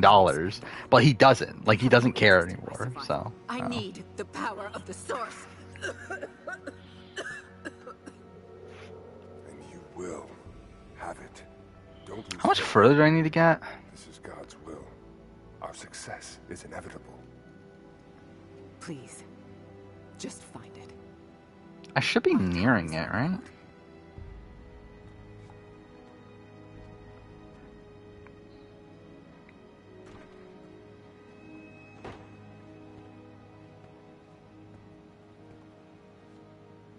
Actually, am I? Okay, maybe I'm still a ways off. I've come so far. I've endured so much. These final barriers. Oh, I'm still like 30 minutes off. Okay, never mind. I guess I'm still a ways off. Sins you have forced me to commit, they must have a purpose. When Bran has positive retrospective of the season, we're talking about Bran Hance. Continue for her, for you. For Trinity, please. I'm not sure. Show me the way. I never listened to like Bran Hance. Like I know Bran Hance has like done stuff with like Russell, right, where he's talked about his experience on Caramoan, but I've never actually bothered listening to any of that. Thoughts on Fincher flipping on Laura Morat? I think it's bad, but also Fincher was on the bottom of Galoo anyway, so it's like I don't know. Like I think it's bad to be like the main individual that flips, as it makes you like we saw this with Cochran. We saw it like it just like loses you credibility for the jury. To where like I think at the point that he flips there, I think there's like no way that Fincher wins the game. Stay with me. But also it also makes him look untrustworthy to the point where like he's a very likely boot moving forward. So it's like I think it's a bad move. But also it's like I get why he doesn't want to go to Rocks. It's never been easy. I understand what it's like to lose people. Trinity I won't stop, will they? mean, you would think he's grown. I doubt You it. think? Was this top 10 alliances we need to see in Survivor Cambodia? I think that's when it ended, right? Because like wasn't that like Survivor Oz ended like after the controversy with like them like making like racist comments against Will's wife or something, right? That was the thing. What's coming? Is that they were like making fun of Will Sims? I'm talking about Will Sims' like wife's name, and they end up like making a whole bunch of racial comments to where they got in trouble. It's like this is probably like around like one of the last things they end up doing. I'll be back with reinforcements. Oh, is this before they even like the cast even got decided? Number 1 is Shane, T-Bird, Troyzan, Carolyn. The attack left us in shambles, and we have no one to send to the Acropolis. That's like a really random. Like I love how it's like literally the four of the people that didn't make it on. Shireen, Cass, and Abby Maria. I mean, we did see Cass and Abby Maria at least. Spencer and Steven. I mean, we did see that for a little bit. Terry and Vetus, we saw that for one episode. Kimmy and Jeff, we didn't get to see that, sadly. Keith and Jeremy, we did not see that. Spencer and Cass, we kind of saw that. Lou and Savage, we did see that. Why did he pick Lou and Savage? That's really fucking random. Sierra, PG, Kelly Wentworth, and Monica. That's a really random grouping of people.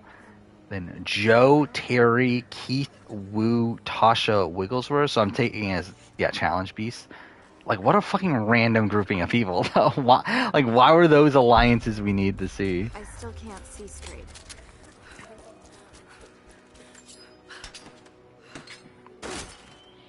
Jason Sisko would have to be really close to the bottom of Micronesia player ranking. Yeah. I think, I don't know. It's weird because you have, like, people like Kathy and you have, like, Chat. Along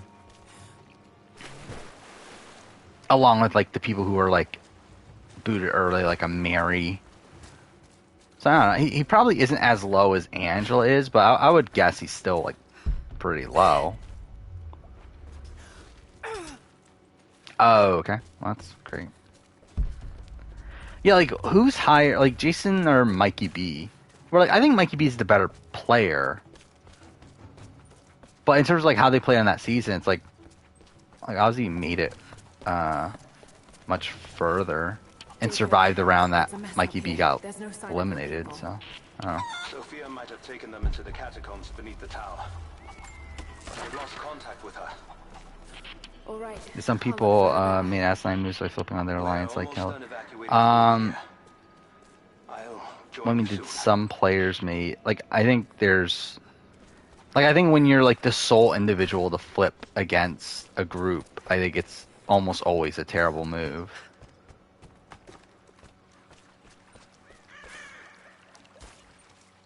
And by that, I guess that's, like, should take some more clarification. Like,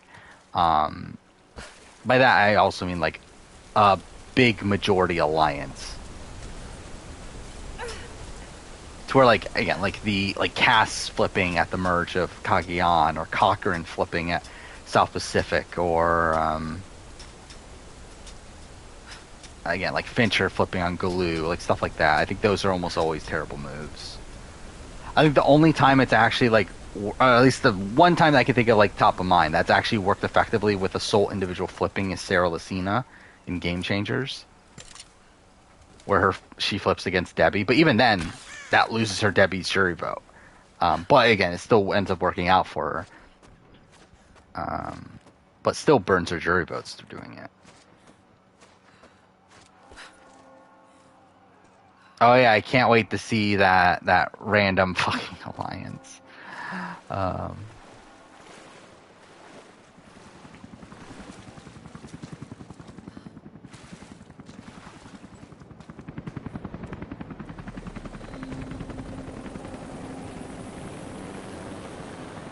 Jason only voted correctly one. Yeah. That's what I'm saying. It's like, I mean, he's bad, but also, like, he technically survives, like, the Mary and Mikey B vote outs. So it's like you would think he would be higher than them. I don't know where to place Yowman in this. Where it's like, I do think Yowman, like, obviously had a big target on his back coming into it, but also, like, did play, like, poorly at points. Oh God, no. Like, where do you land, like, Kathy? Where do you land Chet? I don't know.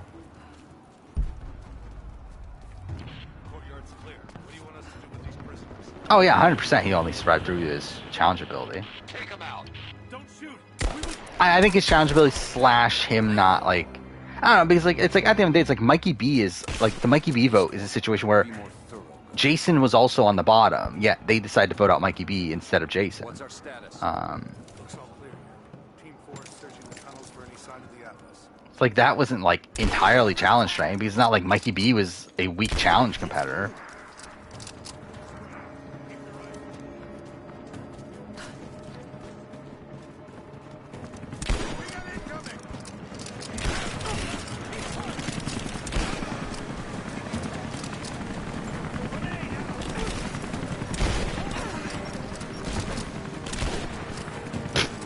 This looks ridiculous, like, using this weapon. I actually have the shotgun now, don't I?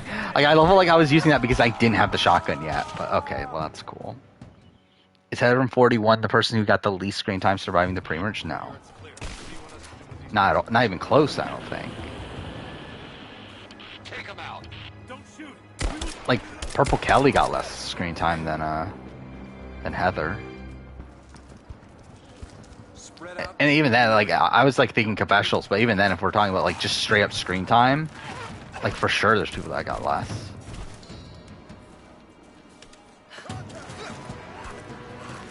Because like Heather like got that big scene in like what was it, episode 4 at the reward.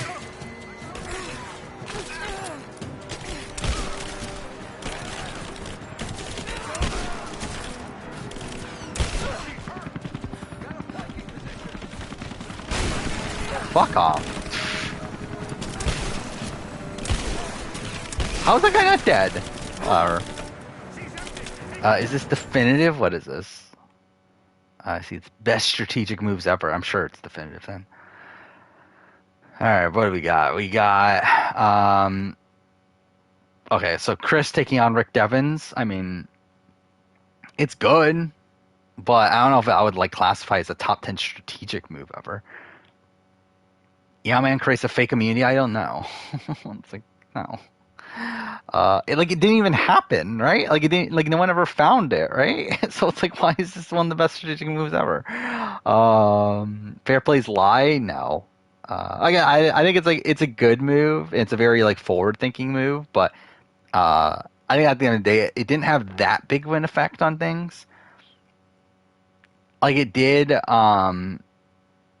Like it did obviously give him, I guess I'll continue playing while talking, but it gave him the reward obviously, and then beyond that, it did give him like leverage in terms of like he can like promise on his dead grandma, which we do see him do. However, he also like the times that he does that, he does it with like Sandra, who knows he's lying. So it's like at the end of the day, it's like I don't know how much like actual true leverage it's actually ended up giving him.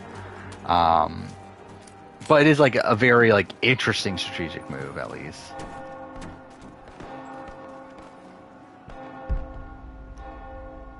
Yes, we got Russell finds the immunity while clues egg. Strategic move? I guess it is, but it's like not top 10. Was double autoplay? Sure. I guess. Fine. Eric blindside? Sure. Todd's final speech, that's a strategic move. I mean, I guess it is, but it's like, I don't know. Cowboy meant to split vote? I mean, no. Then Russell handing his idol to Parvati, it's good, but again, I don't know. Then, what, Rob, is this the Alex vote they're talking about? It's, sure. So yes, very definitive.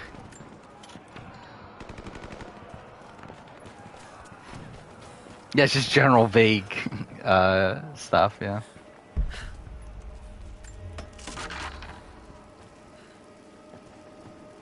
Still can't believe thinking Rob voting out Chrissy is an underrated good move.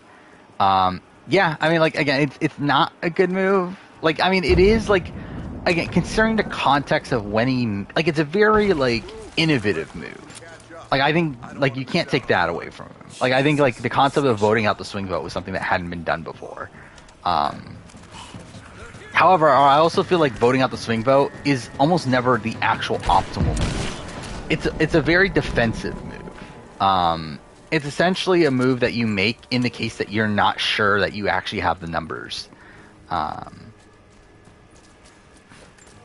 I think like him taking out Christie, and like some of this is like I think like him taking out Christie there allows Jenna to get further in the game to where Jenna eventually wins out, and that actually like it is essentially the move that loses him the game. However, obviously that's like that can't be like thought of at the time of him making that move.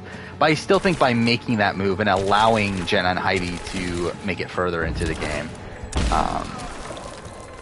as a duo together, I think is still a misstep.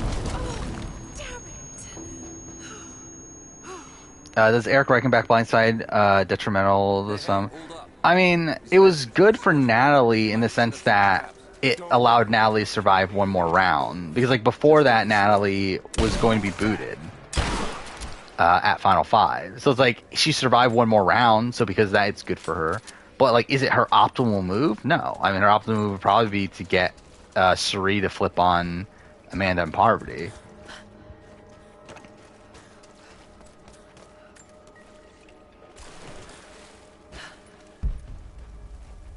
But, like, was that ever happening? Probably not, so... I think that's her, like, next best case scenario. Did Tawana's jury vote anti-Sandra pro Lil? Anti-Sandra. She explicitly says that. That she was going to vote for Sandra, but then she thought Sandra had a bad final tribal performance, so she votes for Lil. Spin around and face the wall.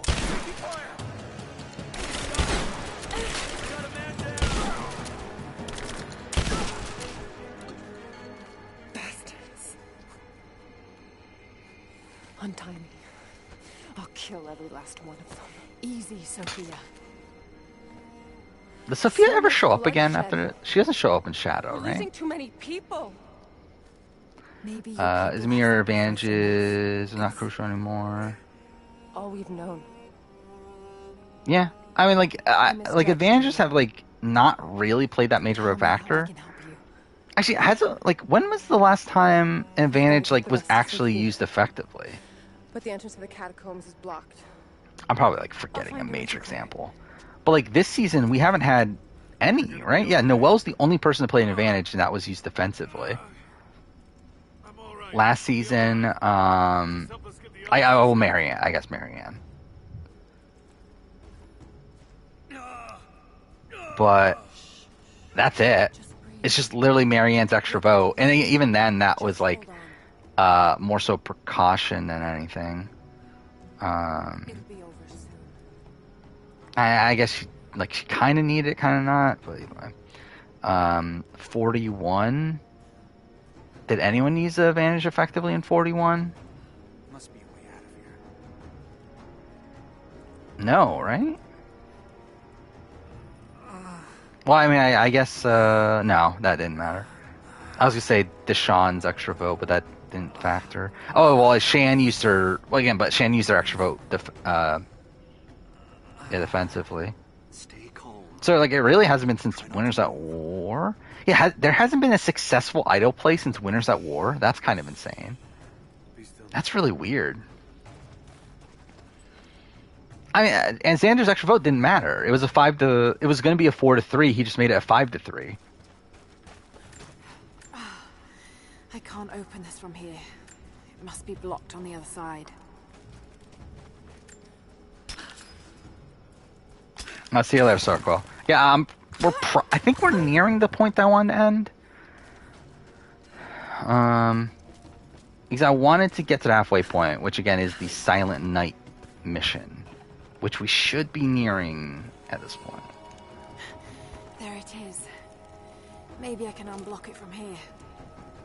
So it's like once we get there, we'll probably end.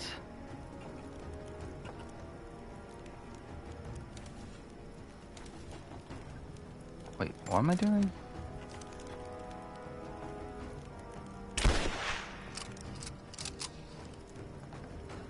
Wait, what am I supposed to do?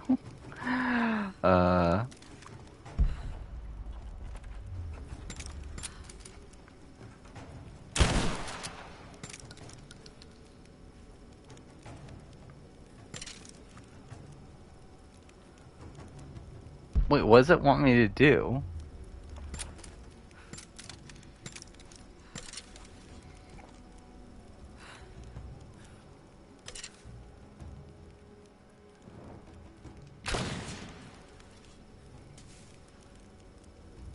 Not that. Just reload checkpoint. Oh. You're gonna be okay. It's barred from the other side. What is this? Top 10 runners up that are totally underrated. Tyler's underrated. Josh. okay. Fine. Whatever. Erica, is Erica underrated?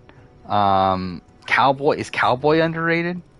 Holly, I can, like, Holly is probably underrated.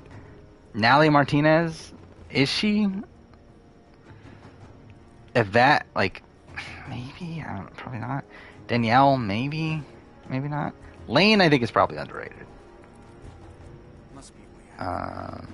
Again, Tyler is like, is anyone underrating Tyler? Portia, nope. And that's the end of the list, okay.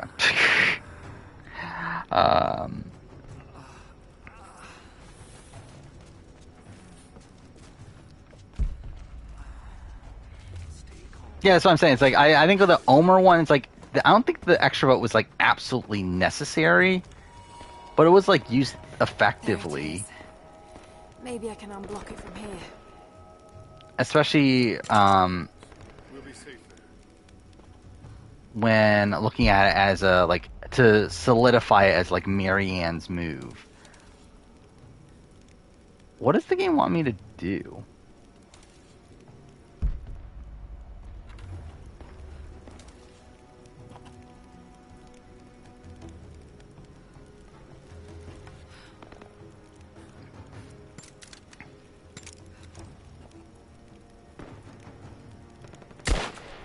No? What is that? I can't even tell what this is. Oh, it does not want me to do anything here? Wait, what is this? Some kind of armory. Okay. Whatever. I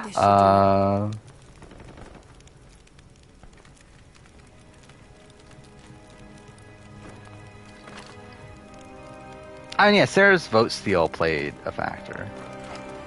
But again, that's like all the way back in... Oh, okay, that's what that was all the way back in fucking Game Changers. Get clear of the door! There we go. Oh, it just goes... Cool. Thank you, Laura. They'll be safe. Feeling Natalie's kind of enraged. She's not a bad player. She's annoying. I mean, I guess. I think she had like a lot of like weird strategic things though, like a lot of like poor jury management towards the end. But yeah, I think she's probably underrated just because like probably everyone like dislikes her. But I don't think she's like that good though. What is this one? The Circle, 10 Big Brother players that would be perfect for a show. Sure, I guess. Cody, California? Okay. No. Okay, so we're going international? Okay. Nadia, whatever, yeah.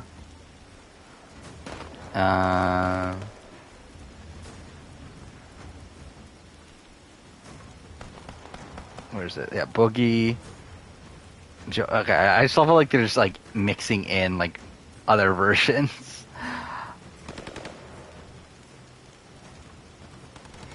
Wait, they don't even spell Derek's name right. What is this? Why Jordan? Why Jordan Lloyd of all fucking people? And why the fuck do I have a massive ad that covers the entire fucking screen? Wait, can you not get rid of it? Oh, there we go. Or maybe not? Oh, whatever. Again, yeah, really fucking dumb list. Wait, I did not pay attention. What was this? Are we at the mission? I don't think we are we? Oh, it doesn't not tell me? Okay, cool. Whatever, I guess we'll continue. I don't think this is the mission yet. I think we still need to get a little bit more. I think it's after this section, if I remember right. The day I feared. Worst between Raven and Big D? I would say Big D, probably. But where Big D would have done worse than Raven had it not been for the cookout, so...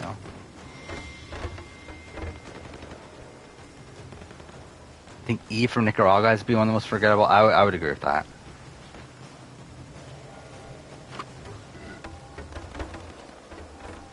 I don't think she's like my personal like most forgettable person because like I always remember her as the person that like Wendy Jo votes for, and that Wendy Jo is like supposedly like actually like bitter at, not Holly, like the show portrays. Leave it to me. I can do this.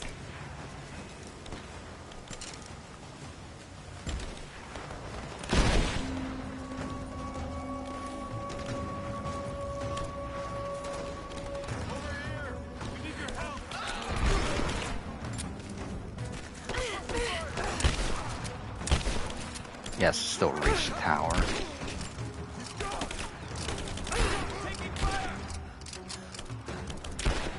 Fuck, that him? One of my most unpopular takes on survivor moves and players. Again, I don't think Sandra's like that good of a player. Probably like I think the double idle play is probably a bit overrated. Parvati's double idle play, obviously.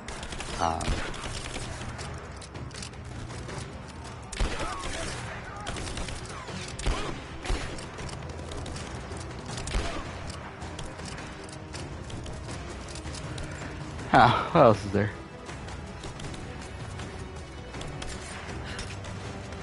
And there's probably like a lot of like minor things that like I don't think Chrissy is that good of a or like not as good of a player as most people think she is. I don't know, like stuff like that, but I don't know in terms of like major opinions. Oh, it's this, isn't it? Oh, cool.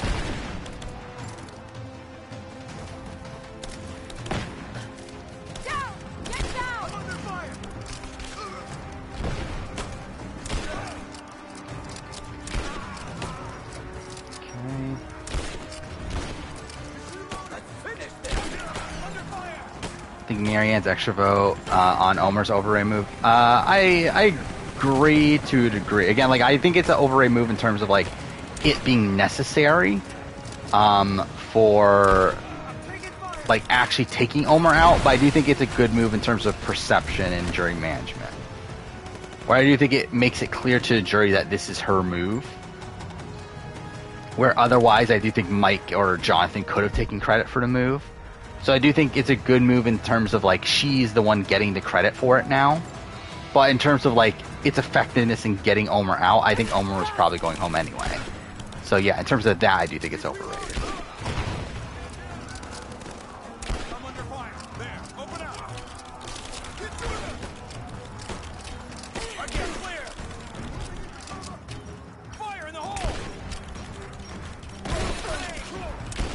Oh, fuck off! Did that not hit him? Cool, I'm dead. What is this? Brittany's TikTok? Is this gonna work? Wow, that's something. Yeah, so Brittany is the top fundraiser of Hearts of Reality. Good for her, I guess. I mean, do we really want to be praising Brittany? But yeah, that's something. What is Survivor Vanquish? Is Dina... Who's Dina Buckler? Actually, I guess I don't know who... But is Dina... But Dina... Oh, it's... Okay, it's the fucking Jersey Shore Dina? Is that what it is? I was gonna say, like, that's not Dina from Survivor, right? Hey, who else do I know? So Joseph... Wendell... Boston Rob is that high? I'm surprised Boston Rob is that high.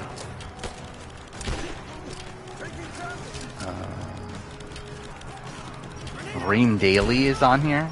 Mark Long, Derek. Bryce Isaiah is number 18. Janet's number 20. That's like kind of random that those people are on it.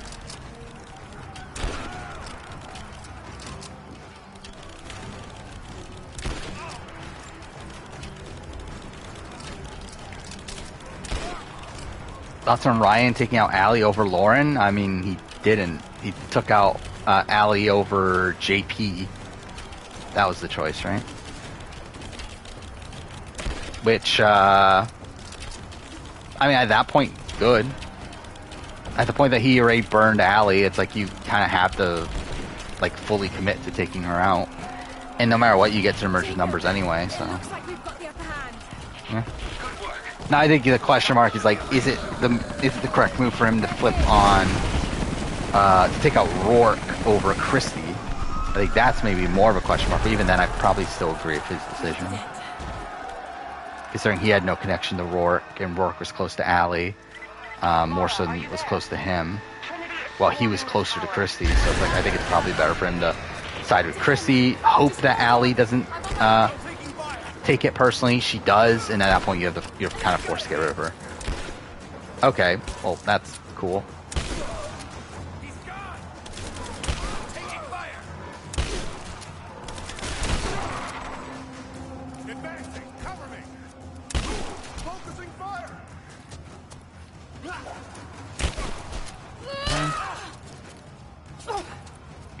Yeah, Boss Rob being outraised by Brittany, yeah. That is the world we live in. Okay. Cool. Masterpiece. Saw some poll the other day comparing Chrissy and Ryan. Chrissy had 75% of the vote. Yeah. I don't agree with it. But. I mean, straight up, I do think Ryan's like end game is pretty bad. Where it's like, while I do think he probably wins against Chrissy and Devin, or at least has a very good chance, like I do still think he did not really manage the jury like that well.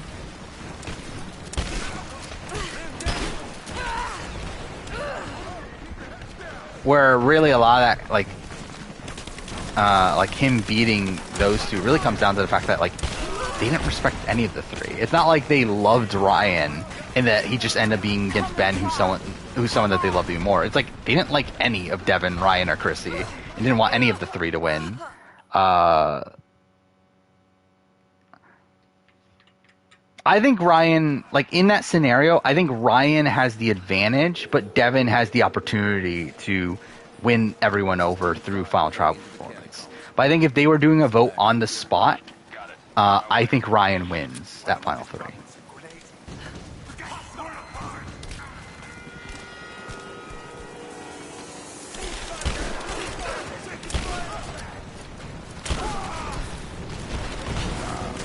But either way, like, I think it's like essentially Chrissy can't win, and it's between the other two.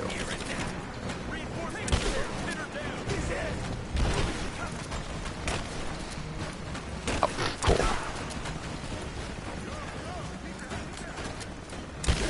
This game does become like way more like combat heavy, doesn't it? Like, I feel like we've been like in almost like non-stop combat sections for the last like hour.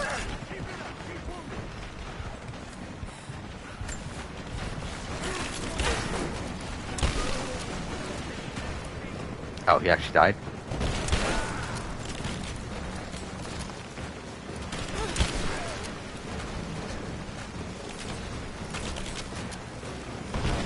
Yeah, it's like he did have a pretty solid Final Trial performance.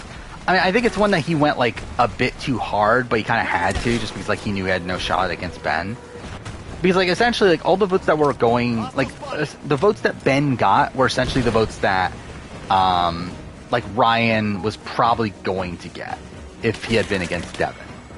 So it's like he knew that those votes were now going to Ben, so he essentially had no real shot. So he was like going essentially all out. Because the healers were leaning Ryan coming into Final Tribal over Devin.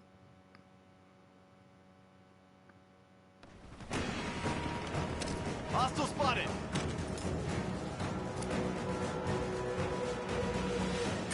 Oh wait, was this Survivor Vanquish is like a charity? Is that what it is?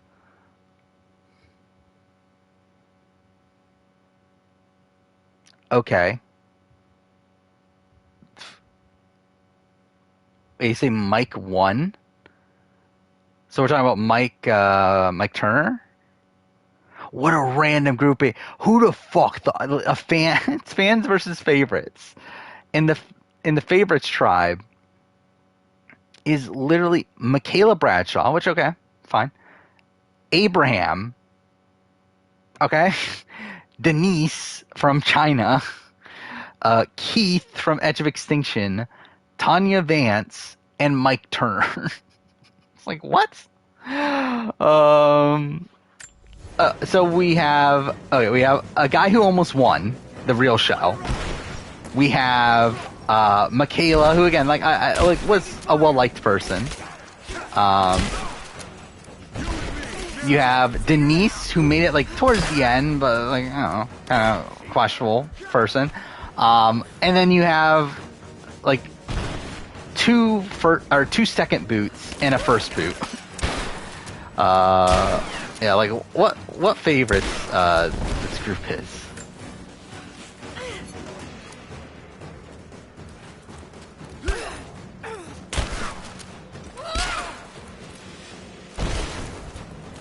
Wish you needed bootless. Me too. Imagine where Abraham got. I should have waited to do my first boot ranking until I saw where Abraham landed.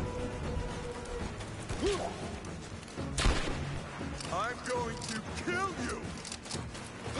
Was that Travis Willingham? Sound like Travis Willingham.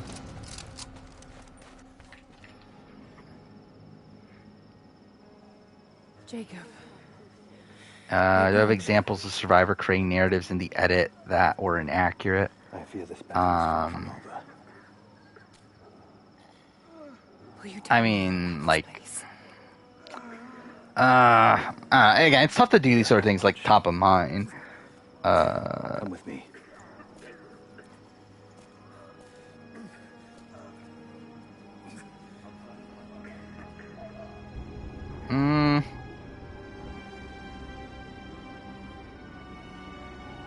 You should join the group. You're gonna find out next stream what the boot order.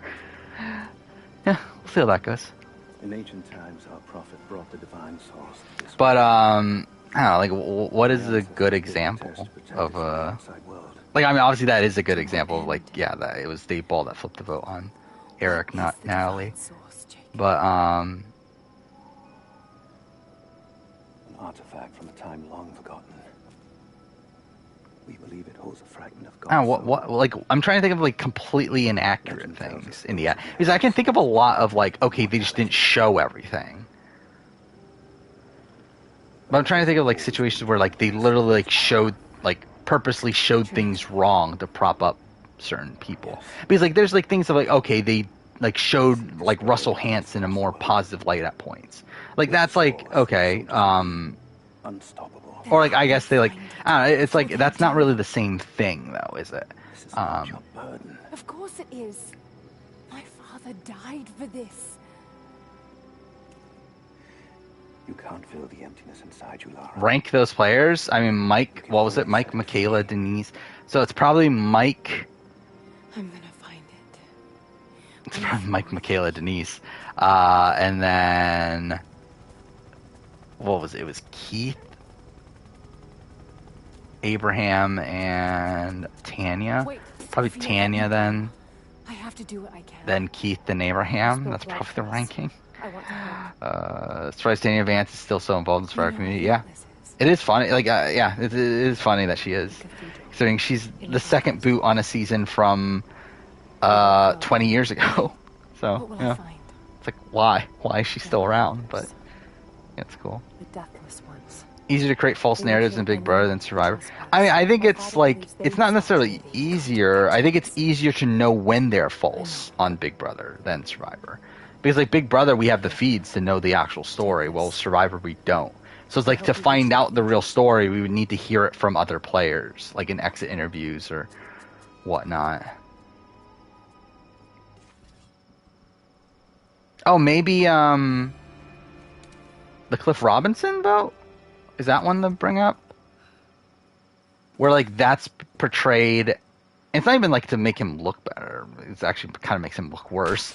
But like Tony is portrayed to like be struggling with the vote and wanting to take out LJ over Cliff. When like in reality, the footage that they showed of Tony wanting to take out LJ, that was from post-merge. When Tony was trying to convince Trish to take out LJ during the LJ vote. When in reality, okay, that was just me being an idiot. When in reality, like he had always wanted Cliff to go, and like the plan, like right away after the swap, was for Cliff to go, and like he immediately made a deal with LJ. But again, it's not shown that way. Okay, cool. That was just me being dumb. The Sydney boot? I mean, like, what is that inaccurate from it? Like, I think the tough thing about Sydney boot is that a lot of it happened at Tribal. So there's, like, not much you can actually properly show of it.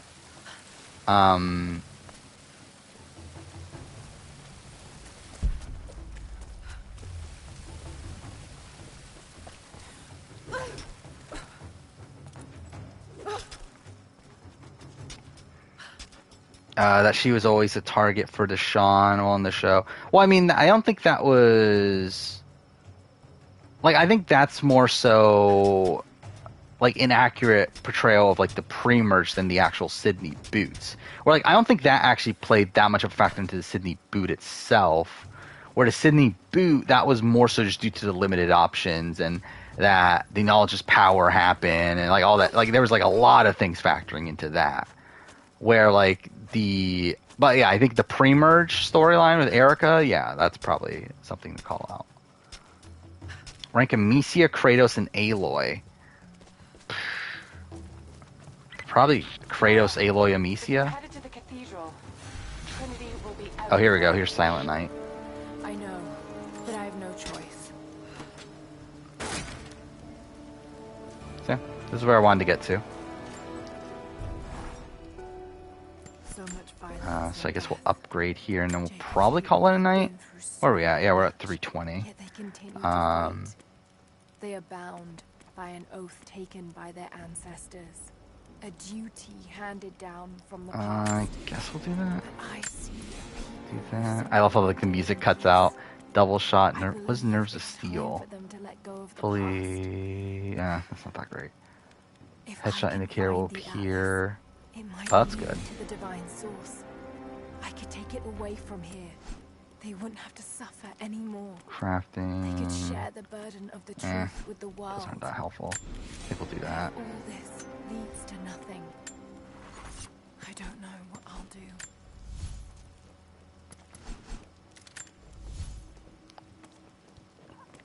Is there no reload speed? Oh, there's reload speed. Rate of fire. Alright, I think that's probably it. Just found out that Devin has an only... Oh, I knew about that. Wait, Chauncey has one too? I didn't know about Chauncey. But I did know about Devin's OnlyFans. Oh yeah, again, like Big Brother Canada, you can definitely bring up a lot of examples. Like, you can bring up, like, almost the entirety of BB Can 6. You can bring up a lot of BB Can 4. You can bring up a lot of BB Can 3. There's a lot of shit in BB Can that you can call out as being inaccurate. Funny that Owen was propped up in the preseason, and yeah, he's been mostly out loop. Yeah, that is. I think that's been pretty underwhelming to me. Yeah, he's just not. I don't think he's played as well as what I thought he was going to. Where again, like, he was like essentially the golden boy preseason. He was the like preseason pick for most people.